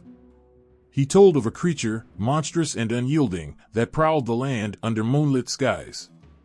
It was no ordinary beast, he said. It was born of anger, shaped by loss, and fueled by vengeance. The villagers listened, their eyes wide, their hands clutching one another tightly. But this was not merely a tale of fear, it was a reflection of something deeper, something buried in the soil of their history. Centuries ago, when unfamiliar ships creaked their way into harbors and foreign flags pierced the skies, everything changed. The colonizers brought more than their weapons, diseases, and strange customs. They brought their stories. Tales of beasts, devils, and horrors unlike anything the indigenous people had ever known. And just as quickly as those tales arrived, they began to take root, intertwining with the local myths like invasive vines suffocating an ancient tree. The colonizers didn't understand the land they claimed, nor the people who lived there. But they feared it.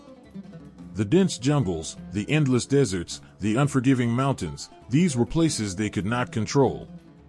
So, they gave these lands their own meaning. They filled the unknown with their own fears, whispering about demons that lurked in the shadows, waiting to drag them into the depths of despair. The locals listened, and though they had their own stories, they began to reshape them, blending the foreign with the familiar, creating something new and terrible. The Chupacabra, they said, was one such story. A creature born not just of myth but of the collision between worlds. To the villagers, it wasn't simply an animal or even a monster. It was a symbol of fear, of anger, of everything they had lost and everything they could no longer protect. The blood it was said to drain wasn't just the blood of livestock, it was their own vitality, stolen away in the long nights of colonial rule. The colonizers didn't stop at tales, they used fear as a tool. They whispered of curses and beasts to keep the locals subdued, to make them fear the wilderness, to sever their connection to the land they had once revered. The forests, once a source of life and sustenance, became places of dread. The animals, once seen as sacred, became harbingers of death. The very act of storytelling, once a celebration of life and tradition, turned into a weapon. But the people didn't let go of their stories entirely. They held on, even as they changed. They took the tales of the colonizers and wrapped them in their own truths. The Chupacabra, they said, wasn't some mindless beast. It was the anger of the land itself, rising up to punish those who had brought suffering to it. It was a warning, a reminder that nature would not be tamed, that the blood spilled in conquest would one day cry out for justice. The colonizers didn't understand the depth of the stories they encountered, nor did they realize how those stories would evolve. What began as a way to control and instill fear became a mirror, reflecting their own violence back at them. The Chupacabra wasn't just a creature of the night, it was a creature of memory, carrying the weight of history in its claws and the cries of the oppressed in its howl. And so, the myth spread, crossing borders and oceans, taking on new forms with every retelling. In some versions, the creature became smaller, more animal-like, its supernatural origins faded into the background. In others, it grew more monstrous, a predator of not just animals but people, embodying the deepest fears of those who spoke of it. But in every version, the echoes of colonialism remained, a haunting reminder of a past that refused to be forgotten. The fire burned low, casting long shadows across the ground. The elder's voice grew softer, the weight of his words pressing down on the air.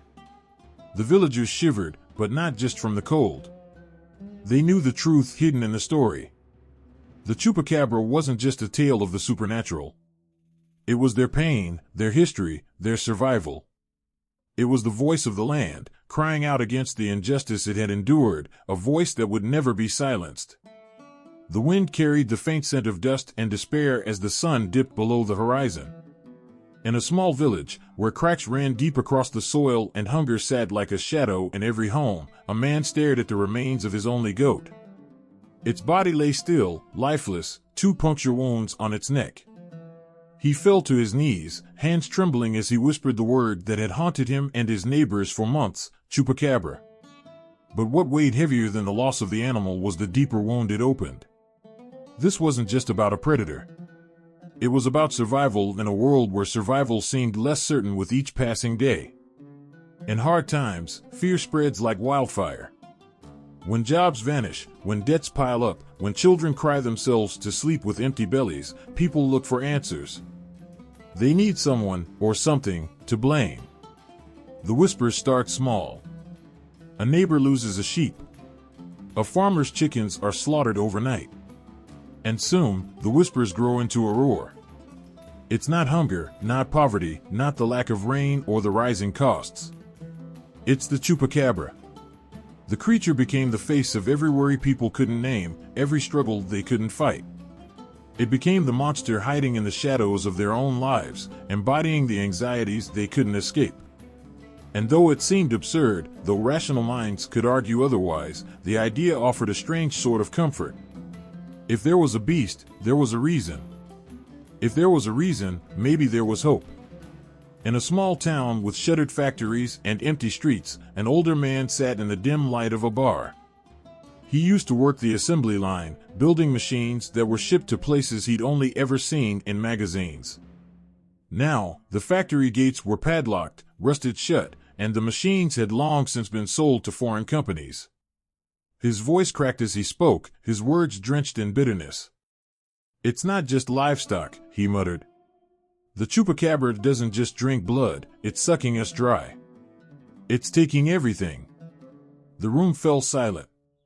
No one dared laugh, not because they believed his words, but because they understood his pain.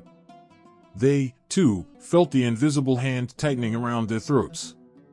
They, too, felt powerless against forces far beyond their control. The Chupacabra wasn't real, but it was real enough. In cities struggling under the weight of unemployment and rural areas abandoned by progress, the stories took on a life of their own. The beast was spotted near foreclosed homes, near abandoned farms, near places where life had once thrived and now lay in ruin. It wasn't just killing livestock, it was killing dreams, killing futures. People whispered that it was drawn to despair, feeding on the hopelessness that clung to these places like a fog. Children listened wide-eyed as their parents spoke of the creature late at night, their voices low but urgent. "Don't wander too far," they warned. "It's out there." The warnings, of course, were not just about the Chupacabra. They were about the dangers of a world that had turned its back on them, about the struggle to keep their families safe when there was no safety to be found. The creature became a scapegoat for everything that couldn't be controlled. A farmer who couldn't sell his crops blamed the Chupacabra for the strange sickness spreading through his fields. A shopkeeper facing bankruptcy claimed to have seen it in the alley behind his store, as though its presence could explain his dwindling customers. The beast was the thief in the night, the enemy at the gate, the shadow on the horizon. And in blaming it, people found a way to carry on. But there were moments when the fear grew too strong, when it turned inward and began to eat away at the bonds holding communities together. A woman accused her neighbor of harboring the creature, pointing to the strange herbs growing in his garden as evidence of some dark ritual. A group of men, desperate to protect their town, organized a search party and marched into the woods, armed with torches and guns. They found nothing, but their failure only fueled the paranoia. "It's smarter than we thought," they said. "It's watching us." The Chupacabra became a symbol of everything people didn't understand, everything they couldn't fight. It wasn't just an animal, it was the reflection of their fears, their struggles, their desperation. And though no one could prove it existed, its presence was felt in every empty wallet, every barren field, every shuttered business. In the silence of the night, a young boy sat on the steps of his home, his stomach growling with hunger. He stared out at the dark fields, his mind swirling with the stories he'd heard. He didn't know what a Chupacabra really was, but he knew what it meant. It was the reason his father came home angry, the reason his mother cried when she thought no one was watching, the reason their once vibrant town now felt like a ghost of itself. The boy clenched his fists and whispered into the darkness, "Go away." But the Chupacabra wasn't out there in the fields. It wasn't lurking in the woods or prowling through the shadows. It was in the empty factories, the abandoned homes, the shattered dreams. It was in the spaces where hope had once lived and now lay hollow. And though people searched for it, hunted it, feared it, they could never truly catch it. It wasn't a creature of flesh and blood, it was a creature of their minds, a monster born from the struggles they carried in their hearts. In the quiet, lonely corners of the world, where the horizon stretches endlessly and the sky seems to swallow up the stars, there are whispers. They're not the kind of whispers you hear in crowded streets or bustling cities. No, these are the kinds of whispers that feel like they carry the weight of something ancient, something unspoken. Something that lives just beyond the reach of logic and reason. In these remote places, where the world seems to slow down, people don't just survive, they listen. Every creak in the floorboards, every rustle in the trees, every snap of a twig underfoot becomes a story. It could be the wind or the rustle of a deer, but to a community that spends its days alone, isolated from the noise of urban life, these sounds take on a different meaning. They become clues. Pieces of a puzzle that no one else is around to help solve. And in this silence, myths are born. Rural communities are fertile ground for cryptid myths not because of what they see, but because of what they feel. It's the long, empty nights spent staring out into the dark fields, wondering what's out there. It's the isolation that builds a world where logic often falls short. The sense of vulnerability in a place where the only things you can rely on are the land, the animals, and the people you know. The rest of the world is a distant blur. The farmer, tending to his crops under the hot sun, might hear something rustling in the corn at dusk. It's a strange sound, not like the usual rustling of a raccoon or the gentle sway of the wind. There's something off about it, unnatural. His pulse quickens, his eyes narrow. He tries to convince himself it's nothing, but his heart tells him otherwise. He knows this land like the back of his hand. This is his domain. Yet, something feels wrong. What if there's something out there? Something that shouldn't be. In the quiet of the country, people find themselves thinking about the things that cannot be seen. The shadows that stretch long into the night. The stories of things that lurk in the dark, creatures that wander in places no human dares to go. And in these rural settings, where generations have lived off the land, where stories are passed down from one elder to the next, these myths aren't dismissed as nonsense. They're real. They're alive. They're part of the world in a way that the cities can never understand. When you live in the country, you learn to listen to the land, to read the signs it gives you. But sometimes, what you think you hear isn't just the land talking.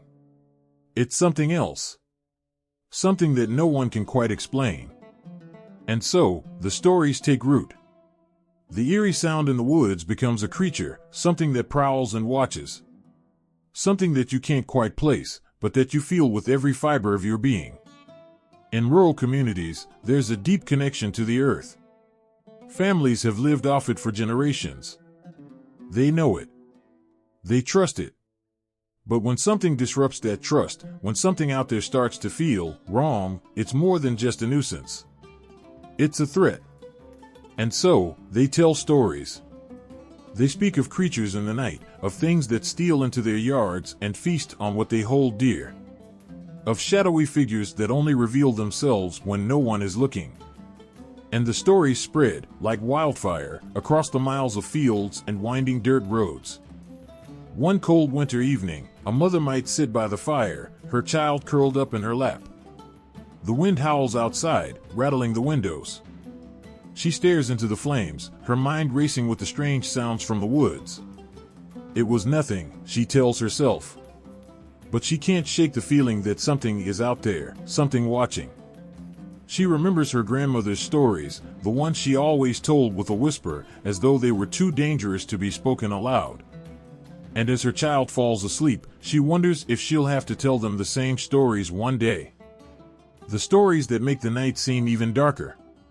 The farmer's wife, who spent decades in the same house, walks out to the barn to feed the animals. It's a routine she's done every day for years. But tonight, the air is thick with something else. Her skin prickles. She can't explain it. She hurries through her chores, her eyes darting over her shoulder as though she expects someone, or something, to be watching. When she finishes, she locks the barn door with a nervous glance behind her. Her hands tremble, and the familiar creak of the front porch feels louder than usual. The night doesn't feel like home tonight. The night feels like a stranger. It's these feelings, these moments of uncertainty, that allow cryptids to thrive.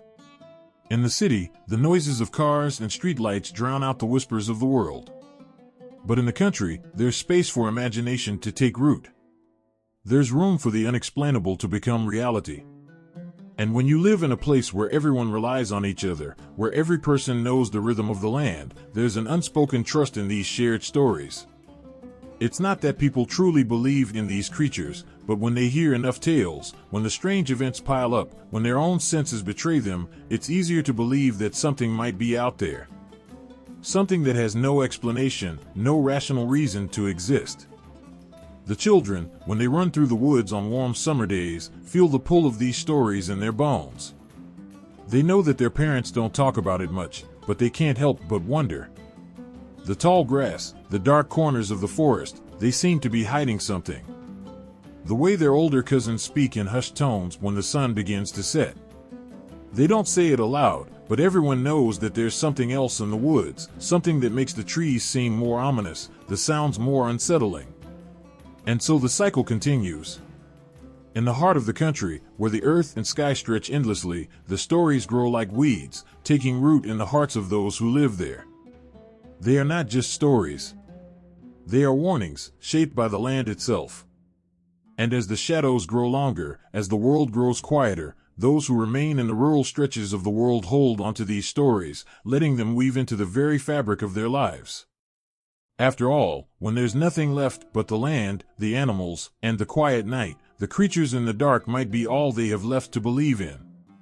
A child stands at the edge of the field, his eyes locked on the forest's edge.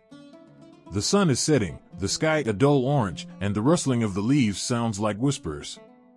His grandmother's voice echoes in his mind, soft but firm, beware of the things that hide in the shadows. They are not of this world. His feet don't move. He's frozen, not because of the cooling air, but because he knows, deep down, that something is there. Something he can't explain. His grandmother never lied, and the stories she told him, of the strange things lurking in the dark, feel too real, too close now. The wind howls, and with it comes the smell of something unfamiliar. What does he believe?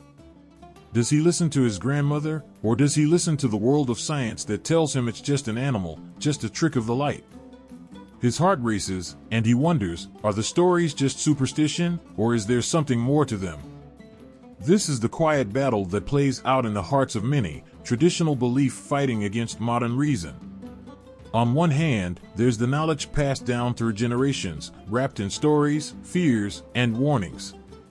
On the other, there's the logical, scientific explanation, pushing those same stories into the realm of myth.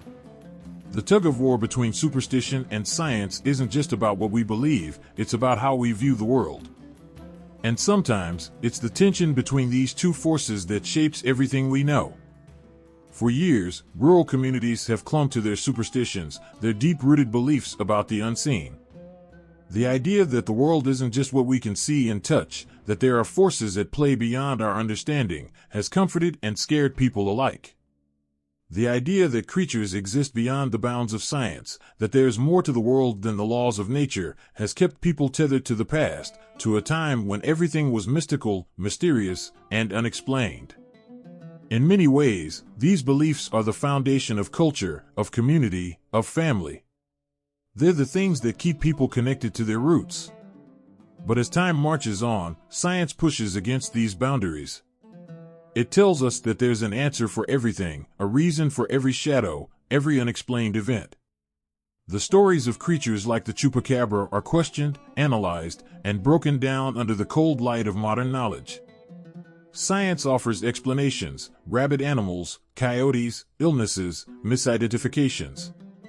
Science tells us that what we believe to be supernatural is just a trick of the mind, a product of fear and misinterpretation. But can it really explain everything?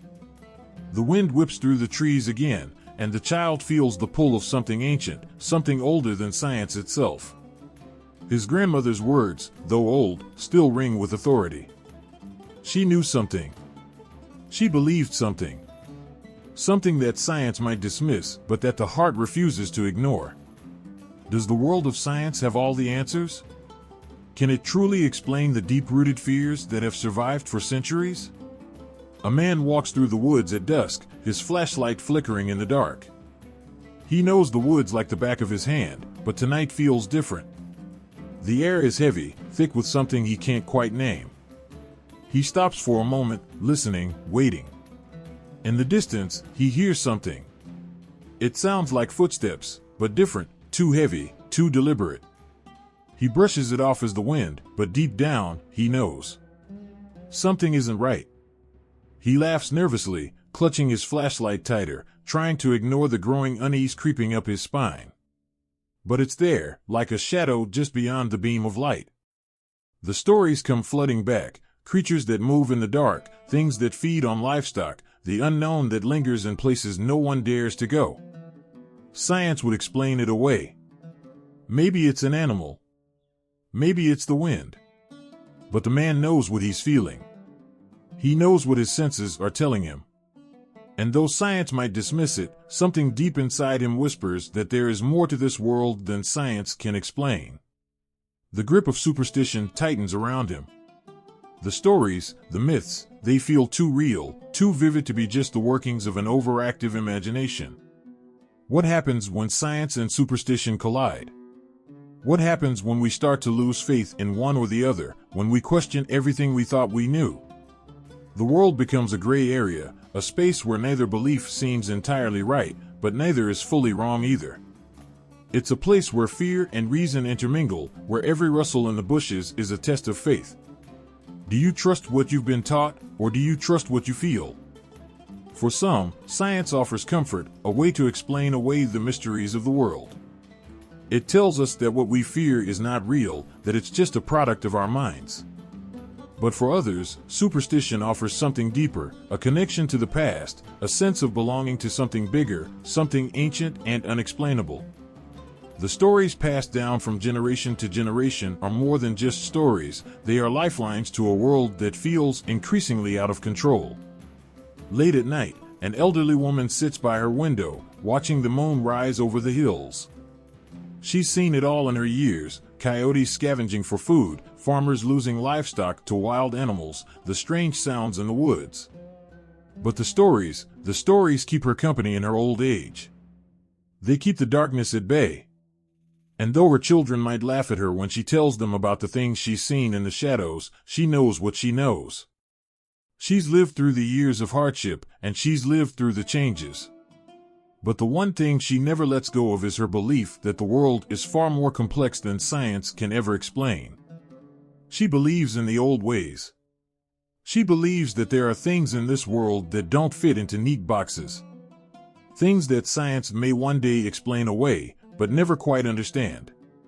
And as she gazes out into the night, she knows that somewhere, beyond the reach of logic, beyond the grasp of understanding, there are creatures still roaming.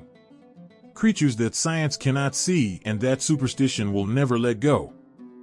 The battle between superstition and science isn't one of absolute truths. It's a dance, a tug-of-war that will never truly be resolved.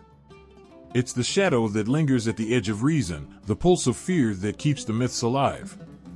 And somewhere, in that space between belief and logic, something stirs. Something that can't be fully explained. Something that refuses to be ignored. The wind howls through the darkened night, its eerie cry slashing through the silence like a warning. A small town lies beneath the weight of an ancient superstition, its streets empty, the only sound the occasional creak of a door in the breeze. At the edge of the village, near the forest, something stirs. People say it's a shadow, something that moves too fast, too silently to be human. They speak of eyes that gleam with an unnatural glow, of a presence that feels wrong, a feeling in the air that is both suffocating and terrifying. One old woman, bent with age but sharp with memory, crosses herself as she peers into the darkness, her thoughts racing to the things she's heard whispered in church.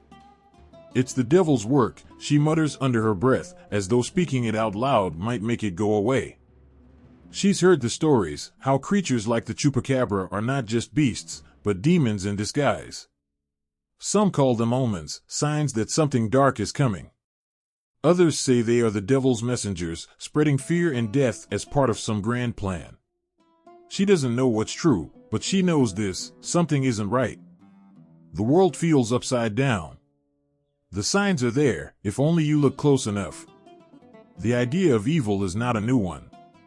For centuries, cultures across the globe have linked strange creatures to forces of darkness, devils, demons, and the unknown. But in Christianity, the connection between monsters and evil takes on a deeper, more chilling meaning. There's an old belief that the devil walks the earth, hidden in plain sight, often appearing in forms that are not immediately recognizable. It is said that he can take the shape of animals or men, twisting them into something grotesque, something terrifying. The Chupacabra, with its bloodthirsty nature and dark, predatory instincts, fits into this narrative perfectly. Some believe it's more than just a creature, it's a symbol of sin, a physical manifestation of evil's reach into the world. In the silence of the night, a young man stands alone in the fields, staring out across the crops that have been ravaged by something he cannot explain. His family has worked these lands for generations, but in the past few months, something has begun to steal away their animals, sucking the life from them in strange, unnatural ways. It's not the work of a normal predator. The wounds are clean, too precise, too perfect. The blood is drained, but there is no sign of the animal that should have done it. As he stands there, the cold night air creeping through his jacket, he feels the weight of a long-held fear settle in his chest. He thinks of the old church bells ringing at midnight, the priest's voice booming from the pulpit about the presence of evil in the world. Could this be it? Is this the devil's work, walking through their fields, casting a shadow on their lives? Some in the village say it's just the work of a wild animal, perhaps a coyote or a sick dog. But the way the creatures are left, the way they seem to have been drained of everything that once made them alive, speaks of something more sinister. Something that could be straight from the pages of the Bible. They whisper that the Chupacabra, with its grotesque, vampiric hunger, is a creature born from the deepest pits of hell. It is said that the devil often sends his messengers in the form of animals or monsters, creatures that haunt the shadows, feeding on the vulnerable and spreading fear. And though the people of this small town can't quite explain what's happening, they feel it, the presence of something darker, something more dangerous than they can imagine. One evening, as a man kneels at the altar of his church, praying for protection, the thought crosses his mind, could this be the omen the priest warned about? Could the creature be a sign of something worse to come? In the Bible, there are countless stories of strange beings sent by the devil, demons that take the form of animals, tempting and tormenting mankind. Some say that the Chupacabra is one of these creatures, a demon sent to cause suffering and despair, to test the faith of those who stand against evil. But does it really matter whether it's a demon or just a creature of nature? The fear it invokes is the same. The terror, the sense that something is out there, lurking just beyond sight, waiting to pounce, is the same. The priest, too, feels the weight of the stories told by the people in the village. He has heard their fears, seen the panic in their eyes. He's seen the evidence, the dead animals, the drained bodies, and he knows what they believe. He knows what they fear. The devil, in their eyes, walks among them, and it is more than just a feeling. It's a truth they cannot escape. He tells them that evil wears many faces, that it doesn't always appear as a fiery figure with horns and a tail. Sometimes it appears as a creature, a monster that feeds on fear. Sometimes it's something far worse than any man could imagine. Late one night, a family is gathered around the kitchen table, whispering of what they've seen in the darkness. Their chickens, their goats, strange markings on their bodies, drained of all life. The blood, always gone. The silence in the house grows heavy as the fear builds. The father, normally a man of reason, stands up suddenly, his face pale. He mutters a prayer, the words barely escaping his lips. "It's the devil," he says. "It's here, and it's hunting us." The belief that creatures like the Chupacabra are connected to the devil isn't just about fear. It's about control. It's about trying to make sense of the uncontrollable. It's about finding some way to explain the inexplicable, to give a name to the terror that seems to be creeping into every corner of their world. It is the same fear that has gripped humanity for centuries, the fear that the world is teetering on the edge of something far darker than we can understand. And in that darkness, the devil is watching, waiting, and sometimes, just sometimes, he sends his messengers. As the sun rises over the village, the air is heavy with unspoken thoughts. The creature might be gone for now, but the fear remains. And as long as it does, so too will the whispers of evil, of demons, of omens, and of the things that walk in the shadows. The town can try to explain it away, try to brush it off as a wild animal or a figment of the imagination, but deep down, they know. The stories they tell themselves are only one way to understand the world. The other way, the way that lives in their hearts, in the deep recesses of their fears, is the truth they can never fully escape. The sun had just dipped below the horizon, casting long shadows over the empty fields. A lone farmer stood by his barn, his hands worn and rough, gripping the fence as his gaze swept over the land. It had been a hard year. His animals, once the heartbeat of his farm, now lay scattered across the field, lifeless. The sound of hooves and bleating had long faded, replaced by a silence that gnawed at his soul. This wasn't just the loss of livestock. It was the loss of his livelihood, his hope, his very way of life. The Chupacabra had taken more than just the animals. It had taken his future.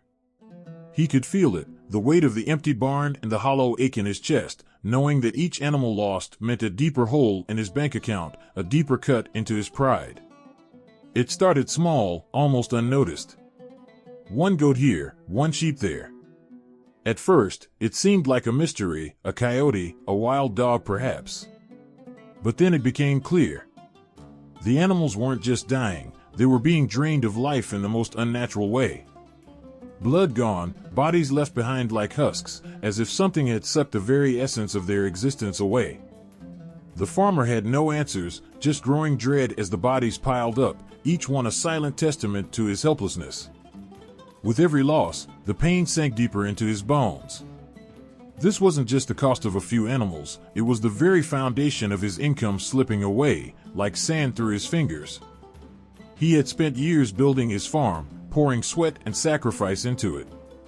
Now, the terror in the night was chipping away at everything he had worked for. The bills stacked up, unpaid.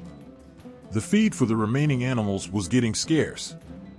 His family was starting to ask questions, worried questions, the kind that no farmer ever wants to hear. "What are we going to do?" his wife would ask, her face tired but full of quiet concern. The question hung in the air like a threat, an accusation he couldn't answer. How could he explain that he didn't know? How could he explain that something out there, something unseen, was tearing his world apart and there was nothing he could do to stop it? Each day, he'd go out into the fields, checking the fence line, looking for any sign of the creature. His boots would sink into the soft earth as he trudged from one pen to the next, hoping against hope that maybe this time, there would be no carcasses, no blood drained from the animals' bodies. But each time, the sight was the same. The fields were littered with the aftermath of something that felt beyond comprehension. And the financial strain? It was crushing. Every goat, every lamb, every chicken, every cow, each one had been part of his dream, part of the delicate web of survival that kept his family going. With each loss, the dream unraveled. How could he afford to replace them? Where would the money come from? And what would he do when the rest of his livestock were gone, too? The land was no longer enough to provide. He'd been raised to believe that hard work would always pay off. But hard work, it seemed, wasn't enough when faced with something that didn't care about effort, something that operated in the shadows. The farmer tried everything he could think of to stop the creature. Traps, prayers, even calling in local experts, none of it helped. The creature was always one step ahead, like a ghost that couldn't be caught. And with every new loss, his hope dwindled. The anger in his chest grew, too, turning inwards, biting at his spirit. What had he done to deserve this? His family didn't deserve to starve. They didn't deserve to go without, to watch everything they had worked for be stolen away. One morning, as he stood before yet another lifeless creature, his heart heavy with despair, he noticed something in the distance, a neighbor's barn, also empty. Their animals, too, had been taken. It wasn't just him. The loss was spreading, and there was nothing anyone could do to stop it. The community felt it, too. Farmers would gather at the local market, their faces drawn, their hands shaking slightly as they bartered and haggled. The worry was palpable. The words spoken between them were no longer about crops or feed, but about how many animals had been lost, how much longer they could go on like this. It was a silent but growing panic that no one had the courage to voice fully. How long could this last before the entire town would be crippled? As the weeks dragged on, the financial strain grew more unbearable. Loans were taken out, credit cards maxed out. The farmer felt the suffocating grip of his own helplessness. Each phone call with the bank was more uncomfortable than the last, each one a reminder of how far he had fallen. The walls of debt seemed to close in on him, leaving him trapped in a cycle of desperation. He no longer had the energy to argue or even fight back. The hope he once had was gone, replaced by a dull, constant ache in his chest, as if he were mourning something he couldn't name. His children would play in the fields, unaware of the burden their father carried, but they sensed the change in the air. The laughter was quieter, the games shorter. They didn't understand why they couldn't afford new shoes or why there was always the smell of worry in the house. They didn't understand the glances shared between their parents when they thought no one was looking. The farmer's heart broke at the thought. His children deserved more. They deserved the chance to play freely, without the weight of fear hanging over them. But what could he give them now? He had become a shadow of the man he once was, a man who could stand tall, a man whose word was his bond. Now, he felt small and powerless. And as the final few animals were taken, one by one, in the dead of night, he realized that the land he had worked so hard to protect, the animals he had cared for like family, were slipping through his fingers. It wasn't just the loss of the animals. It was the loss of his life as he had known it. There's a chill in the air, a darkness that seems to crawl along the edges of the night, just out of reach.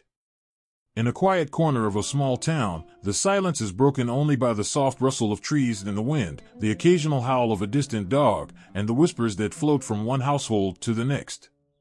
Those whispers are always the same: the Chupacabra is back. Even as the years pass and the supposed creature is scientifically debunked time and time again, it still lingers, a shadow that refuses to fade. For those who have lost livestock, for those who have found their animals drained of blood with no sign of a predator in sight, the myth is not just a story, it's a haunting reality. How can something so tangible, so close to their lives, simply be explained away by science? The answers don't satisfy. The truth doesn't make the terror go away. The Chupacabra persists because its grip is more than just fear, it's something deeper, something primal that strikes at the heart of what it means to be human. The farmers know the stories. They've heard them whispered around the campfires, told by the old ones who swear that something walks in the night, something that feeds not just on flesh, but on fear itself. When the sun goes down, the world changes. It's as if the Chupacabra isn't just a creature, but a symbol of the unknown, of the things that can't be explained away by reason or logic. The fear is real, and it's born of the feeling that there's something bigger at work, something beyond human understanding. And when your livelihood is at risk, when your animals are being taken one by one in the dead of night, that fear becomes a part of you. It grows, settling in your bones like a sickness. One farmer, clutching the tattered edges of his fading hope, recalls the night it all began. His cattle had been well cared for, each one a piece of his life's work. But one by one, they were found in the morning light, lifeless and drained of blood. The cuts on their necks weren't from a coyote, or a wild dog, or any creature that could be explained by science. No, this was something different. Something unnatural. Something that gnawed at the very fabric of his understanding. What's worse than not knowing? The terror that comes from the unexplainable. When something is beyond reason, beyond your control, it gnaws at you. It gnaws at your belief in the world, and the idea that everything has an answer, that every question can be solved. The Chupacabra refuses to let people forget that some mysteries can't be solved. And in that refusal, it has found its place in the hearts of many. No amount of scientific reasoning, no tests or evidence, can erase the stories. The Chupacabra doesn't need proof to live, it needs only the belief that it is real. And belief, once it takes hold, is a force unlike any other. It spreads, and it grows. What is a myth to some becomes a reality to others. As long as there are whispers in the night, as long as there are stories passed down from generation to generation, the Chupacabra will continue to lurk in the shadows. In some ways, the myth has become a mirror of the world it haunts. A world where the unseen and the unknown are everywhere, where things don't always make sense, and where people are left to search for explanations that don't always come. People have always needed something to hold onto, something to give their fears a face. For some, the Chupacabra is that face. It's the embodiment of everything that can't be explained away, the reflection of every fear, every unanswered question. Even in the face of evidence, the Chupacabra refuses to be erased. Skeptics point to other possibilities, diseased animals, predators that leave behind strange marks, but none of that explains the deep sense of dread that hangs over the nights when a new attack happens. None of that explains the inexplicable. It's not just a blood-sucking creature, it's a symbol of the unrelenting, nagging feeling that maybe, just maybe, we are not in control. The world, with all its technology and science, still holds mysteries that elude even the brightest minds. And in the face of those mysteries, the Chupacabra lives. It lives in the spaces between the known and the unknown, in the dark places where the human mind is forced to confront its own limits. For every person who tries to rationalize the events, there's someone else who looks out into the night, their heart pounding with a mix of dread and wonder. They've heard the stories, felt the fear, and seen the signs. Maybe it's a shadow darting across the edge of the forest. Maybe it's the howl that doesn't quite sound like a coyote. Maybe it's the sudden chill in the air when the wind is still. Whatever it is, they know. They know the Chupacabra is out there, waiting. It's in the quiet moments before sleep, when the world seems too still, and the mind wanders to places it doesn't want to go. The myth persists because it answers something deep inside the human spirit. It gives voice to the things we can't see, but know are out there. The things we can't explain, but fear nonetheless. And as long as that fear exists, so too will the Chupacabra. Not because it's real, but because it represents something far more powerful than any creature ever could, the enduring human need to make sense of a world that doesn't always make sense, to confront the things we cannot control, and to find meaning in the unknown. The sun had barely begun to rise when Sarah found her first calf. It lay still in the morning dew, the air thick with the scent of wet earth. Her heart dropped in her chest as she approached it. The marks on its neck, the blood drained with surgical precision, were not the work of wolves or coyotes. She had seen their damage before. This was something different. Something that couldn't be explained. As she knelt beside the lifeless animal, the hairs on the back of her neck stood up. She didn't need to see it to know, it was the Chupacabra. The rumors had been swirling for months now, but Sarah had always dismissed them as stories, too fantastical to believe. Now, staring at the cold body of her calf, she felt the truth settle into her bones. Some mysteries refused to be explained.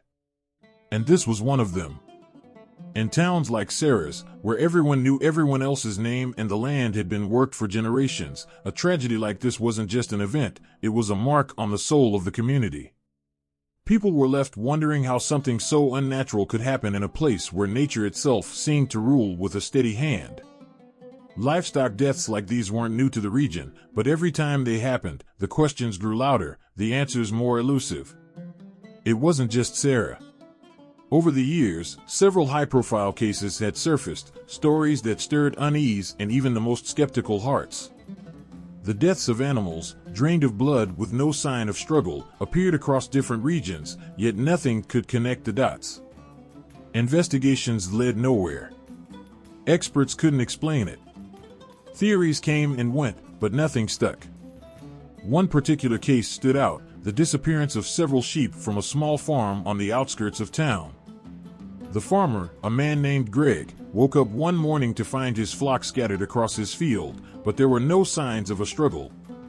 No claw marks, no drag marks. Just empty spaces where his sheep had been, as if something had taken them in the night without a trace. When Greg found one of the bodies, it was worse than anything he could have imagined. The sheep had been drained of its blood, the neck marked by strange puncture wounds. He couldn't understand it. The local authorities were at a loss, and the community was left in limbo, searching for answers that never came. As the weeks passed, the stories grew. Whispers spread, and in each retelling, the creature became more real. The idea of the Chupacabra, that bloodthirsty predator, took hold of the collective imagination.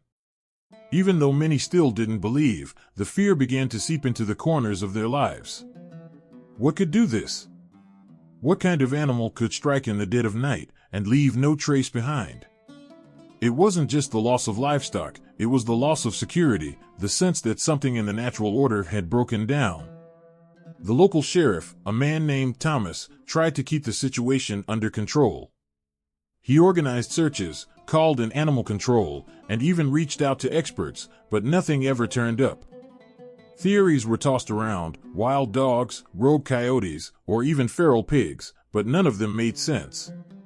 Nothing explained the strange puncture marks or the bloodless carcasses. And every time another animal was found, drained, and lifeless, the fear in the community grew. The local paper ran a story about the latest incident, and the headline read, "Mysterious Deaths Baffle Farmers and Authorities." The image of a lifeless goat, its body twisted unnaturally, stared back at the town's residents as they picked up their morning coffee. There was no escaping it now. The Chupacabra wasn't just a myth, it was something real, something that couldn't be explained away. The more these deaths happened, the more people wanted answers. And the more they couldn't get them. The deaths weren't limited to just small, rural areas. A few months later, an even more high-profile case rocked a nearby city. A wealthy rancher had lost several prized horses. The ranch was equipped with the latest technology, security cameras, and even motion sensors. Everything had been set up to protect the animals. But when the rancher reviewed the footage, there was nothing there. No sign of intruders, no movement. Yet the horses were found dead, drained of blood, as if the world itself had swallowed them whole. The rancher was devastated. He had invested everything into those animals. His livelihood was gone in an instant, and no one could tell him why. The case went public, drawing the attention of news outlets and investigators. Theories swirled: vampires, aliens, or some kind of supernatural force. But as always, nothing was ever truly solved. The rancher was left with empty stables and a hole in his heart that no amount of investigation could fill. No matter how many experts were brought in, the death toll continued to rise, and the theories remained just that, ideas with no basis in fact. Then there was the case of the old farm near the edge of town. The owners were elderly, having lived on the land for decades, and they were well respected in the community. But when their animals started dying, the mood in town shifted. People talked in hushed tones, afraid that the curse of the Chupacabra had come for the elderly couple, too. When they found their prized cow dead, drained of blood, the elderly man broke down. This was his life's work, his livelihood. And now, in one night, it had been stolen from him. The investigation went nowhere, as expected. No suspects, no evidence. But something lingered in the air. The old man's tears were the proof of something deeper than just the loss of his animals. It was the loss of trust. The loss of answers. The loss of peace. These unsolved cases, from Sarah's farm to the wealthy rancher's stables, paint a picture of a world turned upside down. In each of these tragedies, something vital was taken, not just life, but certainty. Something unseen, something unknown, had slipped through the cracks, leaving nothing but questions. The blood that was drained from these animals wasn't just a physical loss, it was a metaphor for the fear that now gripped the land. Fear of the unknown, of forces beyond our control, of things that science can't explain. In every quiet town, in every rural community, the shadow of these unsolved deaths looms large. People go to bed at night with a fear gnawing at their hearts, knowing that the thing that took their animals could be out there, watching, waiting. And until the truth is found, until the mystery is solved, the fear remains, lingering in the dark corners of the world, untouched by reason or logic. The sound of the news anchor's voice echoed through the empty kitchen, his words sharp and quick, a sense of urgency in every syllable. Mysterious deaths of livestock have authorities baffled, with reports flooding in from across the region of animals found drained of blood. Could this be the work of the infamous Chupacabra? The screen flashed with images of frightened farmers, standing by their empty barns, their faces a mixture of disbelief and fear. The air felt thick, like the tension before a storm. In a small town like this, where life had always followed a quiet rhythm, the media storm hit like a tidal wave. For weeks, the headlines were filled with the same unsettling news: Chupacabra strikes again, rural communities gripped by fear. Is the legend true? Stories of bloodless sheep and cattle piled up faster than authorities could respond. It was as if the world had suddenly turned on its axis, and the myth that had once been whispered about in corners and firelit gatherings now blazed across screens, feeding the imagination of millions. What had once been a tale, a shadowy figure passed down through generations, was now something far more real. The Chupacabra wasn't just a ghost story anymore. It was the latest headline. It was the story that captured the collective mind of a nation. Each broadcast, each article, twisted the knife a little deeper, stoking the fire of fear, turning an unconfirmed mystery into something larger than life. But it wasn't just the bloodied remains of livestock that fueled the flames. It was the way the media pounced on every small incident, the way the stories were spun with dramatic flair. The word Chupacabra became an incantation, uttered in hushed tones, but shouted in headlines. The more sensational the story, the higher the ratings, the more clicks the article received. Facts were often blurred or pushed aside in favor of a more thrilling narrative. Was it a wild animal? Maybe. But was it more fun to imagine it as a bloodthirsty creature lurking in the shadows of the night, stalking its prey? Absolutely. And so, the myth grew. The footage was never just about the animals. It was the images of farmers, their hands trembling as they described the horror they found in their fields. It was the tight shots of their faces, smeared with dirt and exhaustion, eyes wide with disbelief. The media captured their fear and played it back for the world to see. The more terrified the witnesses, the more captivating the story became. It wasn't just news, it was entertainment. And the Chupacabra, with its monstrous appearance and sinister motives, was the perfect antagonist for this ongoing drama. Over time, it wasn't enough for the media to report on the incidents. They had to turn up the volume, add another layer to the tale. Experts were brought in, each offering their own theory. Maybe it's a new breed of wild dog, one would say. Could be an undiscovered creature, another would suggest. But the truth didn't matter as much as the spectacle. The more theories, the more speculation, the more mysteries surrounding the creature, the better the ratings. The fear of the unknown became a currency that the media traded in every day. And the public was hooked. People would sit in their living rooms, popcorn in hand, as the local news anchored their stories with words like unexplained, mysterious, and unsettling. Every new sighting, every new report, was a cliffhanger. The media had given life to the Chupacabra, turning it into something far more terrifying than it had ever been in the minds of those who first told the tale. The more airtime it received, the more real it seemed to people who had never even set foot on a farm. But the stories weren't always just about the animals. No, the true impact was on the people. The way the media wove the fear into the fabric of rural communities. People started to look over their shoulders at night. They started to close their windows tighter, lock their doors earlier, whisper about the Chupacabra when they thought no one was listening. The media didn't just cover the events, it amplified them. It planted seeds of suspicion in the minds of the viewers, pushing them to question the safety of their own homes, their own fields, their own lives. The media's sensationalism also fueled the growing divide between belief and skepticism. While some shrugged off the idea of the Chupacabra as mere fantasy, others were convinced that the creature was real and that the media's coverage only confirmed their fears. The cycle of reporting and reacting became a loop, feeding into itself, with each new headline pushing the myth further into the public's consciousness. At times, it felt as though the media itself had become part of the legend, twisting reality into something more exciting, more terrifying. There were stories of individuals who swore they saw the creature, a glowing red-eyed beast, as tall as a man, moving silently through the underbrush. These accounts would make it to the news, fueling the hysteria. Was it possible that the Chupacabra had become a creature of the imagination that was now as real as the news that reported it? The lines between fact and fiction blurred until there was no way to separate them. But the power of the media wasn't just in the stories it told, it was in the way it brought communities together under a shared sense of fear. Farmers who had never met were suddenly calling one another, exchanging stories of strange happenings, wondering if they were the next target. News stations set up live interviews with ranchers who had lost animals, interviewing them as if they were witnesses in a crime scene. The media made the Chupacabra feel like a threat that was right outside their door, waiting for the perfect moment to strike.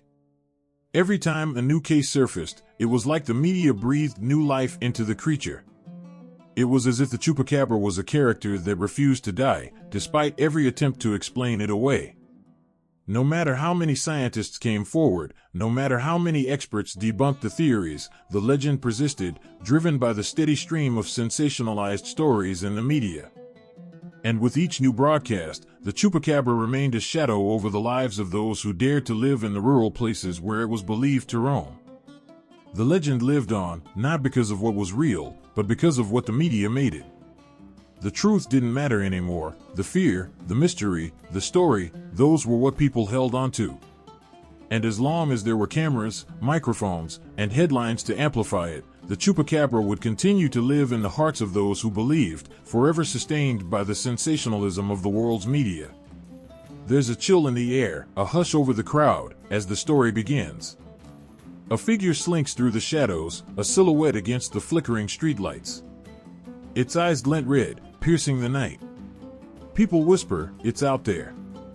The Chupacabra, once a mysterious creature from the dark corners of rural life, has found its way into the very heart of the city, slipping seamlessly into the world of modern urban legends. It's not just an isolated myth anymore. The creature has evolved, adapted, and merged with a new generation of fears, taking its place among other cryptids that stir our deepest anxieties. The Mokumbembe, Bigfoot, the Jersey Devil, creatures of myth that lurk just beyond the edge of understanding, pushing the boundaries of what we can or want to believe. But the Chupacabra, unlike some of the others, has a personal touch. It's a creature born out of real fear, fear of the unknown, fear of something we can't see or understand. It feeds on the very thing that makes us human, the unknown. Every time someone tells a story, a new layer of mystery is added. The Chupacabra isn't just a rural legend anymore, it's a symbol. It represents the fears that we don't know what's out there, what might be lurking in the shadows, the things we can't explain. The world of cryptids is vast, stretching across continents, cultures, and decades, and the Chupacabra sits comfortably within this chaotic, unsettling family of creatures. Its roots are ancient, but its presence is unmistakably modern, thriving in the age of media, where a whisper in the night can be magnified into a global phenomenon in an instant. The creature fits perfectly into this world. Its very existence rides the wave of technological advancement. How else could such an elusive and horrifying being be made so real? The internet, with its limitless potential for rumors and stories, allows the Chupacabra to flourish in ways its predecessors could never have imagined. It's no longer just a story shared in hushed tones by campfires or in the corners of dimly lit bars. It's a story that spreads like wildfire, fueled by digital stories, forums, and video clips. People from all over the world can now share their experiences, their fears, their sightings, even if they are separated by oceans and time zones. In this new world, the Chupacabra becomes more than a cryptid, it becomes a modern reflection of humanity's collective fears. It's the predator we can't control, the threat that's always lurking just out of sight. And it's not the only one. As long as there are unexplained phenomena, there will be creatures like it, like the Mokumbembe that hides in Africa's Congo River, or the loveland frog of Ohio, beasts that might exist in places we can't reach, in environments we can't understand. These creatures are more than just stories, they're ways of dealing with the unknown. In many ways, the Chupacabra's legend is a mirror, reflecting the way our world has changed. The quiet, rural spaces where it once thrived are now connected to the buzzing, electric pulse of urban life. People living in cities, with their concrete streets and glass towers, are now drawn to the same myths and mysteries that once belonged to the wild, untamed places. The Chupacabra is no longer just a fear of faraway farmers, it's the fear of city dwellers, of anyone who feels the gnawing uncertainty of living in a world that's constantly changing, always moving too fast.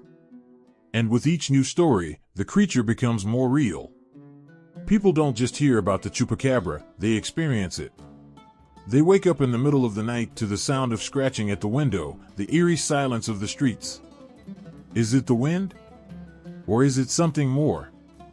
The Chupacabra lives in those moments, in the whispers that float through the cracks in our minds. The more we try to explain it, the more it evades us. We can offer scientific explanations for its supposed blood-draining behavior, perhaps a new strain of animal or a pack of wild dogs. But explanations don't matter when fear takes root. Fear doesn't need proof. It only needs uncertainty. It's in the way we tell the story, the way we shape it to fit into our modern lives. The Chupacabra is no longer the mysterious, bloodthirsty creature that stalked the edges of small villages. It's part of the broader tapestry of cryptids, sitting alongside other creatures like Bigfoot or the Loch Ness Monster. It fits seamlessly into this world of strange beings, both terrifying and fascinating.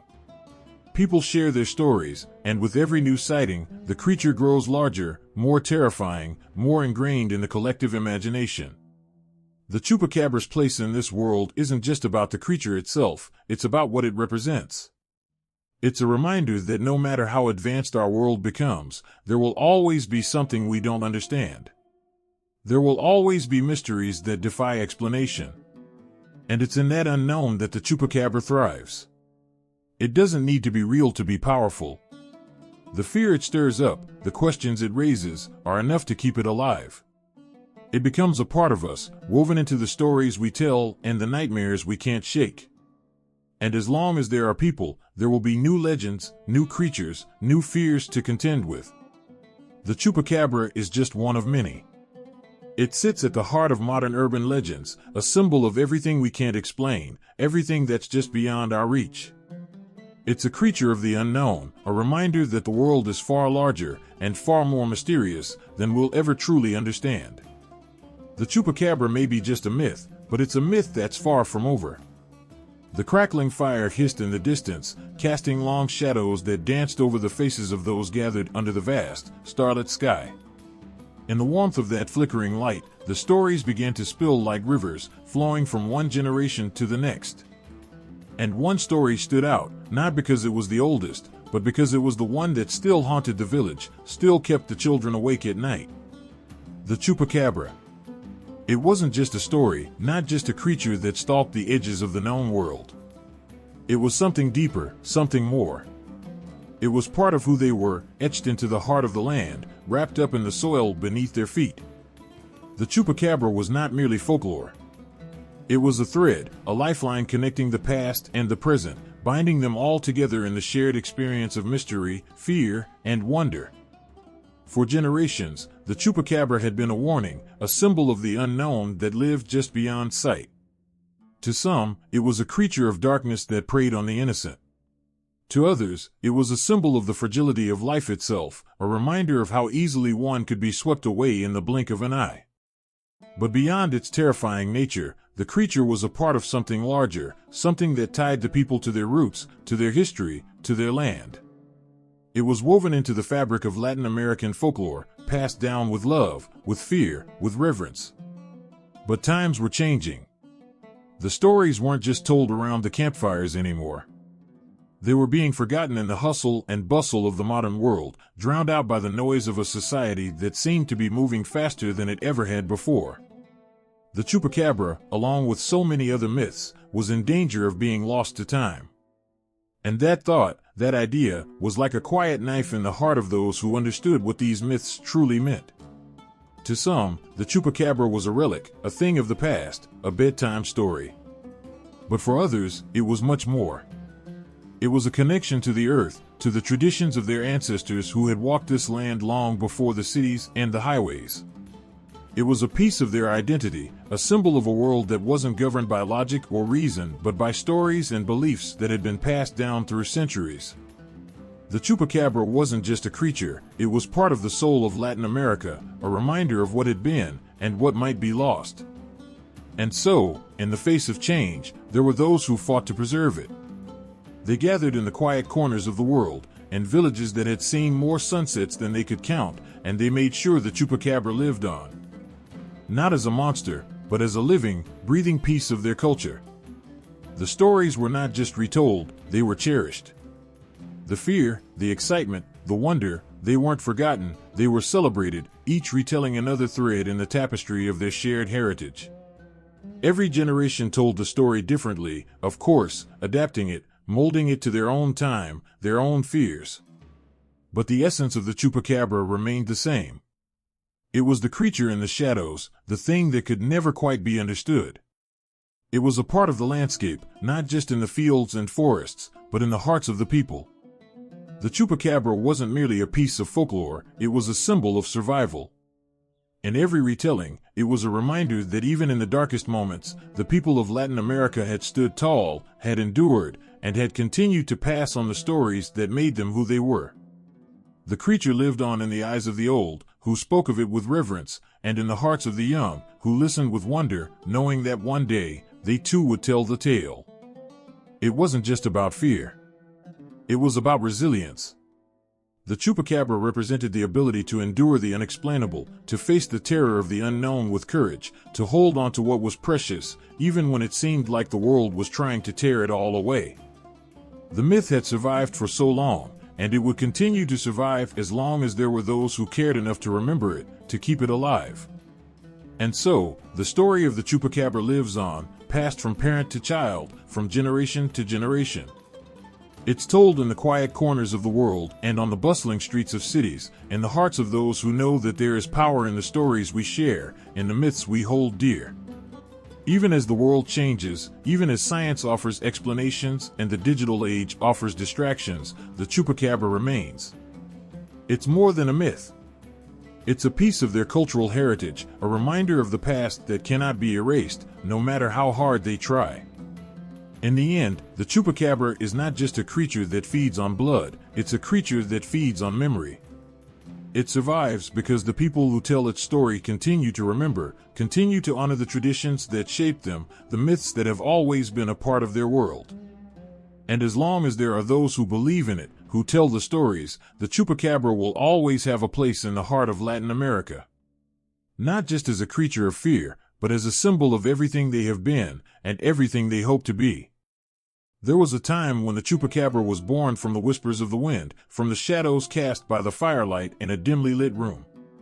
The creature's haunting presence existed only in the imagination, a story passed down from one person to the next, until it became a part of something larger, something shared by communities. It was a tale fueled by fear, mystery, and the strange pull of the unknown. It thrived in the spaces between certainty and doubt, where the human heart would reach out to touch something it couldn't quite understand. But what if the very essence of these myths could be manipulated, analyzed, and shaped by something more powerful than human imagination itself? What if artificial intelligence, a creation of human hands, began to rewrite the rules of myth-making? In a world where technology is advancing at an incomprehensible speed, the old stories, the ones that once felt eternal, are suddenly vulnerable. The creatures of folklore, like the Chupacabra, have always existed in a space where evidence was scarce, and belief thrived in the absence of facts. It's easy to see how they flourished in an age where communication was slow, and stories could travel far, but never be fully disproven. Now, everything is different. We live in a time where a myth can be debunked with the swipe of a finger, where truths and lies collide in an instant, and where the line between reality and fiction grows ever more uncertain. As artificial intelligence spreads its reach into every corner of society, one must wonder, will the Chupacabra, and the other cryptids like it, become victims of this digital revolution? Will AI, with its capacity to analyze vast amounts of data, dissolve the mysteries that once kept these creatures alive in our hearts? At first, it may seem that AI's role is to destroy the myths altogether, to take away the magic and the thrill that they give us. With all the facts and figures available at our fingertips, it's easier than ever to prove something isn't real. A single search could provide hundreds of scientific studies, articles, and explanations that wipe away the magic of the Chupacabra in an instant. The idea that AI could uncover the creature's true origins, possibly nothing more than a mangy dog or a genetic mutation, could strip away everything that makes it a legend. But then, there's another thought. Could AI do something that humans themselves might never have been able to do? Could it breathe new life into these ancient myths, propelling them into a new, digital age where their relevance is only amplified? Imagine for a moment that instead of discrediting the Chupacabra, AI becomes its new storyteller. With access to millions of personal accounts, AI could craft a story that is both believable and terrifying. It could weave together testimonies from all over the world, people who claim to have seen the creature lurking in the shadows, just beyond the edge of their vision. With AI's processing power, it could take these fragmented tales and create a new myth, one that is more persistent, more tangible, and perhaps even more terrifying than before. It could spread that myth faster than any storyteller ever could, across platforms, into social media feeds, and into the digital consciousness of an entire generation. It could bring the Chupacabra to life in a way no one had ever imagined, making it seem more real than ever. The lines between what's real and what's imagined are already beginning to blur in the age of AI. Deepfakes, virtual realities, and augmented experiences are becoming more accessible. Stories can be told in such immersive ways that we no longer need to rely on our imagination to fill in the gaps. Instead, AI can create entire worlds that feel as if they exist right in front of us. A video could show a Chupacabra stalking through a forest, its eyes glowing, its mouth dripping with blood. The footage could be so convincing that the myth would be revived, not as an old ghost, but as something more terrifying, an almost real presence that walks the earth again. And yet, while AI could revive these creatures with stunning precision, it could also force us to ask uncomfortable questions about the nature of belief itself. If AI can create a realistic Chupacabra, one that looks, sounds, and feels like it's truly out there, how much of our belief is based on what we see? How much of it comes from the stories we tell ourselves, the way we interpret the world through the lens of fear, wonder, and myth? Could AI trick us into believing again, or could it reveal the truth in a way that makes us doubt everything we once knew? There's an eerie beauty in that possibility. The myth of the Chupacabra might be less about the creature itself and more about the power of the human mind to imagine what it cannot see, what it cannot control. AI's role in all of this is unsettling, because it's not just a tool for learning. It's a force that can shape our perception, guide our beliefs, and even manipulate the very stories that have defined generations. The Chupacabra may no longer be confined to the dusty corners of folklore, tucked away in the forgotten pages of old books. With AI's influence, it could rise again, bigger, more frightening, and more real than ever before. It could be the monster we never knew we needed, a reflection of our own fears, amplified by technology. The AI may be able to create endless variations of the story, crafting different versions to fit different cultural backgrounds, making it universal and harder to escape. Some might argue that in the face of all this, we've lost something important about the way we experience myths and mysteries. When the Chupacabra is no longer just a story but a digital creation that we can interact with, where does that leave the magic? Where does that leave the belief that once made the creature powerful? Does it lose its charm when it's reduced to a simulation, a fiction made real by technology? Perhaps that's the real question.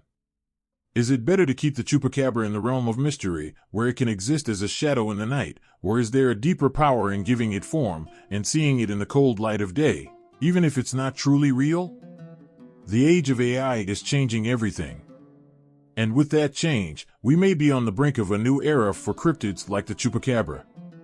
Whether that's a step forward or a step back, only time will tell. But in this new world, the lines between reality and myth may never be the same again. There is a story that haunts the edges of the night, where the shadows linger and every rustle of the wind sends a chill down your spine.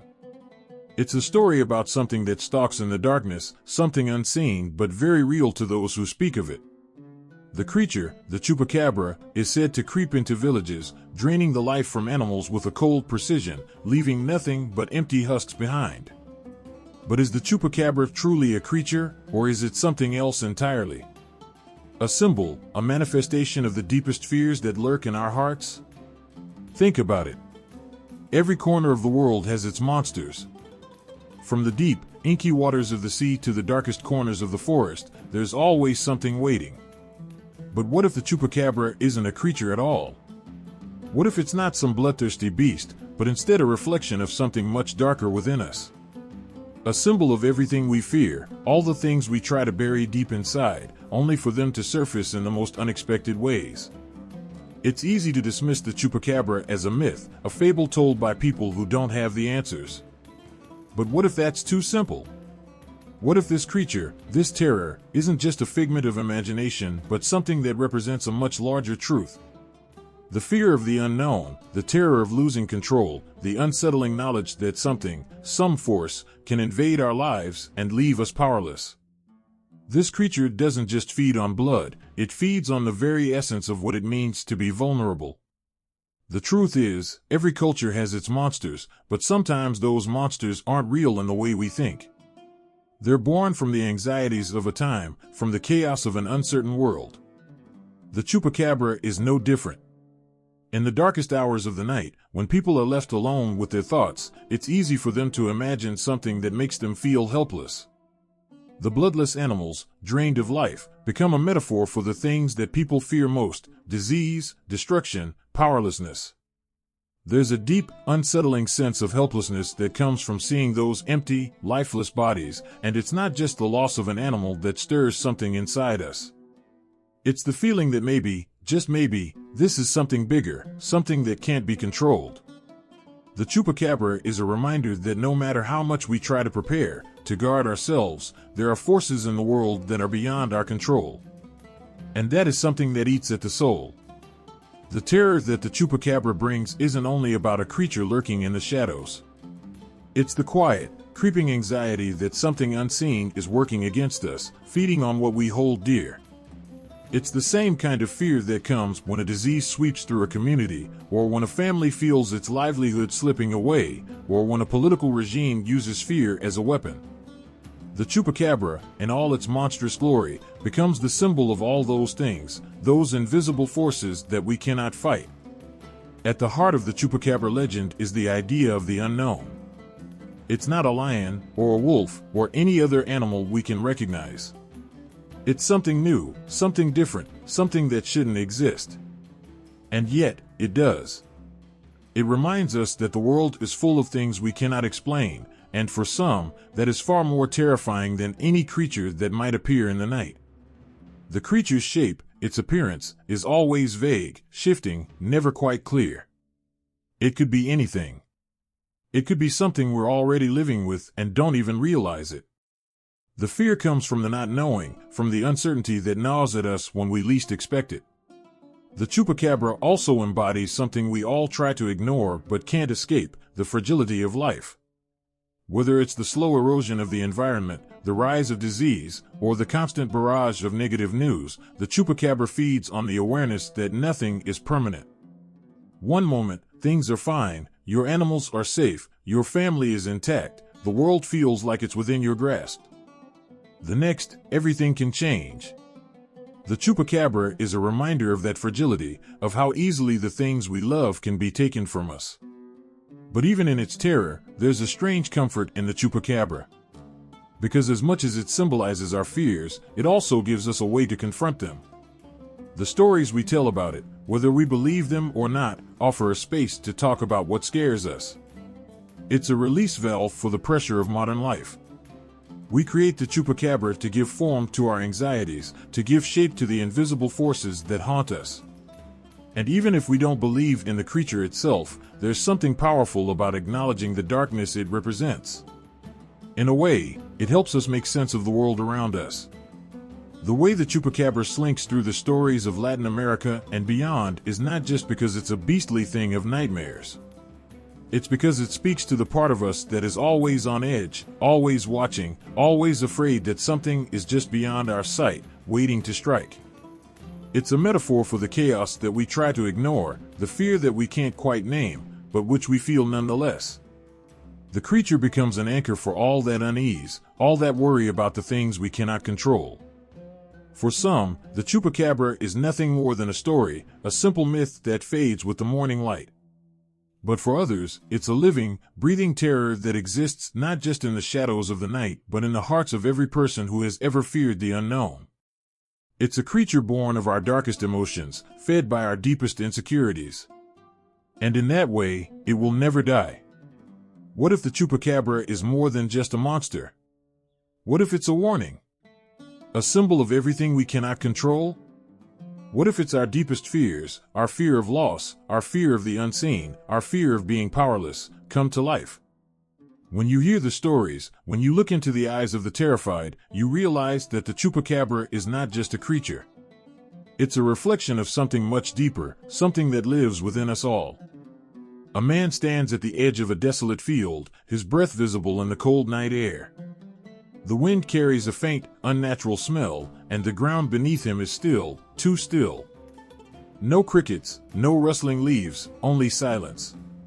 His flashlight flickers as it casts an eerie glow over the empty landscape. And then, he sees it. A shape, barely visible, crouched in the shadows. Its eyes gleam, reflecting the light in a way no animal should. His heart skips a beat. Is this it? Is this the Chupacabra, the creature of nightmares? The stories have been told for years, of animals drained of blood, of creatures lurking in the dark, of something stalking the edges of human settlements. But could it be real? Could the Chupacabra truly exist, or is it just a tale spun from fear and folklore? In the quiet corners of the world, the question lingers, heavy in the air like an unspoken truth. The Chupacabra is a myth. Or is it? What if those stories aren't just stories after all? What if there's something hidden in the shadows, that defies the logic we hold so dearly? It's easy to dismiss the Chupacabra as fantasy, to wave it off as the product of imagination or a misunderstanding of natural creatures. But the whispers persist. The reports continue. There are too many of them.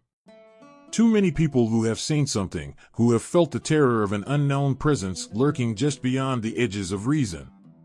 And what if those strange, bloodless animals, those lifeless bodies, aren't just the result of disease or wild predators? What if there's something else at play? Some force, some unknown creature, that is truly out there, hiding in the places we least expect?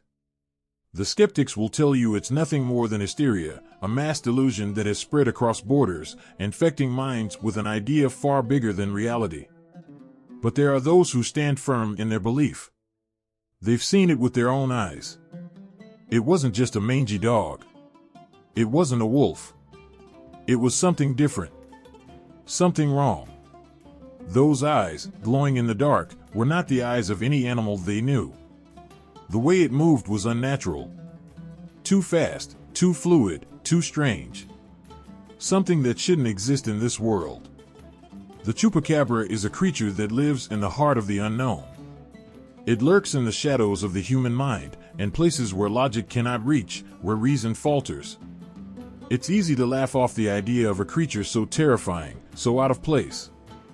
But what if we've underestimated the world around us?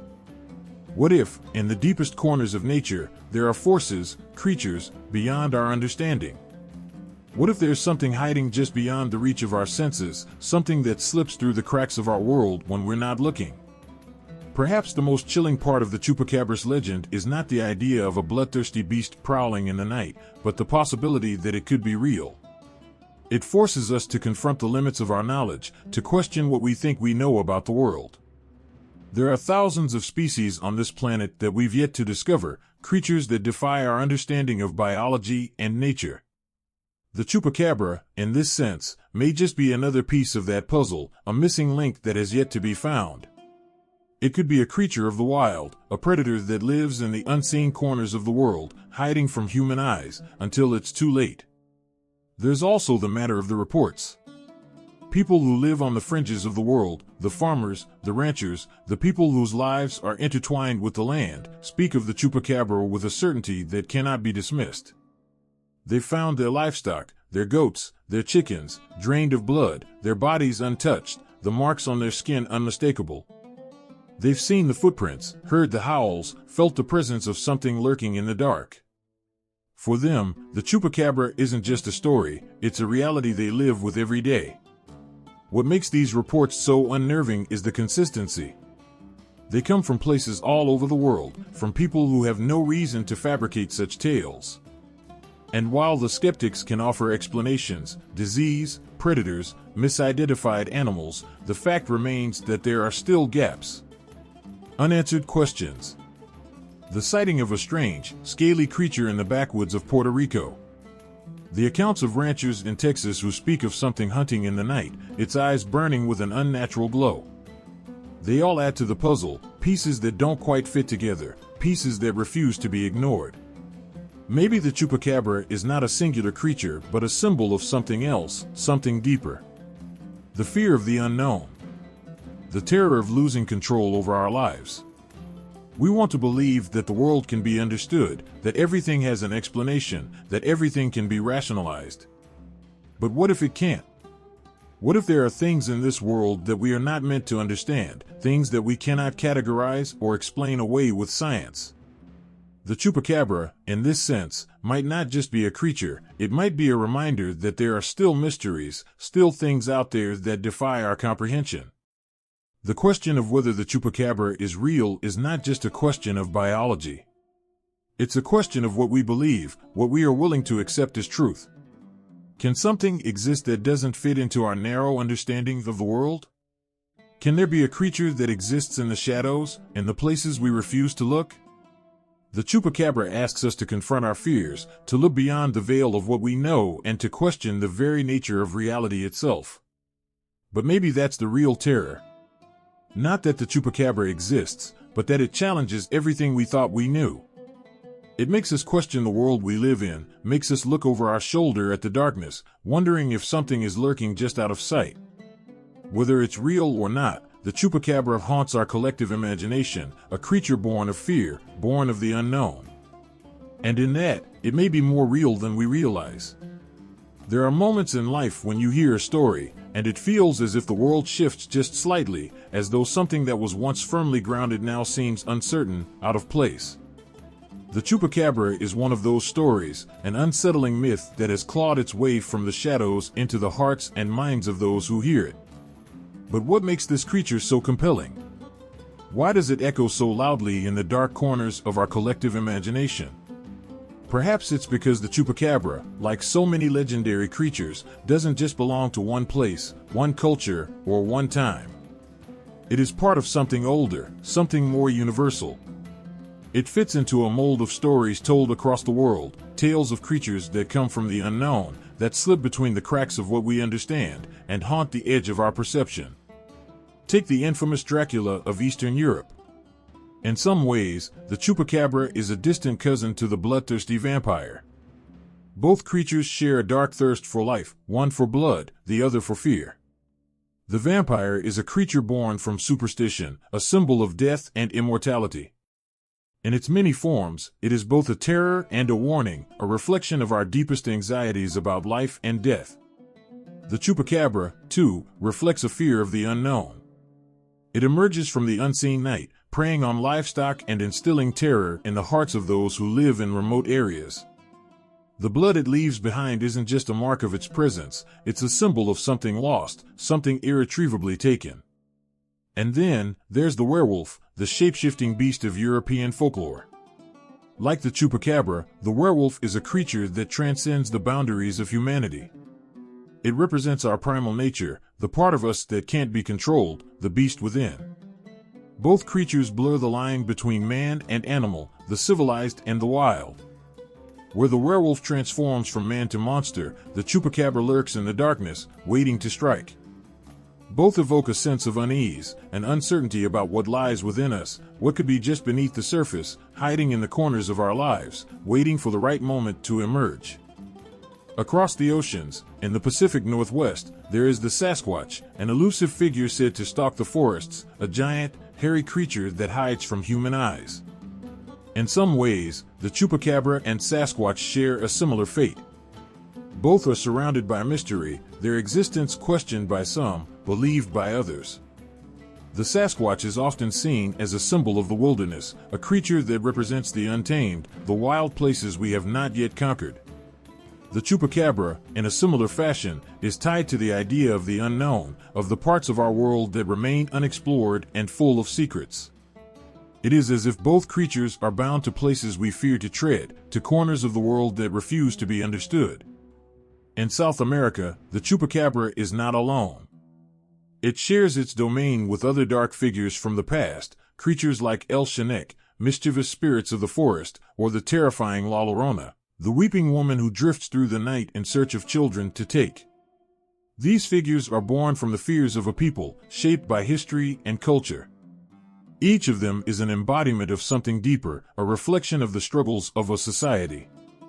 The Chupacabra, too, carries that weight. It is a myth born from fear, fear of the unknown, fear of loss, and fear of something just beyond the reach of our understanding.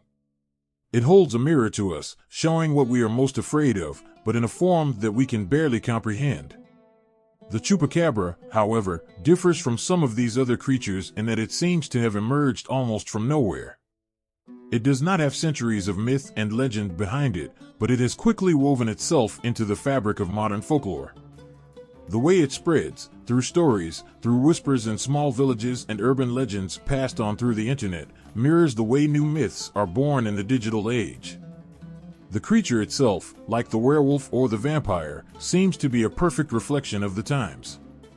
It represents a fear of what we cannot control, a fear of being preyed upon in our most vulnerable moments. It is both an old fear, of the darkness, of the creatures that lurk just beyond our sight, and a new one, born in a world where everything is connected and nothing feels safe. In the same way that creatures like the Mokumbembe in Africa or the Yeti in the Himalayas have come to symbolize the untamed, mysterious regions of the world, the Chupacabra symbolizes the rural, the forgotten, the places that exist outside of our controlled and rational world. It is a creature tied to a time when rural life was threatened by forces beyond human comprehension, where things like disease, wild animals, and unexplained events were far more dangerous than any urban legend. And yet, even in today's world, with all our technology and science, the Chupacabra still holds power.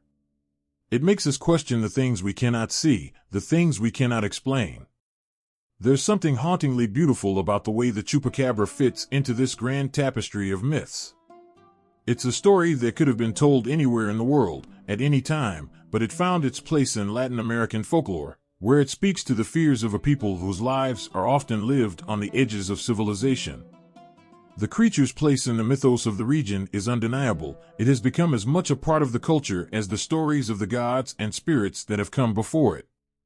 In a world that constantly changes, in a world where the line between myth and reality often blurs, the Chupacabra holds tight to its place in our collective imagination. And in that way, it is more than just a creature. It is a symbol, an emblem of all the unknowns in our world, all the fears we carry with us in the quiet moments when we are alone with our thoughts. The Chupacabra isn't just a story of a monster. It's a story of us, of what we fear, what we need to believe in, and what we hope to understand. There's something hauntingly powerful about the unknown. It creeps in on us quietly, like a soft whisper in the darkness, stirring something deep inside us, something primal, something ancient. It's not the monster we fear, but the mystery. It's the silence before the storm, the unknown behind every shadow, the question that lingers in the air long after the words are spoken. It's in these moments that we are most vulnerable, most human. And it is in these moments that we turn to creatures like the Chupacabra, looking for answers, seeking comfort in something we can name, something we can try to understand. What is it about the unknown that calls to us so strongly? Why do we seek out the monsters, the creatures of folklore, and the things that go bump in the night? Maybe it's because, deep down, we know that life is not as simple as we want it to be. We want answers, we want security, we want to believe that we are in control. But the truth is, we are never fully in control.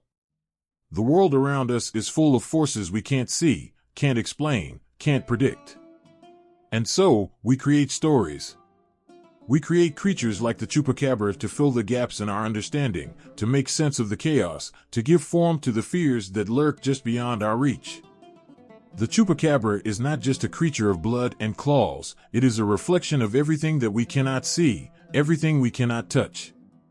It's a manifestation of the parts of the world that remain hidden, the places where danger lies in wait, where the darkness is thick enough to swallow us whole. We are drawn to it because it speaks to something inside us that we try to ignore, that we are small, that we are fragile, and that there are forces out there that we cannot tame. But there's more to it than fear. Fear is just one part of the story. What is it about these creatures that captivates us, even as they terrify us? What makes us keep telling the same stories over and over again, long after the original meaning has faded? Maybe it's because, in some strange way, we want to believe. We want to believe that there's something more than the ordinary world we see, something beyond the everyday struggles and pains. We want to believe that there is a force out there, a presence, something that transcends the limits of our reality. And in the Chupacabra, we find that possibility. It is the embodiment of the unknown, the potential for something bigger than ourselves. There is a strange comfort in mystery. We tell stories to make sense of the things we don't understand, to hold on to a sense of control in a world that often feels out of our hands. The Chupacabra is more than just a creature, it is a symbol of the unknown, the things that are just out of reach, waiting for us to take the leap of faith and embrace the darkness. It is in this uncertainty that we find a strange kind of peace. We know that we cannot tame the darkness, but we can look into it and say, "I see you." Maybe that's why we are so drawn to creatures like the Chupacabra. They are both terrifying and fascinating, both real and imaginary, both a threat and a mystery. We are captivated by the idea that there is something beyond what we can see, something that lives in the spaces between the known and the unknown. It's not about understanding these creatures, it's about acknowledging their presence, acknowledging that there are things in the world that will always remain just beyond our reach. But there's also something human about it, something about our need to connect, to make sense of the world, to try to find meaning in the chaos. These creatures, these myths, are a way for us to hold on to something when the world feels too big, too overwhelming. They give us a way to channel our fears, to give them shape and form. The Chupacabra may not be real in the way we want it to be, but its power lies in its ability to make us feel something. It's the feeling of being in the dark, of hearing something rustling just out of sight, and wondering if it's watching us. It's the cold shiver that runs down your spine when you realize that maybe, just maybe, there's something out there that we don't fully understand. The creatures of our myths are not just stories. They are a reflection of who we are, of what we fear and hope for. They are the way we process the things we cannot explain. And in that process, we come to terms with the darkness, with the things that frighten us the most. We may never find out what the Chupacabra truly is, but in our hearts, we know that it's more than just a creature. It's a symbol of all the things we cannot control, all the things that will always remain a mystery. At the end of the day, we keep telling these stories because they remind us that there is still magic in the world, still wonder, still a little spark of mystery. They remind us that we are not alone in the dark, and that we are not the only ones searching for answers. We may never know the full truth, but we will always keep looking, always keep hoping, always keep believing that there's something more out there. And in the end, isn't that what it means to be human? To seek, to question, to dream, even when we are faced with the unknown? The Chupacabra, in all its mystery and terror, is a reflection of our own restless souls, forever searching, forever questioning, forever chasing the things that hide in the shadows.